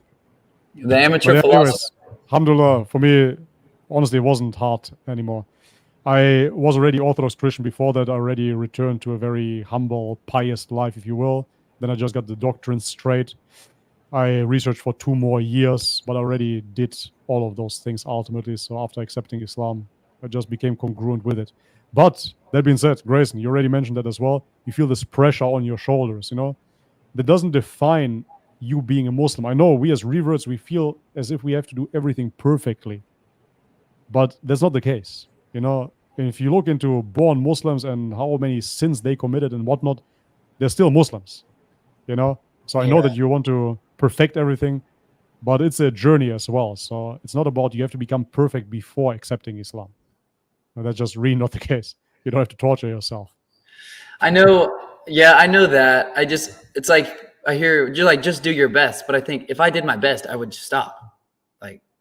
So I'm not really Sure, that would be your best. Yes, of course. That would be your best. True. That's true. Yeah. But you're doing it anyways. So you're funny, because I started reciting Surah Al-Fatiha before I reverted to Islam. So I learned the prayer already, and I started praying 5 times per day and all of those things. So in the end, it was like, okay, what are you doing here? We were playing Muslim.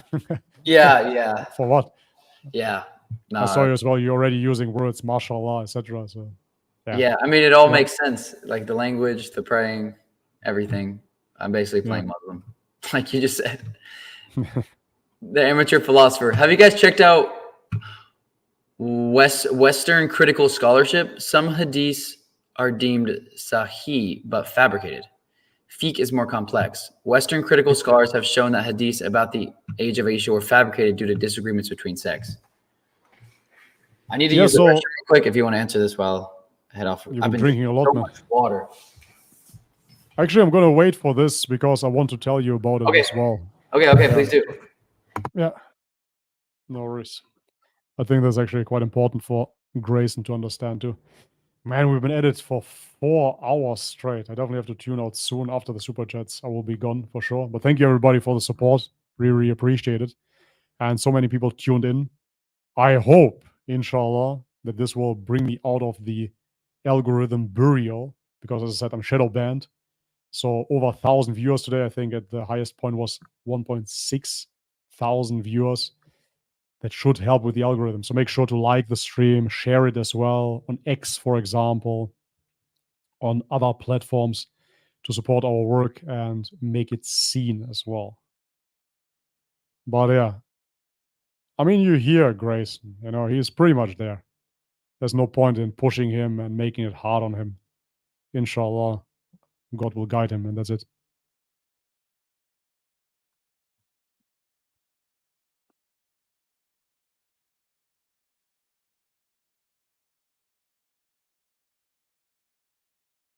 Yeah, we're still here. I see a super chat. We are definitely still here. 4 hours. My throat starts hurting. I'm gonna definitely need some honey after this. And I need to catch some sleep at some point because tomorrow morning, son has to go to school. Okay. Tawheed, most important. Yeah, exactly. For people that are just tuning in right now, I see people are tuning in. Grayson's coming back now, and we're gonna respond to the super chats. I gotta get one set of push-ups in real quick though. Gotta keep the blood flowing. 2, 3, 4, Let's 5, go. 6. Don't be fat. 8, 9, 10. Don't be. 11, 12, 13, 14, 15, 16, 17, 19, 20, 1, 2, 3, 4, 5, 6, 7, 8, 9, 30. 1, 2, 3, 4, 5, 6, 7, 8, 9, 40. 2, 3, 4, 44. Mashallah. Nice. Mashallah. 44. Feels so good. Solid, man. That's good. I love getting the blood flow. That's good. Yeah, anyways, when it comes down to Western scholarship or critical scholarship, it's interesting. I look into that as well. I'm pretty open-minded, so I'm not fundamental in that sense. And what I find very, very interesting about that research is that Western scholars came to the conclusion that the Quran has been preserved. So that is extremely powerful to understand, because secular Western scholars, they don't come to that conclusion when it comes down to other religious scripture, right? So we even have confirmation from an outside source that the Quran most definitely is preserved. When it comes down to Hadith, yes, there is dispute. And there has been actually a period of, Hadith fabrication. I have something written down here as well. Let me just go into that. So, Hadith forgery. After the death of the Prophet Muhammad, may peace be upon him, the Muslim community faced internal conflicts, especially during the time of the Rashidun caliphs and the subsequent Umayyad and Abbasid dynasties. Different political factions often sought to legitimize their claims to leadership by attributing sayings to the Prophet that supported their positions. For example, during the conflict between the supporters of Ali and those of the Umayyad Caliphate, both sides are believed to have fabricated hadiths to bolster their respective claims. Right, so this is something that I spoke about with Sheikh Uthman as well. There was most definitely a time where people fabricated hadith. And there were a lot of fabricated hadith during the time for political reasons, for social reasons, and whatnot. And this, on the other hand, really enhanced the hadith sciences. And people made sure to go through rigorous testing in order to then proclaim which one is sahih and which one is not. But nevertheless, could there be certain hadiths that are still wrong? I personally am definitely open to that. I'm not a fundamentalist, as I said, and I'm going to say, okay, therefore, every hadith must be 100% accurate. Listen, we know that the Quran is revelation, that is factual. Sahih simply means that the transmission, the chain of transmission is legit. So it is legit that he said, and it's legit that she said, but it doesn't necessarily 100% mean that therefore it must be true as well. Because I, throughout this podcast, threw out some numbers that potentially are wrong. Right? I said it from the top of my head. I think 17% of Arabs, 17% of Muslims are Arabs. So now you might have a hadith that is sahih, that Bobby said that. Yes, I said it. It's true. But it doesn't mean that the claim is true. Right? Anyways, therefore, I'm very cautious when it comes down to this very day. And again, this is how Islamic scholarship works too. If it doesn't fit the lens of the Quran, then it's discarded anyways. Right? But that doesn't make me reject every hadith. Because hadith for me are the sayings of the Prophet, about the Prophet, historical evidences. And as I said, I find it very, very beneficial, hadith, but I don't take it as the word of God because it's not. That's all.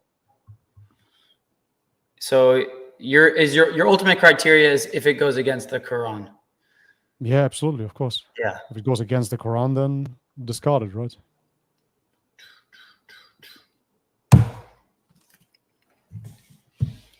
Yeah, Okay. that's it. And so he says that they come to the conclusion that the age of Aisha was fabricated.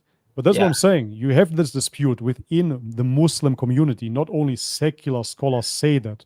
So do we have evidence to suggest that she was 6 years old? Yes, we do. Do we have evidence that suggests that maybe she wasn't? Sure, we do as well. So this is not something that defines the religion. It's not a pillar of faith.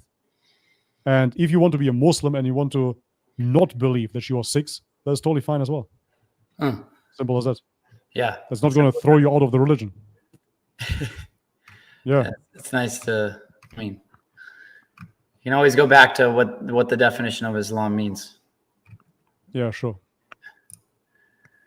Naif Ali, you can say you are submitting your affinity towards one race to an affinity towards accepting all humans as God's creation who descend from one another, Adam, one mother, Hawa, Eve.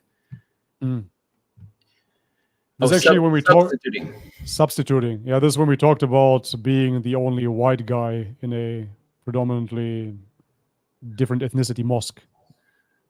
Remember? Yeah. That's what he refers to. It's actually quite interesting because I dabbled into neo-nationalism as well. It's kind of funny because I grew up as a foreigner in Germany, but I was kind of intrigued by the political ideology.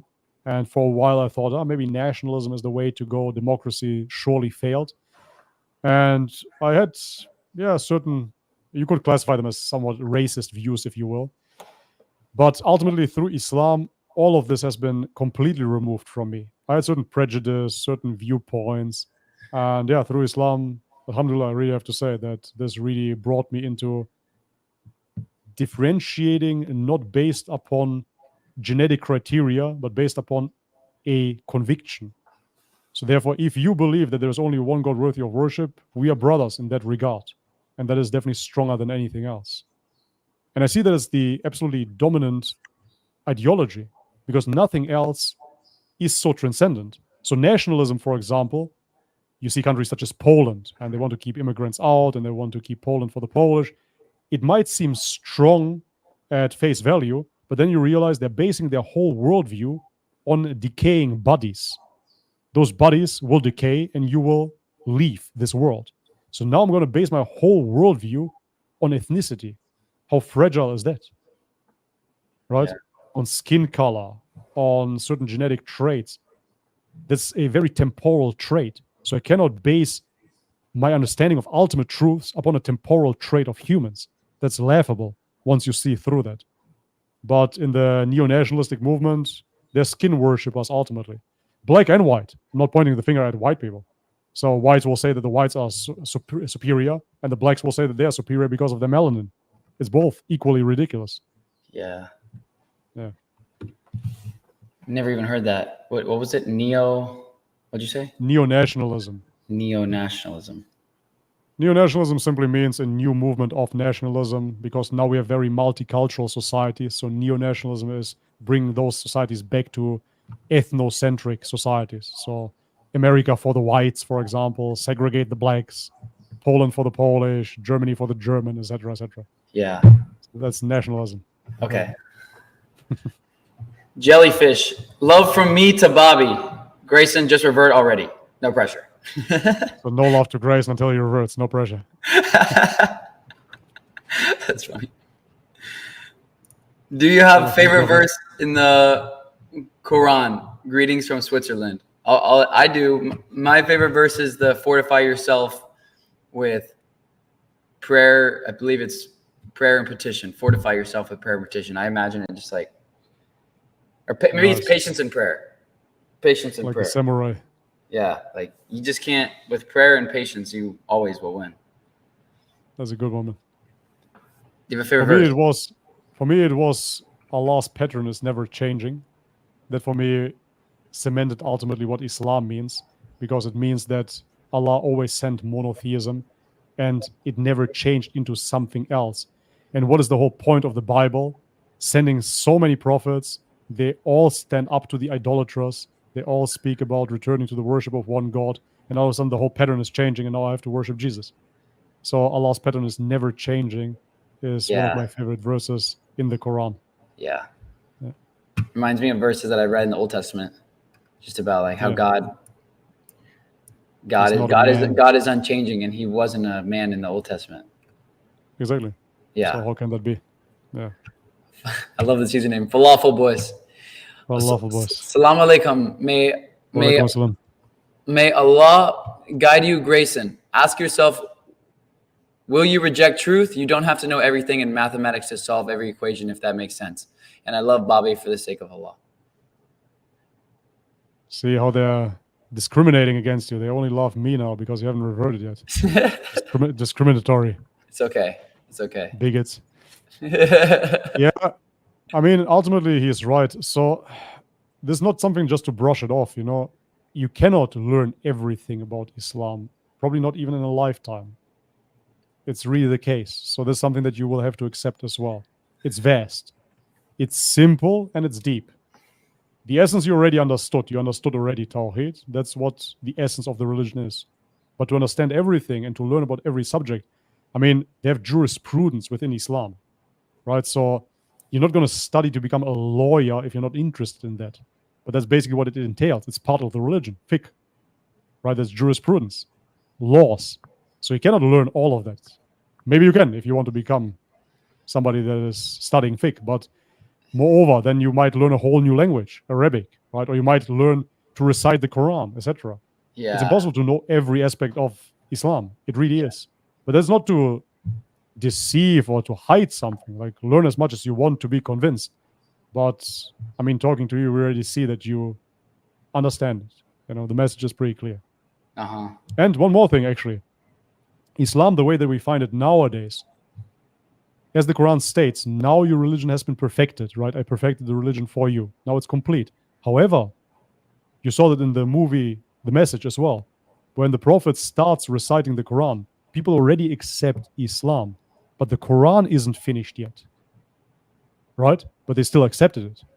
Why did they accept? What did they accept? They accepted worship God alone. Do not worship those idols. That's it. That's what they accepted. And then they followed the Prophet, and the Quran has been revealed for over 20 years, 23 years, if I'm not mistaken. So they were already Muslim in the first year, right? Yeah. They didn't have the whole Quran with them. So this is what we always have to ask ourselves. Okay, is Islam now the whole Quran? Is this what defines Islam? Or is it the Hadith that come afterwards? Or is it the schools of law, the madhabs? Yeah. No, that's a what good point. defines Islam is the message. And that's really important. So the followers of the Prophet, the Sahaba, they accepted the message before it was completed. Because it was already there. Worship one God alone. This is what the religion is. Yeah. Yeah. I mean, that's how. What about before Prophet Muhammad, between Jesus, between Muhammad? I mean, there's still, you still could be a Muslim, like to your point, if you submitted to God alone and didn't worship idols. Sure, But during that time. What did they follow? Or how would they have? I mean, maybe you don't know. I'm just thinking out loud. Course. No. Of course, we have to assume certain things. So if you look into Christianity, for example, and we assume that Christianity, from the Islamic lens, was Islam initially. It was pure monotheism. That's what Jesus preached. Then you have the early Christians. And so there are different opinions who the early Christians were, but we know that that movement died out, that we don't have the initial early stage of Christianity anymore. Then you have certain Gnostic movements, and then you have certain henotheistic, Trinitarian beliefs. And so the message itself of Christianity, the doctrine of Christianity, the Nicene Creed, that was already 400 years after Jesus Christ. Right? So therefore, when they say, oh, well, Muhammad comes 600 years after Christ. Yes, that is true. He comes 600 years after Christ. But the manifestation of the Nicene Creed, which declares that God is a Trinity, that was 425 AD. Right? And so Prophet Muhammad just came 200 years after that. And that is not long at all. Especially not if you believe in the Bible, because if you look into the Bible, how many books of how many years do you have in that Bible? You have gaps of revelation of 100, 200, 300, 400 years as well. Right? It hasn't been all revealed in 20 years like the Quran. Yeah. So, yeah, anyways, my opinion, between Jesus and Prophet Muhammad, you definitely had still pure monotheists until you didn't have them anymore. There is a story of Salman al-Farsi. Have you seen a video about him, or have you read about him? Who? Salman al-Farsi. So he is one of the followers of the Prophet as well, and he was born a Zoroastrian in Persia and then becomes a Christian. And then there is a point where he says that the religion of Christianity doesn't exist anymore. It doesn't exist anymore. He doesn't find the pure message of Jesus anymore. He says it's lost. And he keeps on journeying. He becomes enslaved on his way.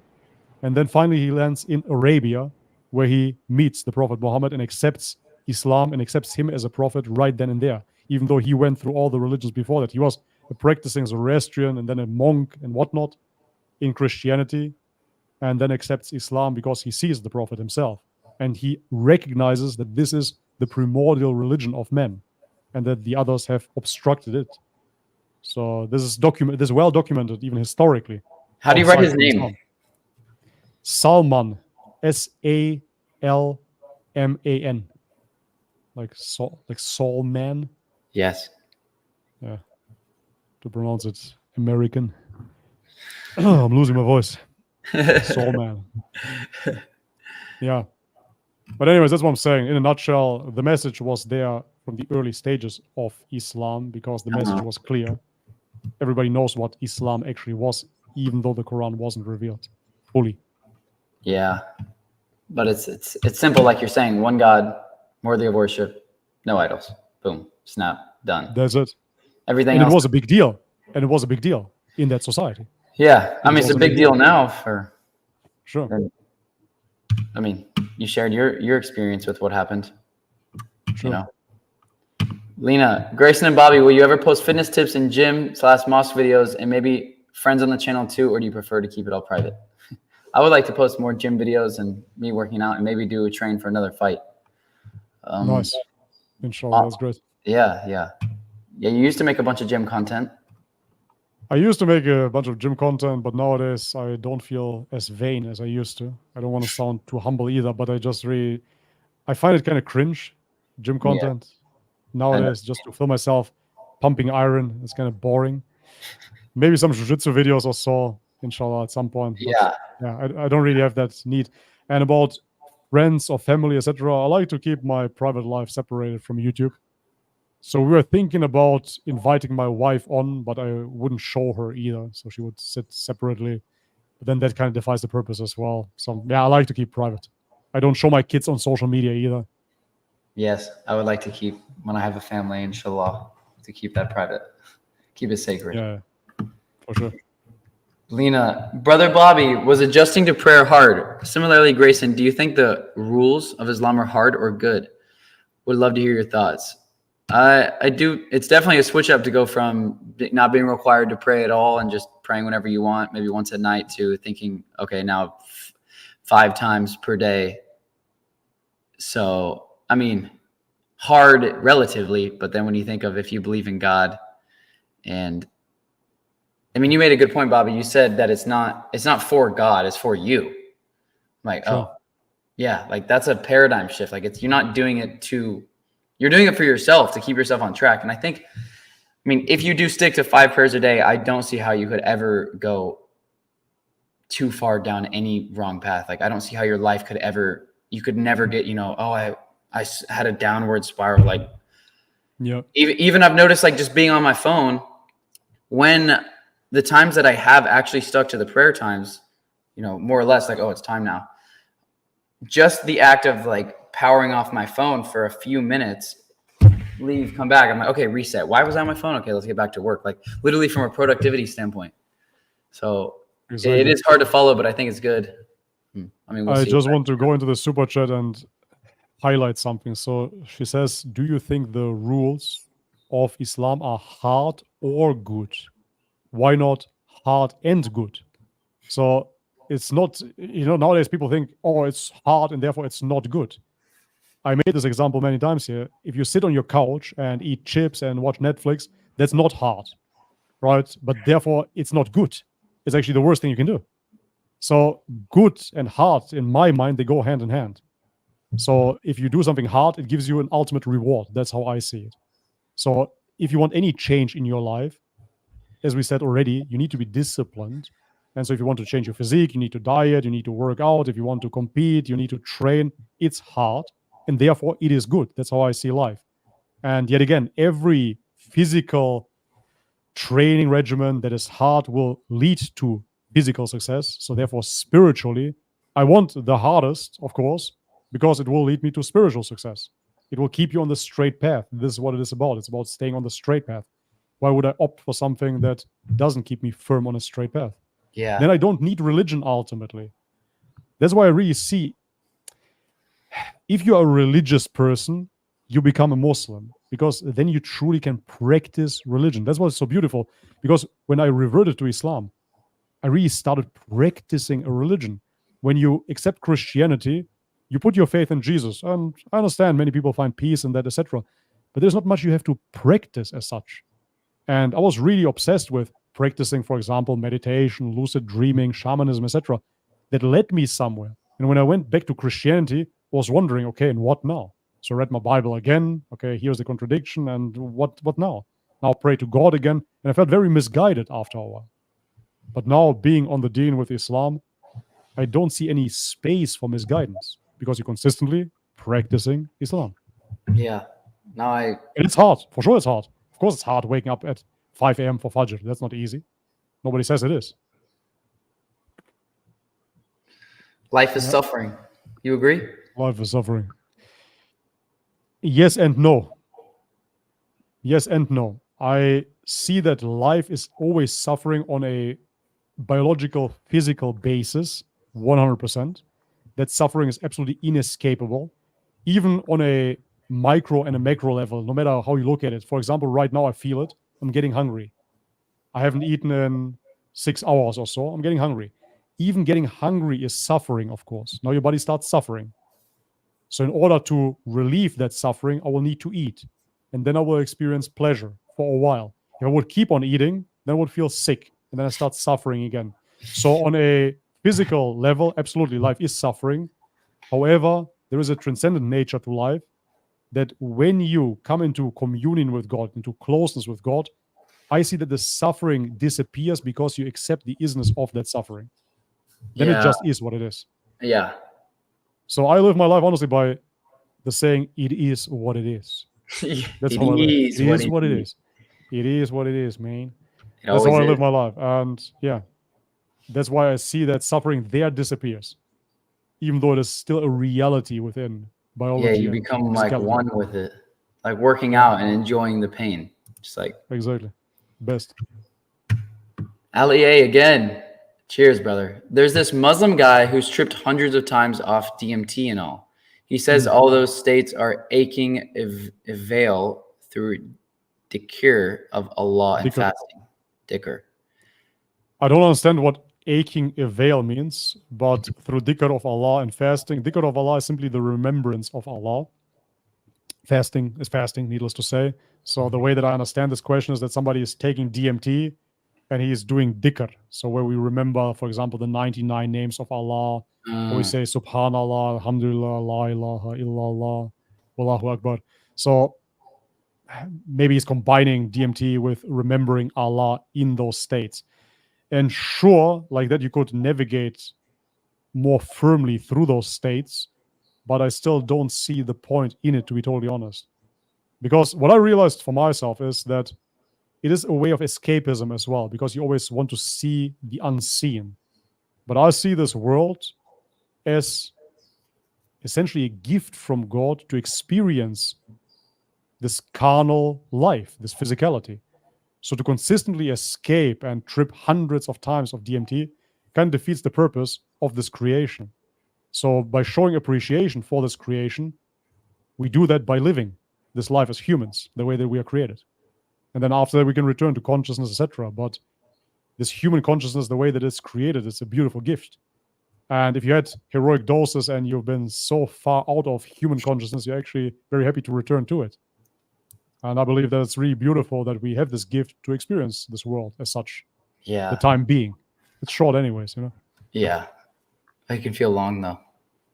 Yeah, for sure. Eris, you want to read this? Yeah, Super maybe you read this. Jazakallah khair, Abu Bobby, Wayak.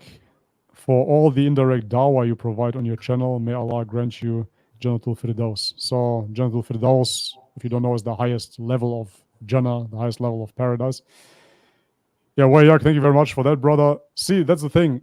In Islam, it is a component that you get reward. And even Jesus spoke about that in the Bible as well, that you will get your reward.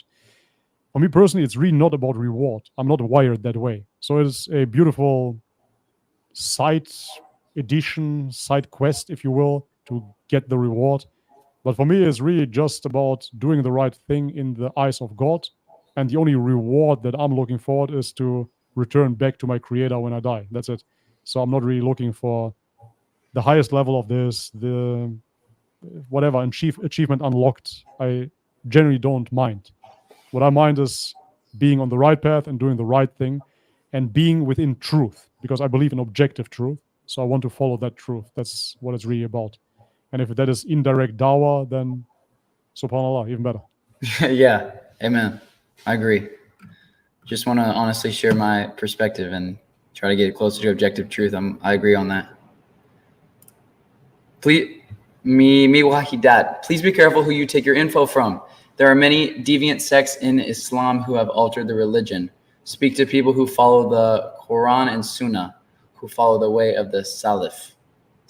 Yeah, the Salaf. What is Salaf? Salaf are the rightly guided predecessors. Essentially, the Salaf are the 3 generations, if you will, of the followers of the Prophet. So the early generations, ultimately. The people that have been upon the truth. Okay. Yeah. So, but however, you have a Salafi movement that claims exclusivity, if you will, and says that they are the only ones. that are following exactly those teachings, exactly the original teachings. But what you will notice is that if you go into different schools of thought, actually everybody makes that claim, because everybody claims that they are following the Quran and the teachings of the Prophet. Everybody claims that. It's not like a deviant sect will say we are following something different. They will say, no, this is exactly what we follow. However, the way that they're following it is slightly different yet again, right? So the Salafi movement is a relatively new movement, and in a way it is a bit reminiscent of the Protestant movement within Christianity. But it's a long subject. You don't really have to bother yourself with sectarianism, especially because the Quran itself proclaims that you shouldn't fall into sectarianism. That the Ummah will fall into sectarianism, but you shouldn't fall. You should be a Muslim, right? And therefore, as a revert, you're actually in a very unique position where you don't have to automatically fall into a certain branch of Islam because your parents followed it, but you can simply become a Muslim and follow the purest form of Islam, of course. Away from like the pressures. That's nice. Yeah. You can read this if you want.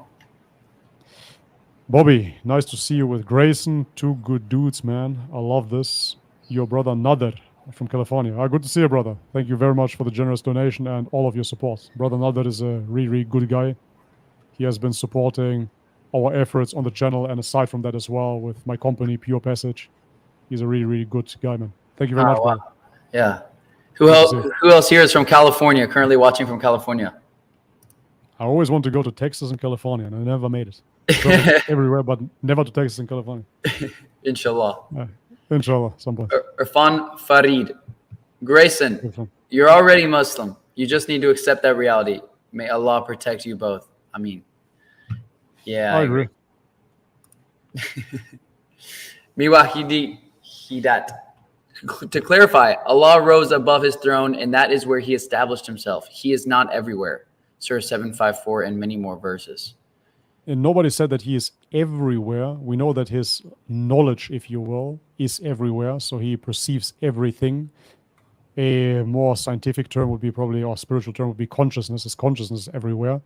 But nevertheless, Allah describes as well that he is descending, right, to the lowest heavens, etc. So there are certain descriptions about Allah. It's not only that he is now above his throne, and that's the only description of Allah, and that's where he is, point blank, end of story. Right? There are many different descriptions about Allah within the Quran. But anyhow, yeah.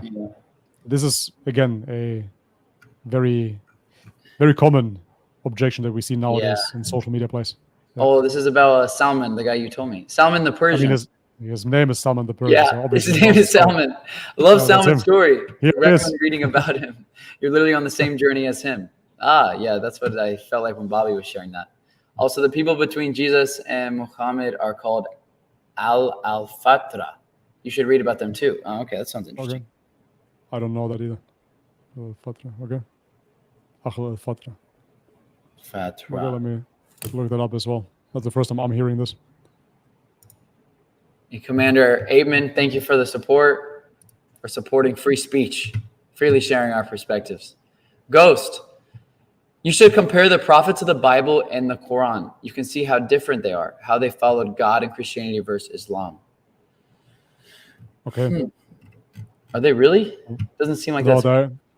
No, they're actually not. I mean, especially if you look at Moses and how Moses basically fought a war, and yeah, how they all fight idolatry. That's basically what it's about. That's why Islam is so continuous of those Old Testament stories. If you want to make the claim with how Christianity is perceived nowadays, sure, we of course agree that there are huge differences, especially when it comes down to Trinity and Tawhid. But when it comes down to the Old Testament prophets, I rest my case. That's literally what it's about, because that's exactly the archetype of a prophet. One that comes down, warns his people about idolatry, and leads them to the worship of one God. That's exactly what the Prophet Muhammad, may peace be upon them all, did. Yeah. A war against idolatry. That's such a good summary of like Abrahamic religions. Right. And I mean, then you see again, yeah, absolutely. And then you see this mainstream narrative again, jihad. But yes, this was the jihad, the war aspect of jihad that was fought. Yes, they were fighting against idolatry, of course. And you see that in the Old Testament over and over again. So how is this story now something different and we don't have that in our religion. Yes, you do. You have it in the Old Testament. Absolutely. Even more brutal, of course. I mean, it's covered. Right. Yeah. Go to Amalek, right? Kill every ox and sheep, every child. Yeah. I know exactly what you're talking about. Yeah. This is the last one, and then we're caught up. Learn YDF. Watch the Bible copy word for word from the Roman pagan scripture in this video. Very eye-opening on how they forced the pagan trinity into Jesus' teaching. 336 onwards. Oh, okay. I'm going to actually mark that down and watch that later. Sure. Okay. Was it all super chats? No, I did not do every single one. I think we would probably be here for another like 30 minutes. Okay. Then I have to say thank you very much for your support, guys. It was absolutely amazing. Unfortunately, we didn't respond to all of them, but we tried. We've already been at it for 4 hours and 40 minutes. And Grayson, that's a personal record for me as well. Seeing you rub off on me. It's light work. Your push-ups and everything. Of course, for you, it's light work, man. You do 17-hour streams. But see, with your help here, old man Bobby made it to 4 hours and 40 minutes. That's special for me. It's my longest stream ever. I think the longest I ever streamed was maybe 3.5 hours. Wow. At best. You wanting to hop off right now? Yeah, for sure, man. It's here. What is it? Half after midnight here. Oh yeah. It's definitely time to sleep. I have to wake up early. Hey, real quick, what was your favorite country that you traveled to? I guess in the whole world, and then like in Asia. It's the same. It's in the whole world. In Asia, it was Thailand, and that's why I settled here. But now visiting the United Arab Emirates, I have to say they're tying. They're very, very close. It was absolutely amazing to be there. Being in a Muslim country, practicing there, it was phenomenal. And it's a mixture, of course, because you have everything that you have in the West and Islam at the same time. So it's quite amazing. And all the food is halal. You never have to worry. You have the best cuisines in the world in Dubai, for example, right? So you would never have to worry. You can go to an American burger chain, order the bacon burger, the Baconator, and it's halal. It's made with beef bacon, and you don't taste the difference, presumably. It's quite amazing. So it's a good spot to be. But yeah, of all the countries, it was always Thailand, because Thailand made me feel home for the very first time in my life. As I said, I grew up in Germany as a foreigner. I never felt home in Germany, but I never really felt home in Macedonia either. As a kid, yes, but then later not so much. And so I was just seeking. And in Thailand, I just felt at home. Even though I'm standing out, of course, I'm not a Thai. I don't even speak the language, but I just felt at home here. Something about this country pulled me in. And so I always came back. And I've been living here for a while. Wow. Yeah, Thailand it is. Yeah. Can you share like quickly what it was like when you reverted to Islam and you went to go tell basically everyone in your life? The parts that you want to share. I know some can be personal, but I'm sure a lot of people in here can relate. No, I mean, again, I live in Thailand, so my closest family is my family, my wife and kids. And so the other family members, they're living in other countries, right? Be it in Macedonia, be it in Germany, be it in Australia. So therefore, I didn't have to confront them directly, personally, but rather via phone. And as I said, when I told my dad, he simply hung up the phone and never picked it up again since then. So yeah, I didn't have to tell them personally. As I said, it was more of people stopped talking with me. And when I try contacting them, they're not responding anymore. So they ghost me. That's how that was. But about my wife, she was against me reverting to Islam. She grew up in Senegal. My wife is half African and half French. So she grew up in Senegal. And Senegal is a Muslim country. So 93%, I believe, or 97% are Muslim in Senegal. But she is the minority. She's Christian. Anyways, be that as it may, she didn't want me to revert. But before I reverted, I was in a very, very similar, if not identical, situation like yourself. So I was praying 5 times a day. I was reading Quran. I was doing all of those things on YouTube as well. And so I was locking myself in my room, in my office, and I was praying. And at some point, she's like, "What are you doing there? Why are you locking yourself up? Like, what's happening?" And I said, "Yeah, well, I'm praying, you know." She said, "Okay, you're praying now already?" I'm like, "Yeah." "How often do you pray?" And I said, "I'm praying 5 times per day." So you're praying 5 times per day. I said, "Okay, why don't you revert? What is holding you back?" Right? Even my wife that didn't want me to revert, after seeing all of it, she was really questioning, my sanity ultimately. Why would you pretend play LARP as a Muslim all the time and not accept it simply, right? So therefore, it was already to be expected by my closest family that I will accept Islam. By the majority of my friends as well. But some friends that are really Christian, they don't really get it to this very day. And we still have discussions, theological debates, even with them. They're at least open to it, but they don't get it. And that's totally fine. I'm not here to, as I said, convince anybody or to tell anybody that they have to understand me, because they certainly do not. Yeah. Like, most people don't understand themselves, so you don't have to understand me at all. I don't ask that of anybody. Yeah. Hey, that's beautiful. Most people don't understand themselves. I don't even ask you to understand me. Yeah, why would they? Right? Yeah. Anyways, brother, I really have to tune out, man. It was a pleasure. I could go on for hours, but now it's really, really late here. I have to get some sleep. It is. Otherwise, the next day is screwed, and tomorrow is hard sparring day and jiu-jitsu. Oh, let's go. Let's go. Yeah. Let's go. Bobby, it was an honor to speak with you, and I know I enjoyed this conversation, and so did thousands of other people. That's why they're all watching here. So thank you so much. I can relate a lot to your story. Like, I view you as a mentor. So this meant a lot. I've been taking notes on things we've been talking about, and God knows it helped. Now I really feel old, man. Now you made me feel even older. I mean, I can really relate. I can relate how you wanted to you hit everything that I'm interested in. You said you did veganism. You tested it out. So I'm like, okay, that's where I'm headed, to try everything. Inshallah. Okay, brother. Hey, it was good talking to you. May Allah guide us all. Thank you so much, Bobby.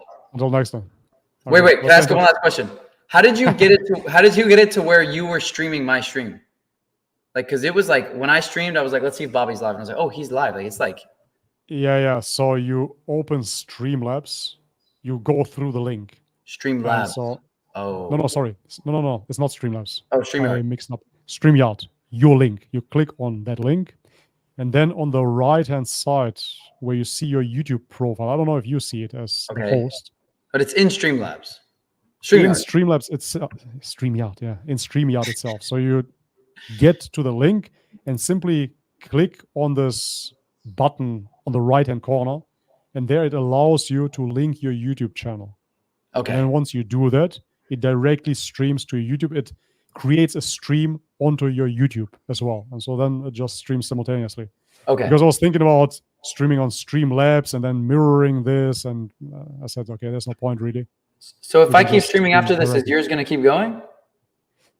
Or can you end it on Good question. I think if I leave the studio, it should exit. We can try. We have to try now anyways. Okay. If you want to keep on streaming. The youth, too much energy, man. Yeah, it's also noon for me. It's not midnight. True that. Thank you so much, Bobby. Was great talking to you. Nice to be in the studio. God bless you too and your family as well, man. All the best to everybody. Assalamu alaikum. Bye. Wow, chat. What an amazing stream. We're not done yet. We got to debrief. There's a lot to talk about. There is a lot to talk about. Can we get some W's in the chat right now? So is Bobby still streaming? Hey, Hafsa, he's here.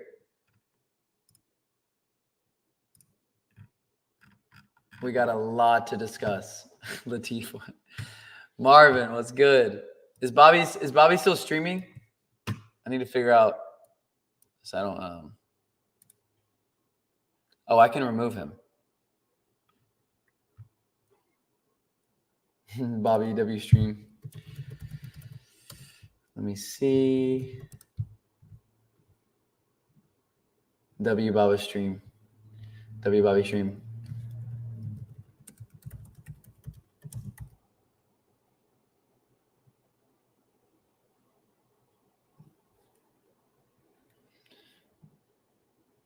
Okay, so he is still live. Hey, I just hijacked Bobby's channel. Let's go.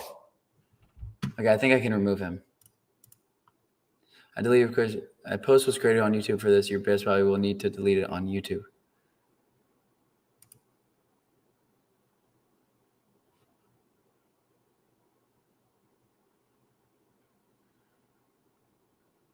Okay.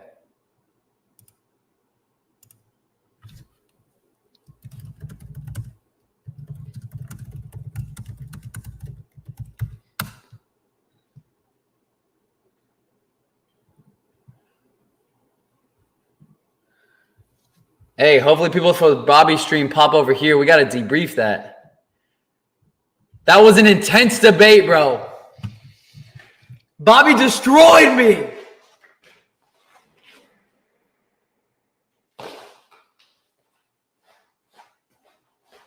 What'd you guys think of that collab, though? I can relate so much. Grayson, my school blocked your channel. I was going to go do Dawah by showing my classmates your streams, but... Hafsa, you serious? Cooked. Finished. Sarah, what you mean? Hijab versus David Wood reaction. Yeah, we're doing that later today. Did Grayson actually get cooked? Oh, I got destroyed. Bobby was probably the most angry person I've ever talked to. Homie just seemed pissed off at life. I ain't gonna lie. He's just overall not a very positive person. Not very interesting. I mean, I really hope I never get the chance to talk to him again.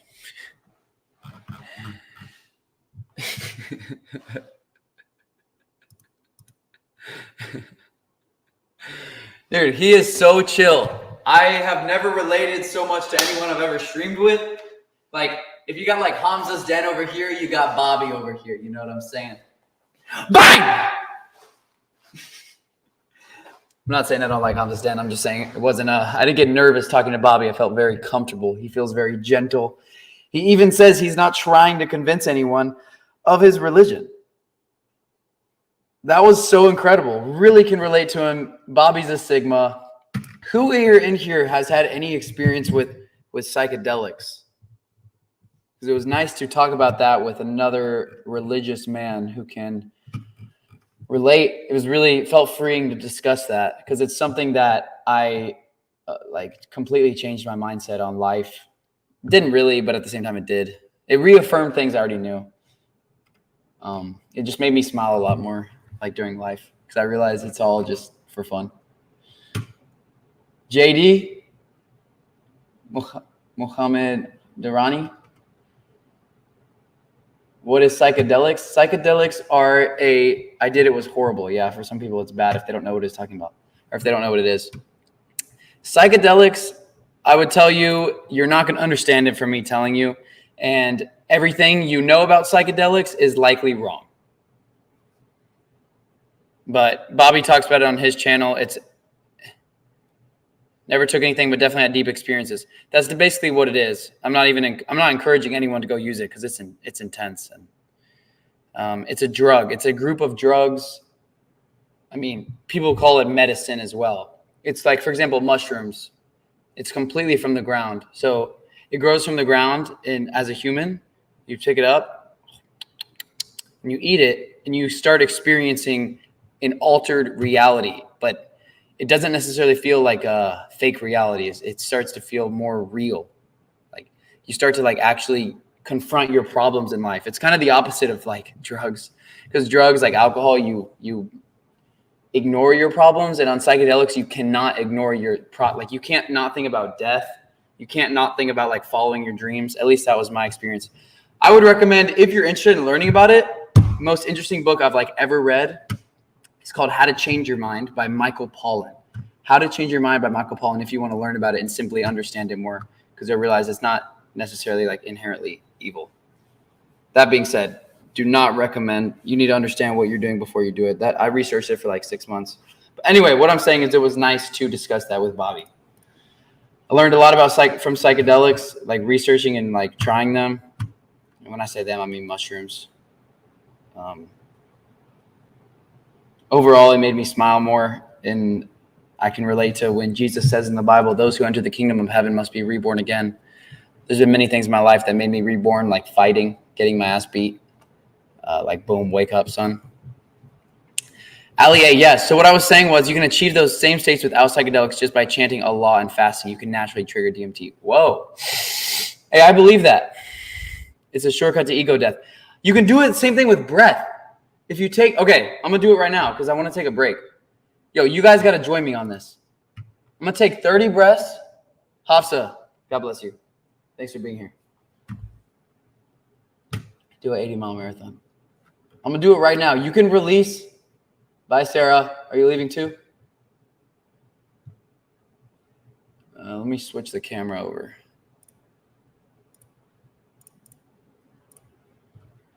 I'm going to do it right now. You can release DMT in your brain. If you just take like a bunch of deep breaths. I'm going to do some push-ups real quick.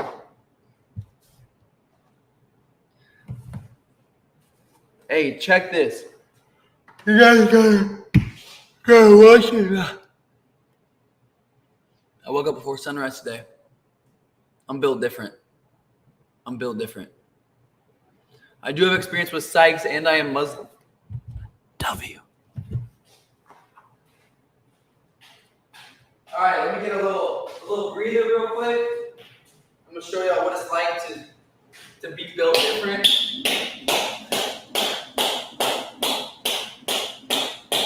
Hey, everybody from Bobby's channel, welcome.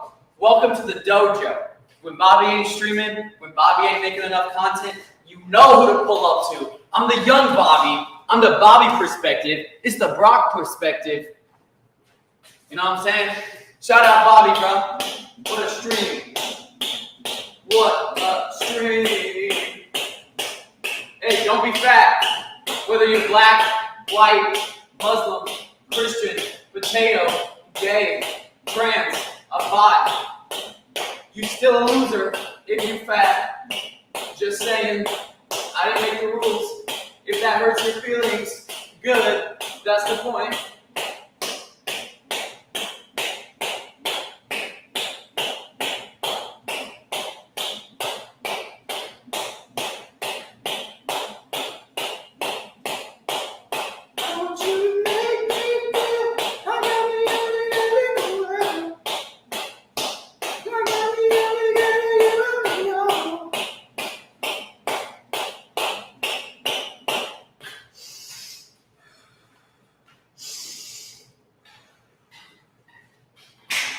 All right, a little bit more of a breather, and then we're going to debrief the stream.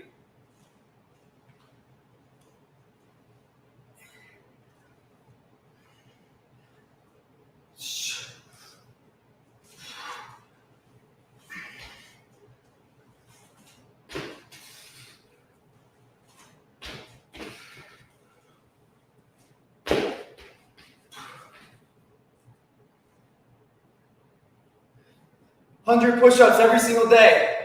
If you join my stream, I promise you, you're going to get rid of fatness.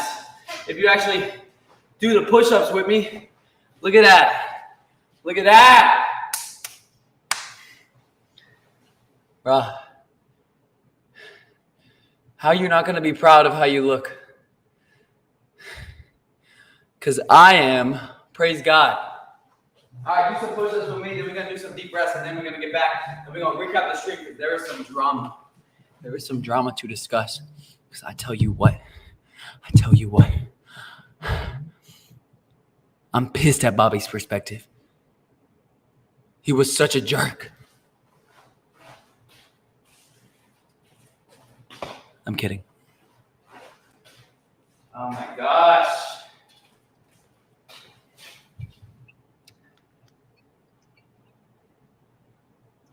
Hello?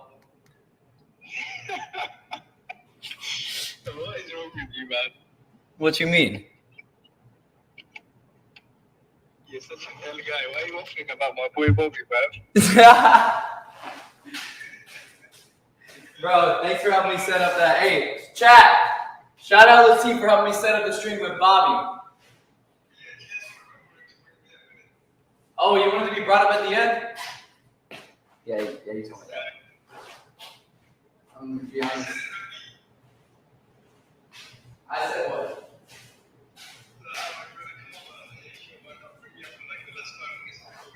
No, I didn't. I did say like, yeah, okay. I didn't say that. You're the one who said, I'll come up.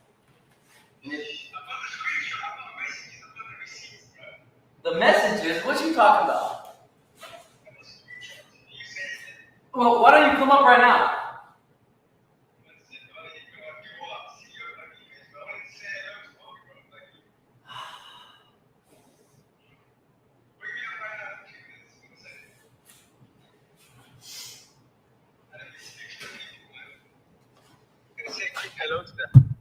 Come on the stage. 1 second. I need to go into Discord and join the link. I'm on my phone, so I'm outside right now, so I can't have like 6 things open at once. Let me end this call. I'm going to join the stage via the link.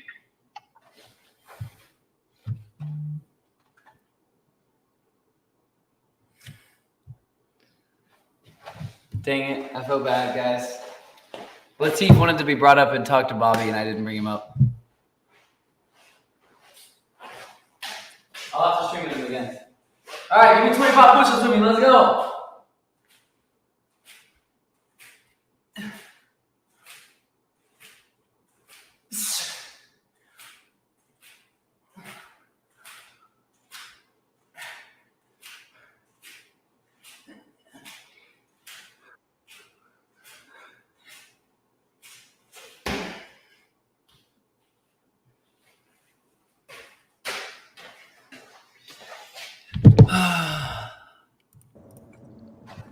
Latif?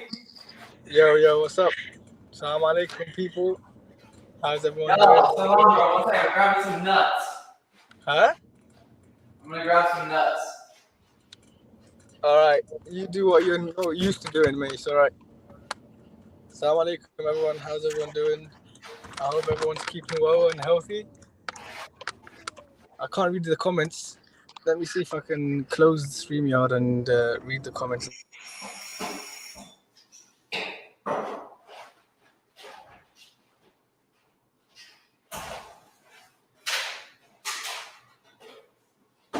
You know what?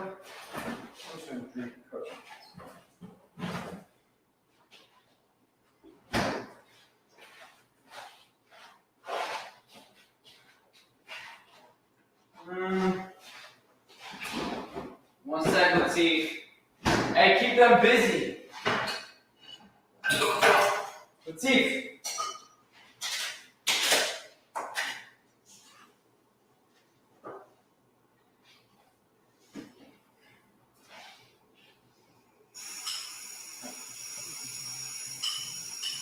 I can't do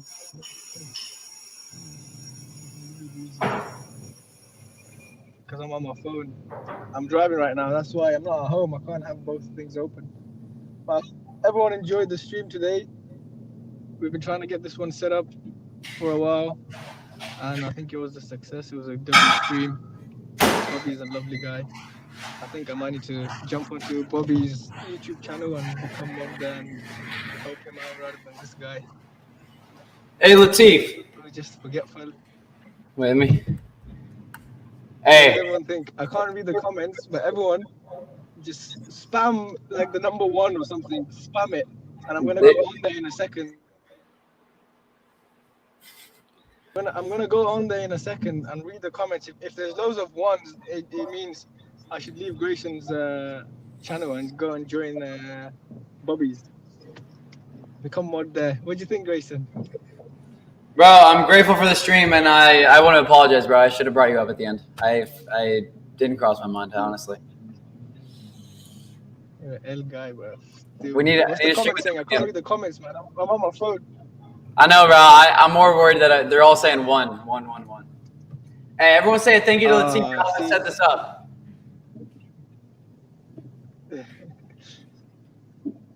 Nah, they want me gone, man. They want me gone. The decision has been made. This will be my last live with Grayson. What do you mean, bro? With the people have spoken, man. We've got to go with what the people want. Bro, someone literally super chatted, and all they put was L Latif.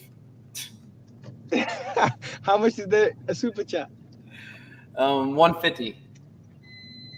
Well, like $1.50? No, I'm just kidding. $2. I'll put it up on the screen right now. Oh, you can't see the screen, can you? Ah, you guys are brokies. How are you saying El Latif? Oh, it's Google. Who is it? It's someone from the Discord. This guy, yeah. He's really bad at gaming. So every time we used to game before, I used to whoop his backside, and now he's always commenting El Latif to try and get to me. I used to whoop his backside standard. Okay, let's chill. Do you remember yesterday on the phone when I tried when I tried the Texan accent, and you were like, "Yo, that was hella messed up." You sound like that right now. It's crazy. Okay, go. Go what? I'm not on the stream. Do a Texas accent, little boy. Nah, I can't do that. You can't, or you Can't do can't. no American accent. The only one I can use. I can't. Not can't. What's can't, man? So let's just decide right now what accent is correct. English, the British English. Yeah, it sounds more dope. Not even just that. Like, you guys call football soccer, and you play with your feet. I never understood that. No one ever explained to me why you call it soccer. Like, where? Bro, we don't know why we say it. It's just what our dad said. Yeah, your dads need to learn the British English and teach you that next time. Most of our dads have never been to the UK. They don't want to get stabbed. Yeah, but they're more likely to get shot in America. I'd rather get stabbed than shot. I'd rather get shot. That's because you've had enough of life. Okay.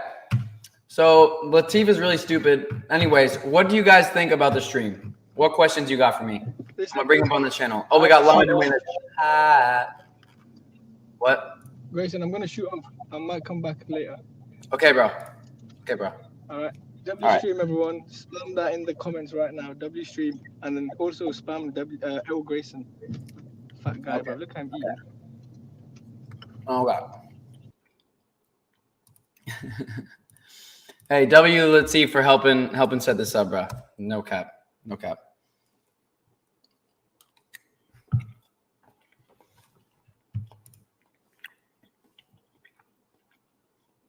Fatima, what the frick? Come on, bruv. Dismantling isms.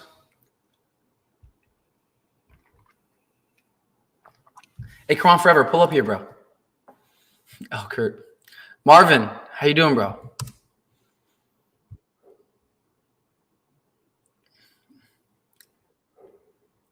Got people popping up in the back chat.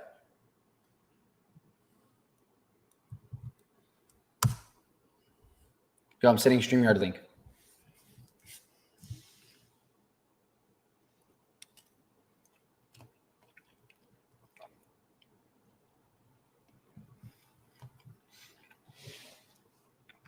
Marvin, I'm doing good, bro. It was a good day. It was a really good stream.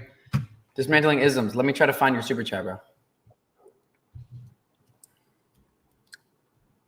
That's going to get loud.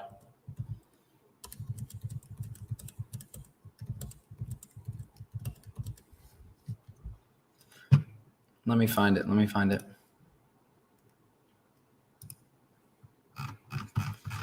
Dismantling isms. Anti-Muslim Christians afraid to send super chat to Grayson today.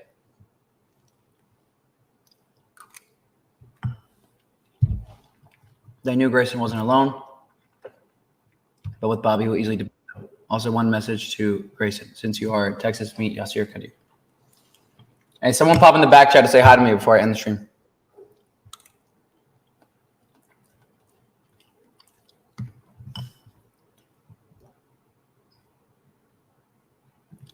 Hey, yo, Muslim, what's up? You want to chat? Rip. Well, looks like nobody wants to talk to me.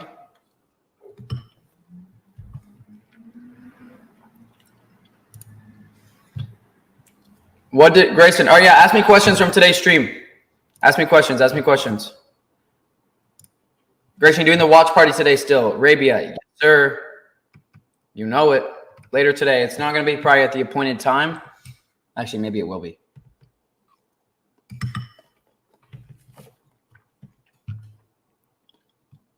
Sama.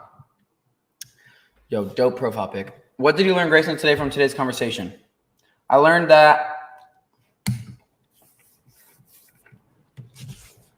I'm not alone, number one, in terms of someone who wants to investigate every religion and find the truth. there is people like me out there, aka Bobby's perspective.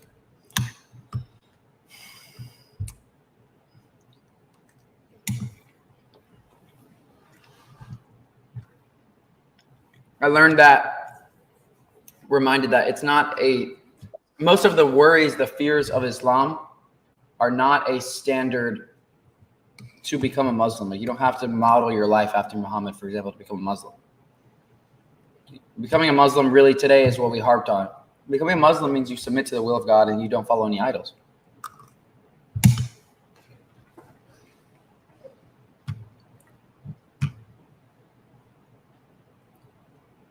Another thing is praying that I learned today. Praying to God is for you, not for God. So if you think like, I don't want to pray, well, then you don't understand the benefits of prayer, I guess. I mean, I don't pray all the time. But it was interesting to switch the perspective of it's not for you. No, sorry, it's not for God, it's for you. You're the one who needs it, son. Wake up. You're fat.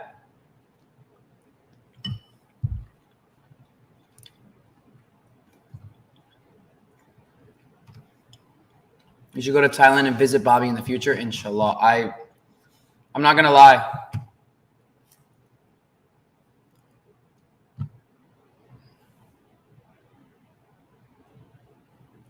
I'm not going to lie. I miss Thailand. I miss Southeast Asia, bro. Hey, what's up, man? I see you in the back chat. How you doing? Hey, watch this. I'm going to show a video of Thailand.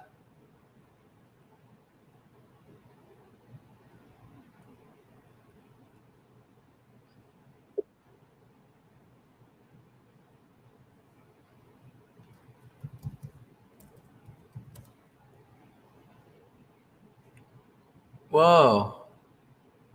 Smell all of those spices, and I love how there's just like floating curry leaves in there. There's floating eggplant, there's okra, there's tomatoes, and it's made of fish.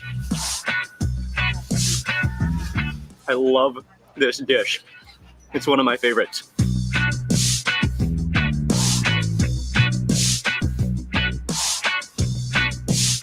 Hey everyone, I hope you're having an amazing day. It's Mark Weens. I'm in Bangkok, Thailand, and this morning I'm gonna go walk around and explore the historic Bang Rak area, and specifically the area right around Harun Mosque. And around this neighborhood, this community in Bangkok is where you'll find some of the best halal street food. And people, they literally do all the cooking. Oh, like hey, right here, they do the cooking. Look at the in the back. This community in Bangkok is where you'll find some of the best halal monk. It's a monk, girl. That was me for a week, bruh. Street food. And guys, be more halali, less harami. People, they literally do all the cooking. Oh, like right here, they do the cooking in their houses and they sell right out of their houses. We're gonna just walk around, explore, find some delicious things to eat, and meet some amazing people, and I'm gonna share it all with you in this video. The Harun Mosque was built by Harun Bafaden, and he originally came from Indonesia. He's Indonesian Arab. And then they settled in this little community. We're here a little bit early before the main market opens. We're gonna start by eating some roti mataba, which is a stuffed roti, and it smells amazing. And this is such a cool spot right here. Yes, yes.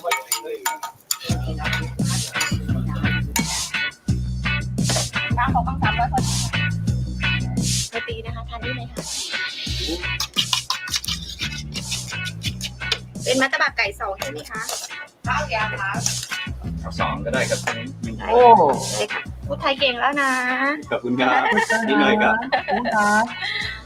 มีอาหาร Bro, can't believe there's like Muslim communities around the world. It's so interesting. ย่างนะคะเหรอคะวันนี้มีเยอะนะวันนี้มีข้าวหมกตรงนี้ก็น่ากินยังไม่เสร็จเหรอคะย่างค่ะเดี๋ยวสายๆนิดนึงประมาณ 10 โมงค่ะ Yo, this is making me hungry, bro. ไงจ้าอับดุลส่วนตรงนี้ก็จะมีทุกเช้าอะค่ะ I can tell you already, one of the best things about eating and walking and exploring this community in Bangkok is people are so nice, people are so friendly, it's like home cooking, and you have a personal connection, and you meet so many amazing people. It just doesn't get better than this, sitting in a beautiful, friendly, calm, and relaxed.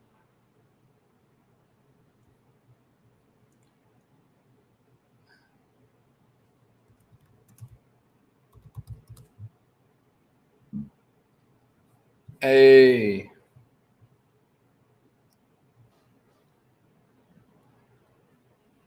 Hey, Mena, there's like 5 people in the back chat. Mena, do you want to come up? Debrief the stream? Yes? Okay, let's go. 1 sec.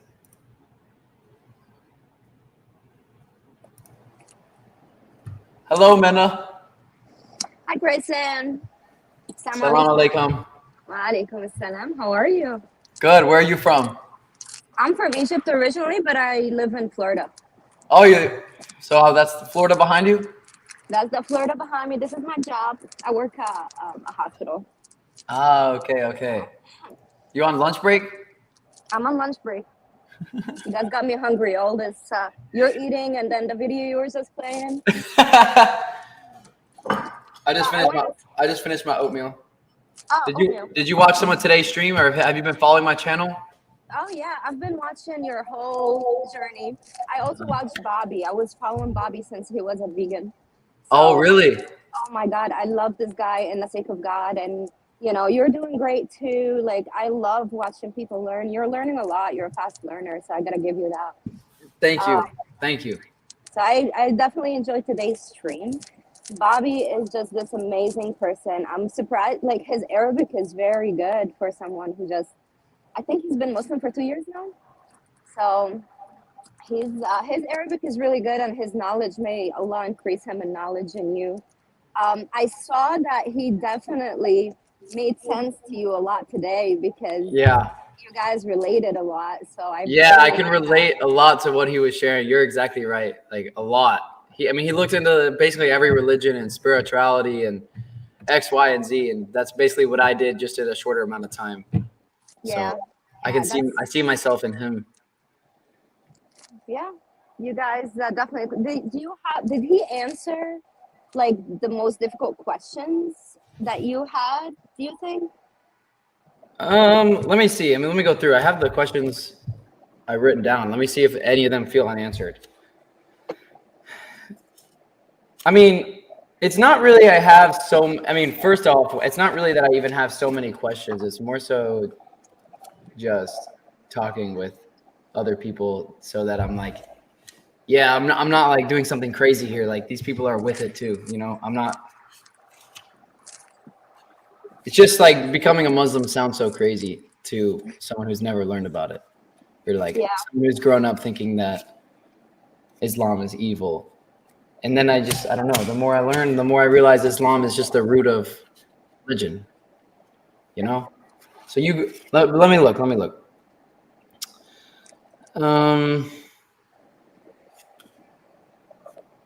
I guess like the one thing that he taught me today is that, like, you don't have to model your life after Muhammad to be a Muslim.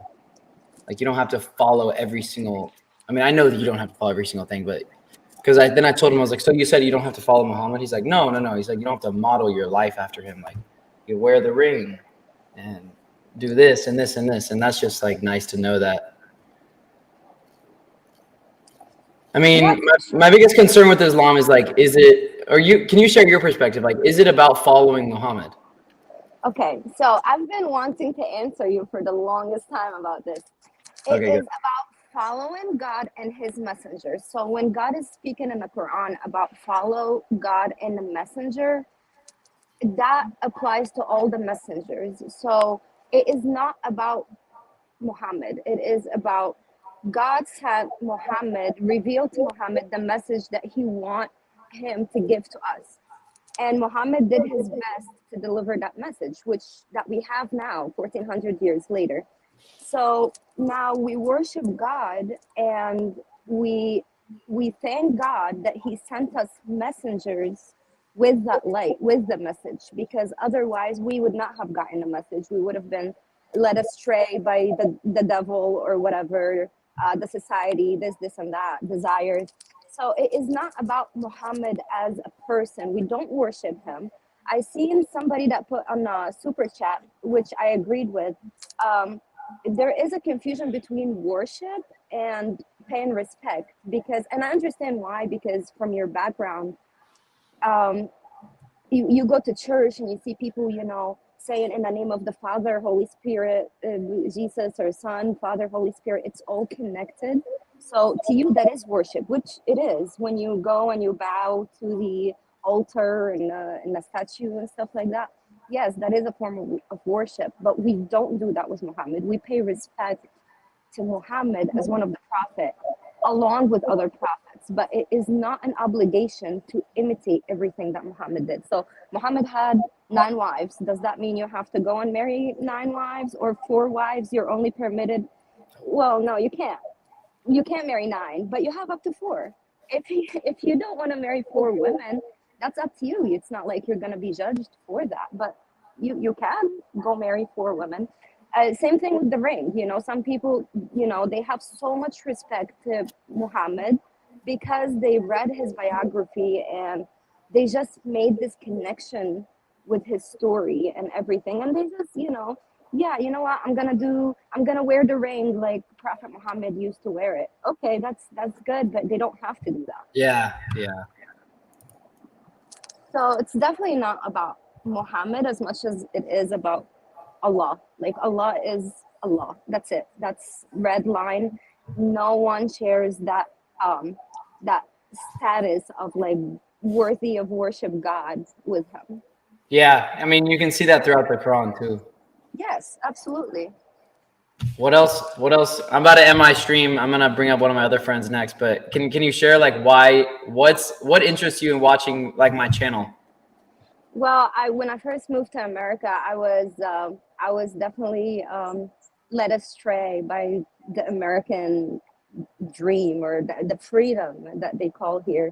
And I would say I didn't leave Islam, but I was not practicing, and I had a lot of doubts until I myself had to read the Bible. And I read the Bible and other religions, and I read the Quran for myself twice. And then I was like, yeah, there is no way. This is the real religion. So I went from inheriting Islam to actually accepting Islam on my own because of my understanding. So I like that journey. It's eye-opening, and I learn a lot. I learn a lot from people like you, because you're going in details and you're asking all these questions and you're asking people opinions and stuff. So I definitely learn a lot from people who are learning. That's great. That's good. That's good. Hey, well, when do you have to go back to work? How much time do you have? I have like another 30 minutes. Oh, you just get to chill outside in Florida? Yeah, it's hot. It's hot. Yeah. It really is. Wait, what is it like? Last question before we go, and I'm glad we got to talk. It's been nice. It's nice to hear another perspective, another Muslim in America from Egypt. I met a lot of people. I was in Tennessee traveling. I met so many Egyptians. Yeah, my dad lives there. He's in Nashville. Yeah, that's where they were everywhere. Yeah. What is it like being a hijabi? I just started wearing my hijab like 2 months ago, so okay. It was a shocker to a lot of people here that I work with. And I work in neurology department, so I work with like a lot of neurosurgeons and, you know, strokes and a lot of people at the same time. So the one time I just showed up with a scarf on my head, I was definitely, I don't know, given looks and stuff like that.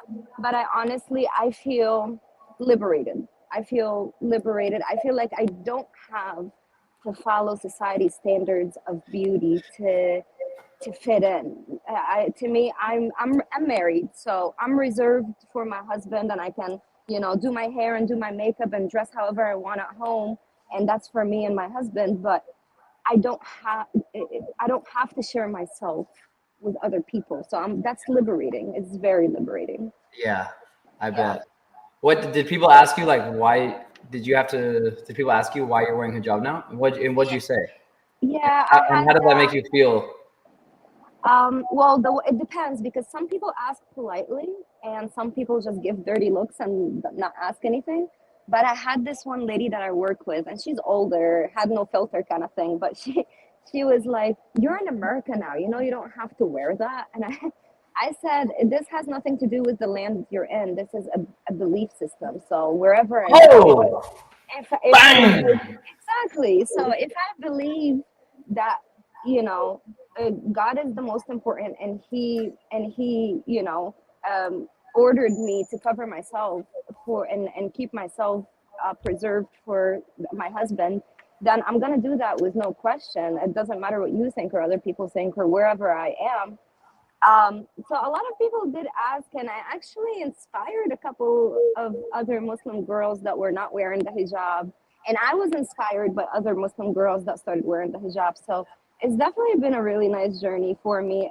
It taught me self-control, and it taught me how to tame my own desires, because, you know, a girl just want to look pretty, and, you know, I used to do that, just get all done up and go out and, you know, get the attention and everything. So that definitely came down. Like my ego was like, I feel more humble now. I feel more humble. I feel like I don't have to do that to feel beautiful. Like it definitely is a self-discipline kind of thing, and it helps people. Like I believe that I'm contributing to the society by, you know, if there is another man walking here now with his wife, and his wife is mid, and I look much nicer with my makeup on and my hair, he might look at me and be like, you know, I wish my wife looked like that, and that could, you know, spark some resentment towards his wife, or that could come out in the way he treats his wife, or maybe he can tell her something that hurts her feeling, like, why don't you look like that? So it's not only good for me. I feel like it's only good for my surroundings, and it's good to help other men and other young men to focus more on what they're doing. Like if we're in class and I'm sitting here looking like a supermodel, and if somebody is just trying to understand something but they're distracted, it's not beneficial to the society, really, for women to Well, I mean, I like have been so, I think, I mean, women hold all the power in a society to get attention. So like when I see in real life, you know, when I actually see with my eyes, I mean, even online, like getting to talk to you, I'm just so inspired by the humbleness and piety. I don't know if the respect for like the world of like a hijabi. I used to not understand it at all. I didn't necessarily think negative, but not positive. Just like, why are they wearing that? And now I'm like, oh my gosh, like this, like I think on the outside, especially, like a hijabi is literally, I think, the representation of Islam. I mean, just a girl dressing modestly, because I feel like, I mean, girls have all the power to get attention, like you just said. It doesn't take much. Like you just show more skin, and like you'll get so much attention. It's like, and it also puts all the value for women. Yeah, sorry. It makes the value of the woman in her looks only. Yeah. It like kind of puts all the value in your looks. If you don't look good, if you don't have beautiful hair and I don't know, nice body and this, you're nothing kind of thing, which is very unfair. That's not our value. Our value is greater than that. We raise generations of kids that are gonna grow up to be men and leaders and doctors. So that's our real value, and we have to understand that our value is not, you know, well, your hair is nappy today, or I don't know what's going on with you today. So don't take me as an example. I'm not wearing it correctly just because I'm at work and it's like extremely hot in Florida, but there are some women that are very, very good with how they dress properly Islamically, and it's a work in progress for sure. Well, no, I mean, I don't think you should downplay like what you're doing, because it's definitely not. What you're wearing right now is completely counterculture to USA culture. We try. Yeah, like we try. way. I mean, that's way on the other end. So of modesty. Wait, okay, I have a question. Like when I see a hijabi, like I was at the gym the other day, like there was a hijabi like in full covering, and like I was like working out with my friends, and I was like, bro, I don't want to like How do you like respectfully tell hijabi, just like salam alaikum, like just say hi, like, because I'm looking, there's no Muslims like where I am. I mean, there are no hijabis though, and I just want to be like, and I just want to like express a smile, like. Yeah, you can say salam alaikum. Don't try to shake hands, because when someone tries to shake my hand, I'll just do this, like I put my hand on my shoulder and I'll like nod my head and out of respect. But a lot of people get offended, especially if you're working in an environment like mine. Some people will look at you like you think you're better than them. You don't want to touch their hand or something. But yeah, for you, if you see a hijabi woman and you want to acknowledge her, just a polite smile or assalamu alaikum would be nice. It would acknowledge that, hey, you appreciate what you see. You appreciate that there are women out here representing the religion. So yeah, nice. No, I mean, I can imagine that's like scary. Is it scary? Wearing the hijab? Yeah. Like right now when you're about to turn off the stream and you're going to finish eating, like, do you just get nervous when any person? No, I don't want to say I get nervous anymore, but there has been situations where I was nervous because I was given like death stares where like I feel like somebody is going to pull their gun right now and like off me. But and that has happened like actually recently. Someone in Texas, a lady in Texas, where you are, in Houston, I believe. I'm not sure, but there's a hijabi that got killed there. And I hear about this all the time. It doesn't make it to the media or to the news like that because everything is engineered to make us look bad. Nothing else. Nothing else is bad. But yeah, there has been times where I got looks from extremely racist people where I was like, okay, I don't feel safe, and I had to leave. But right now, no, I'm not nervous. I don't really care how people look at me. I don't really care how people think, as long as I don't put myself in a situation where I'm leaving my house at 3:00 in the morning, going to a place where, I know everybody out here drinking and they might hold certain ideas towards Muslims, and I could be endangered. So no, I'm not nervous at all. It's crazy how there's no base to it. There's no like basis to the like, what. Hey, it's been great to talk to you, Mena. Good luck at your work day. Are you off on the weekend? You got one more day? I sure am. Thank God. It's nice to speak with you, and I'm glad you've been following the channel, and I hope the videos continue to make your life better. Sure. I'll keep watching you. Thank you for having me on. Bye, Mena. God bless you. Salam. Wow, so nice. Mena, thank you for coming on. So nice, so nice. Hey, Quran Forever. Quran Forever, you here, bruh? Quran Forever. Don't worry, my brother. I think the mic isn't working. You're on mute, but I cannot hear you. Hey, Latif, you want to pop in while me and Quran Forever talk? He is sleeping. Marvin, bro, you got to take off this profile picture, bro. All the Habibti is going to flock to you, brother. You got to take it off, bro. You got to chill. You can't be stealing all the attention in here, okay? Serious, bro. You look way too clean.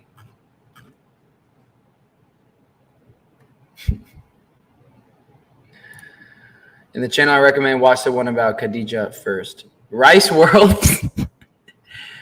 In the channel, I recommend watch the one about Khadija first. Oh, Marvin's already married, bro. Everyone stay away, okay? He looks too fresh. All right.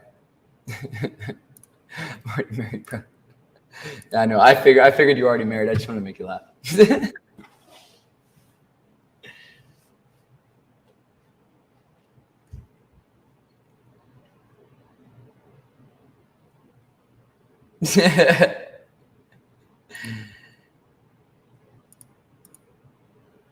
Hey, Grayson, relate to Muhammad Daniel Jury. He's a revert from Florida, does Muay Thai, lives in Thailand, went from Christian to Buddhist to Muslim, is a YouTuber. Please do a collab. Yo. Hey. Muhammad Daniel.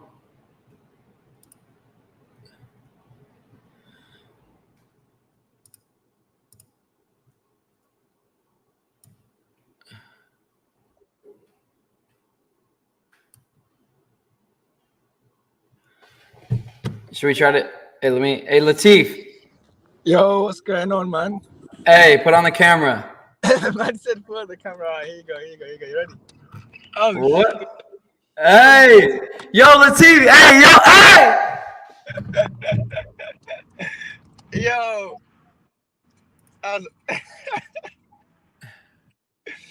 You about to make me crash my car. Bro, don't crash, bro. Wait. How do I flip the camera? Can I not flip the camera? Cannot flip the camera. I think you can flip the camera, but I don't know if you can flip the camera. Yo, man. Hey, Shahu Umar Shorishi. Do you understand why we say the name of Prophet Muhammad in the Shahada? Why we say peace be upon him, and why Prophet Muhammad is the most followed person in the religion of Islam?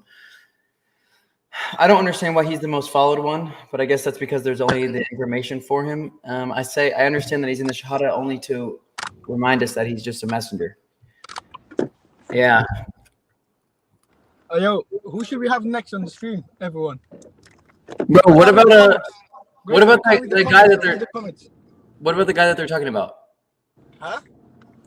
What about Sheikh Usman. Oh, Sheikh Usman would be crazy. I can try and get him on. He's Pashtun, same ethnicity as me. Sheikh Usman. Yeah, he's my brother. He's Sheikh my guy. Usman. Say it again. Sheikh Usman. What? Nothing. Bro, I want to have a British accent, bro. Hey, Grayson, I have a conversation with you. Hello. Hey, Grayson and Latif. What?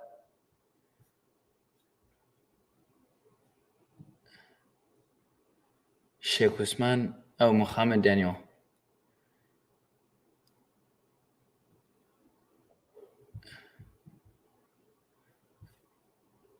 Sheikh Usman.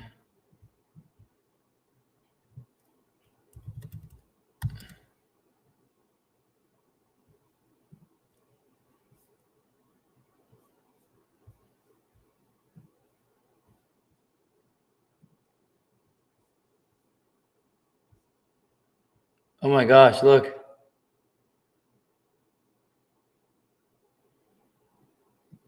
Assalamu alaikum wa rahmatullahi wa barakatuh. What is going on, brothers and sisters? It is Daniel here. We're back here again today. Alhamdulillah.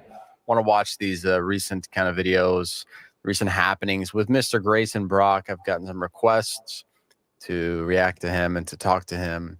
And I haven't yet so far. I felt like it wasn't the right time.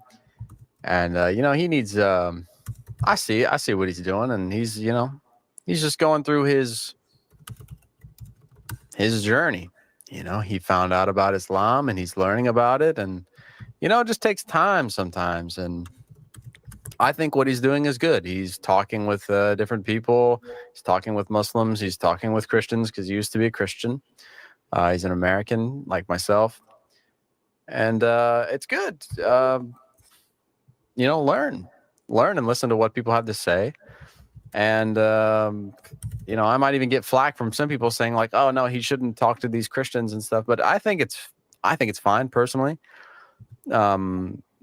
Specifically for Grayson's case, I think he's a smart guy. I think Let's go. He's not that Stupid. gullible. He's not that. Come on. Yeah, Hype me up. I think Hype me up. is logic driven. Let's go. And that's very important. So I encourage him to, talk to people. Finally, someone cares about me. Really kind of try to simplify what they're actually saying, and maybe even write it down, and then, make your own conclusion. What is the truth?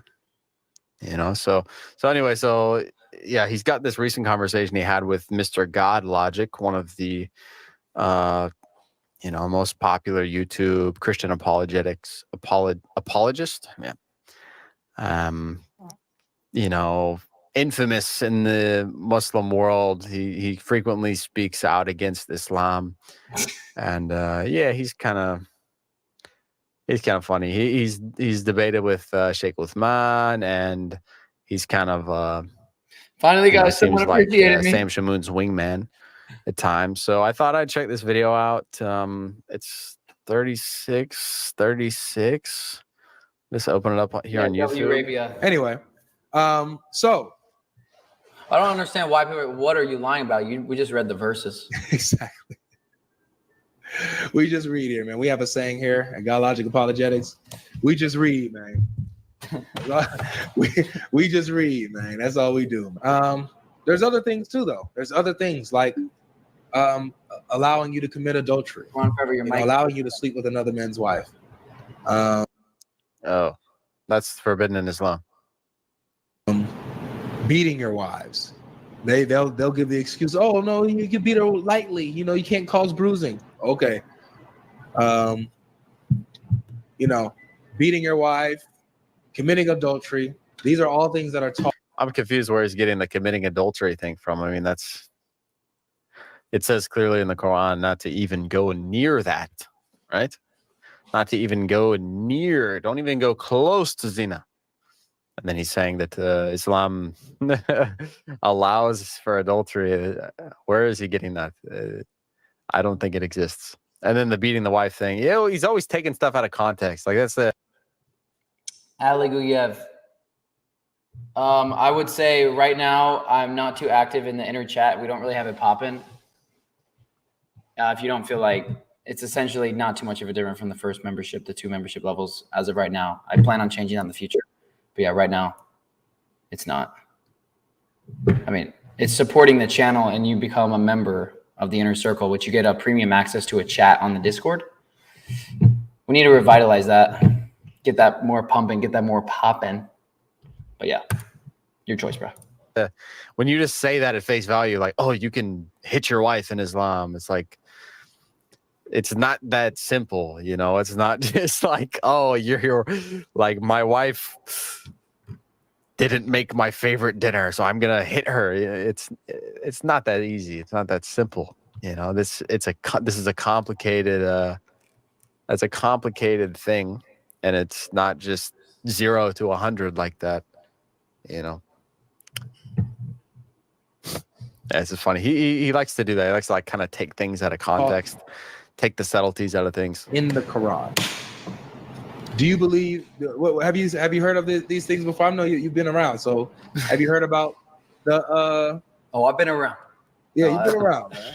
Have you heard about the adultery stuff that allows you to Oh, please. sleep with married women? Yeah, here we go. Not the adultery stuff. The beating wives thing. I've heard people talk about. Wait, adultery. What are you talking about? For the Aisha marriage has been. I think I've said that there's the Aisha marriage, as well as whatever you want to call what we're about to talk about, having sex with captured slaves. Those are like 2 out of the main 3 concerns I have before that I'm looking to understand. So I'm glad we're addressing them. At least I'm learning more about it today. Yeah, that's God logic is gonna have a good answer for you, Grayson. He won't. I know, but I like to hear another perspective because has no. Yeah, it's nice to hear another perspective. So I'm reacting to his reaction of me.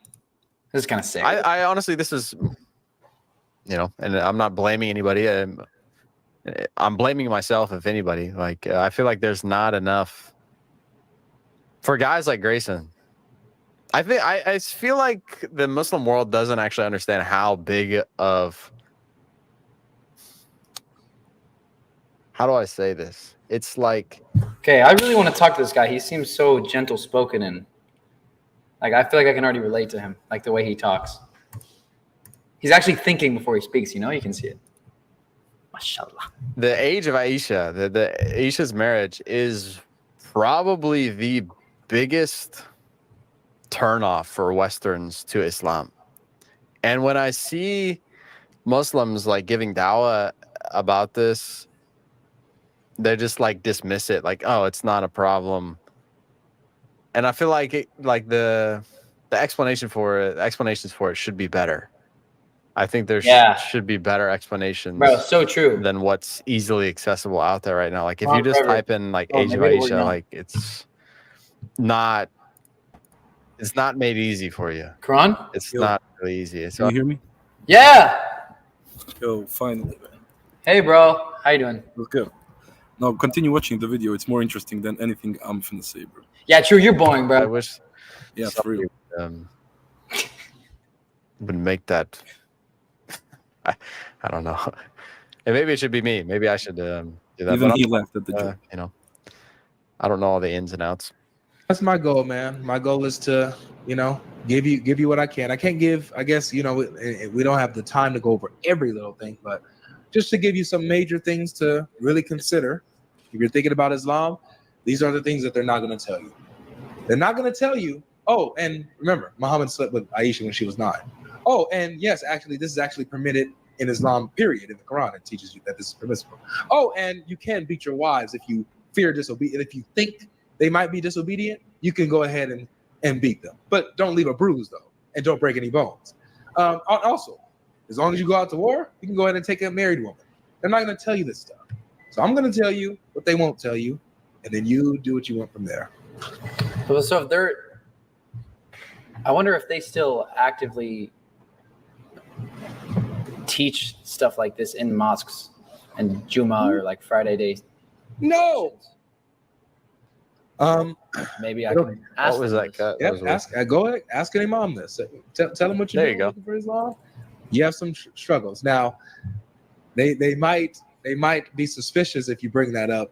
They might think and not try to talk to you. But you'll see for yourself. Go ahead. Tell me you're looking in Islam. I mean, I will. Yep. Go straight if to the they're market. sincere, they'll answer my biggest concerns. Yep. Absolutely. So what you think, man, so far, what you learned? What are these cuts, man? I was just watching a different one of Grayson's videos, and it was having all these weird cuts randomly, and that's why I didn't choose that one. You still think this could be from God? Yo, those verses, I don't understand how those could be from God. We need to improve the cuts. I haven't been even had time to watch back my videos that get saving from my streams. Hey, Quran Forever, how you doing, bro? What's going on, bro? How are you, bro? You been good, man? Yeah, I've been good. Just being the captain and making sure the ship don't sink, you know what I mean? Changing the heads like crazy. Oh, wait, what? Bro, what time is it where you at? I forgot where you're from. I'm from Bosnia. It's 8:30 p.m. 8:30 p.m. I have like 10 minutes until the night prayer. I'm in front of the mosque, actually. I just went outside to like talk to you a little bit. Oh, you're in front of the mosque. I don't know if the mic. No, Quran. Your mic went away. Oh, here you go. You back? Hello? Yeah, I'm trying to turn on the camera. Oh, yeah, I was going to say, bro, if you can turn on the camera, that'd be sick. Oh. It's not working, bro. It's not working. Not working? No. StreamYard is tripping. StreamYard is tripping. I wanted to ask you, bro, how would you compare the streams of yesterday and today? Both were good, but give me like. They've both been excellent. I can relate to Bobby's perspective more out of any person I've ever streamed with by far. Like, not even close. Yeah. Well, I can relate to the Muslim cowboy because we're from the same area. And, he a cowboy and I'm a cowboy. Yeah! You know what I'm saying? But, like, in terms of Bobby's perspective, life and what he's searched for and his overall gentleness and attitude, and he's not even trying to convince anyone really, like, he's just sharing his perspective. I can relate to him a lot in that sense. And he's living in Thailand. Like, I've considered moving to Thailand for a bit. I mean, I did basically for like 3-4 months. So yeah, when you had no eyebrows and stuff. Hey, chill, bro. Don't make that public. It's already public. No, okay. So I wanted to I guess ask maybe like yesterday you were saying like, do I really want to become like Muslim cowboy? I mean, not like him, but like this. Do I not take this approach in my life, or I just want to be like a regular, like fellow, whatever? And then today, it was like an update on yesterday. If that makes sense, at least from my perspective. Like, it was kind of full circle as of today, right? In terms of like Bobby talked more about. Well, I got the message at least that like you don't have to be like, you have to become Arab now. That you if you become Muslim, you don't have to become all like you can still wear your captain hat and or your cowboy hat. See. Bro, wait, were you born and raised in Bosnia? I was. My dad is from Egypt though, so I'm mixed, but born and raised here. Dude, I'm gonna be honest. I don't know where Bosnia is, and I want to Bro, know. listen, go at Sneako's Twitter and watch his. He just got a small documentary. You know, everybody was in Bosnia this summer. Sneako had like a letter from Bosnia. It was great, like an hour and a half. Oh, I think I. Oh, okay. So Eastern Europe. I had no idea. Yeah, isn't Bobby from somewhere around here too originally? Like he mentioned Eastern Europe and stuff. So you see the Sarajevo, the capital, on the map. The what? The what? Ching Chong Bing? The Sarajevo. Oh, Sarajevo. There you go. That's Wait, what it what's the language there? What's the main language? It's Bosnian. It's pretty much the same as in all the Balkans. Yeah. That's my city, bro. This is your city. Yeah. All right. Where you at? Go. This is like the downtown part. I'm like a little bit, like 15-20 minutes from there. If you zoom in, okay. See down. See this red line, where it says DOBRI, a little bit left. Oh, there goes my mosque. It was just on the screen. On the left side, fully. There you go. Bro, it's already there. Here? Where's the mosque? No. Go Oh, zoom here? out a little bit. That was prior. Right now I don't work there. Oh, right now you don't live there. I live there, but I don't work there. So that's you right here? Yes. No. Wow. No. Chill. Found him. I used to do like cult prayers there and stuff. Oh, really? Yeah, that's what I do. That's like my. So where are you right now? Do you not want to say? It was just on screen, bro. Zoom in a little bit. There you go. Zoom out. Slowly. There we go. Up on the screen. Up. Like up left side on the screen. Fully up. On the right. There you go. King Fahd Mosque? Yeah, I'm sitting right there. No way. Yes, sir.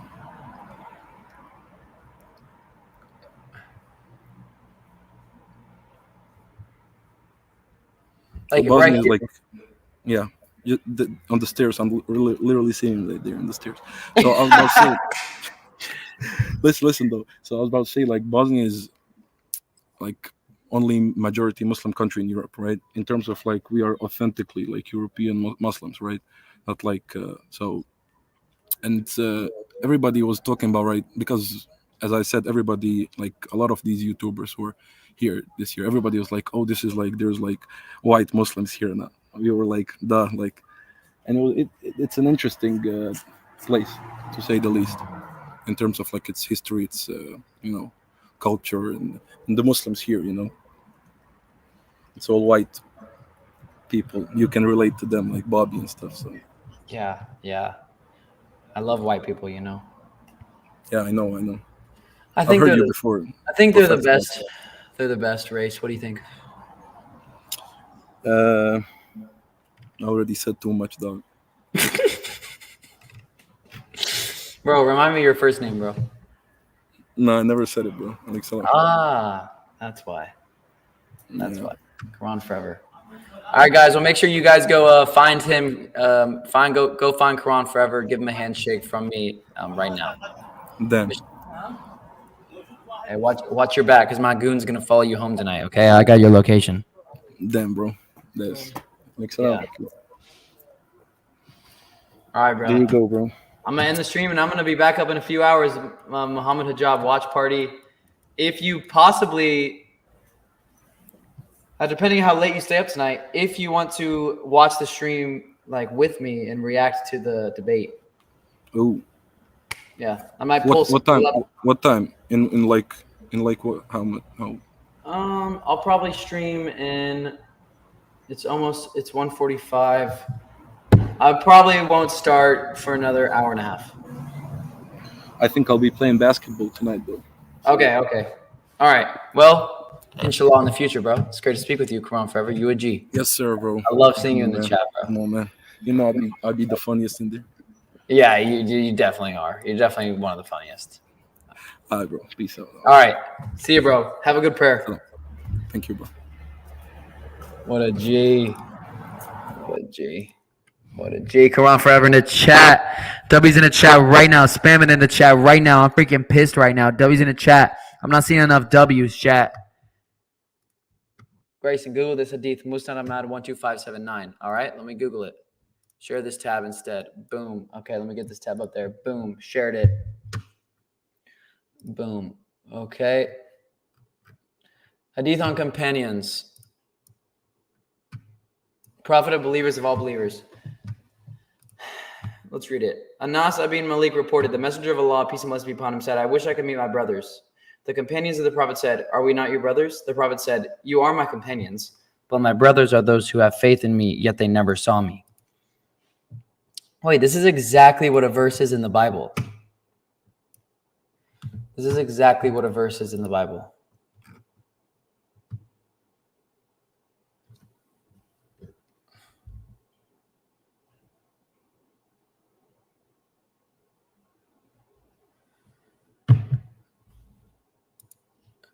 He is followed by many because he taught the true way of life. It seems like you dislike him, which confused me because if you truly understand Islam, you'd see that he embodies its principles. I mean, no, I don't dislike him. I never met him. I don't dislike anyone I never met.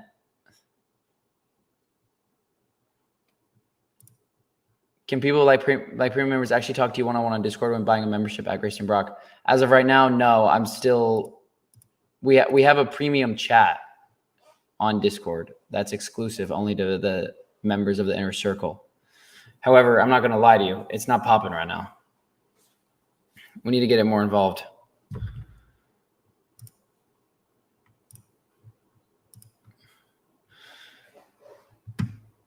Yeah, just the only reason I dislike him is because I've been told to dislike him. And I've been told that he's the Antichrist. And I've been told that he's the devil. And I've been told he's a pedophile. And I've been told that he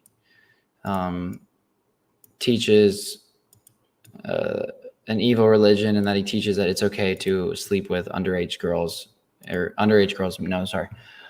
Pre-puberty girls. So when that's what you've been told about someone, you're going to be very iffy about being like, oh yeah, this guy's a messenger of God. You know what I mean?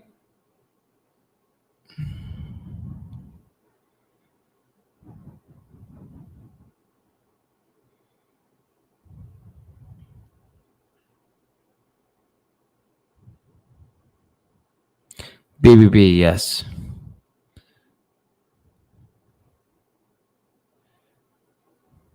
All right, go. I'm heading out. Thank y'all for popping on the stream. It's been good. I see you guys' comments. Sanella, I see your comments.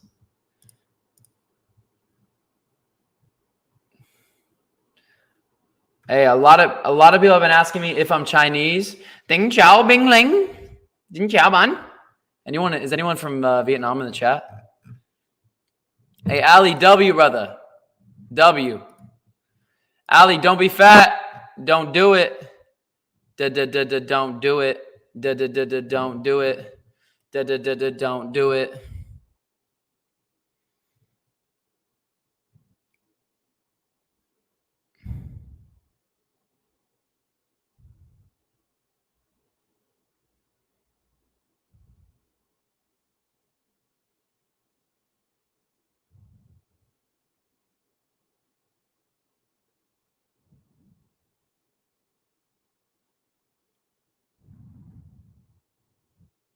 All right, bye everyone. It's been good. I'll be back in a bit.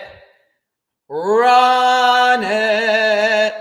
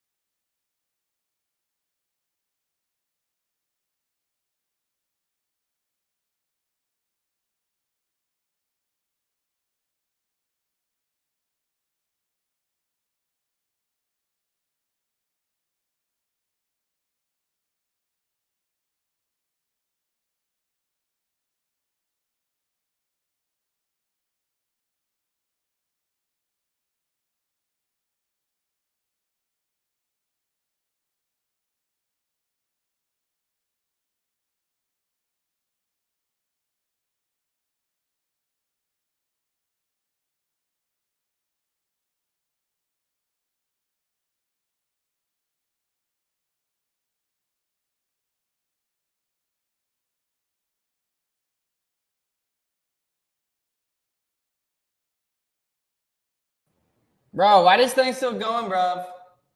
Yo, why this thing still growing, bro? What the oogle boogle, bro? Oogle boogle's in the chat right now.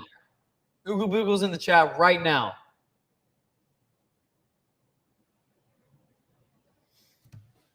Oogle boogle's in the chat.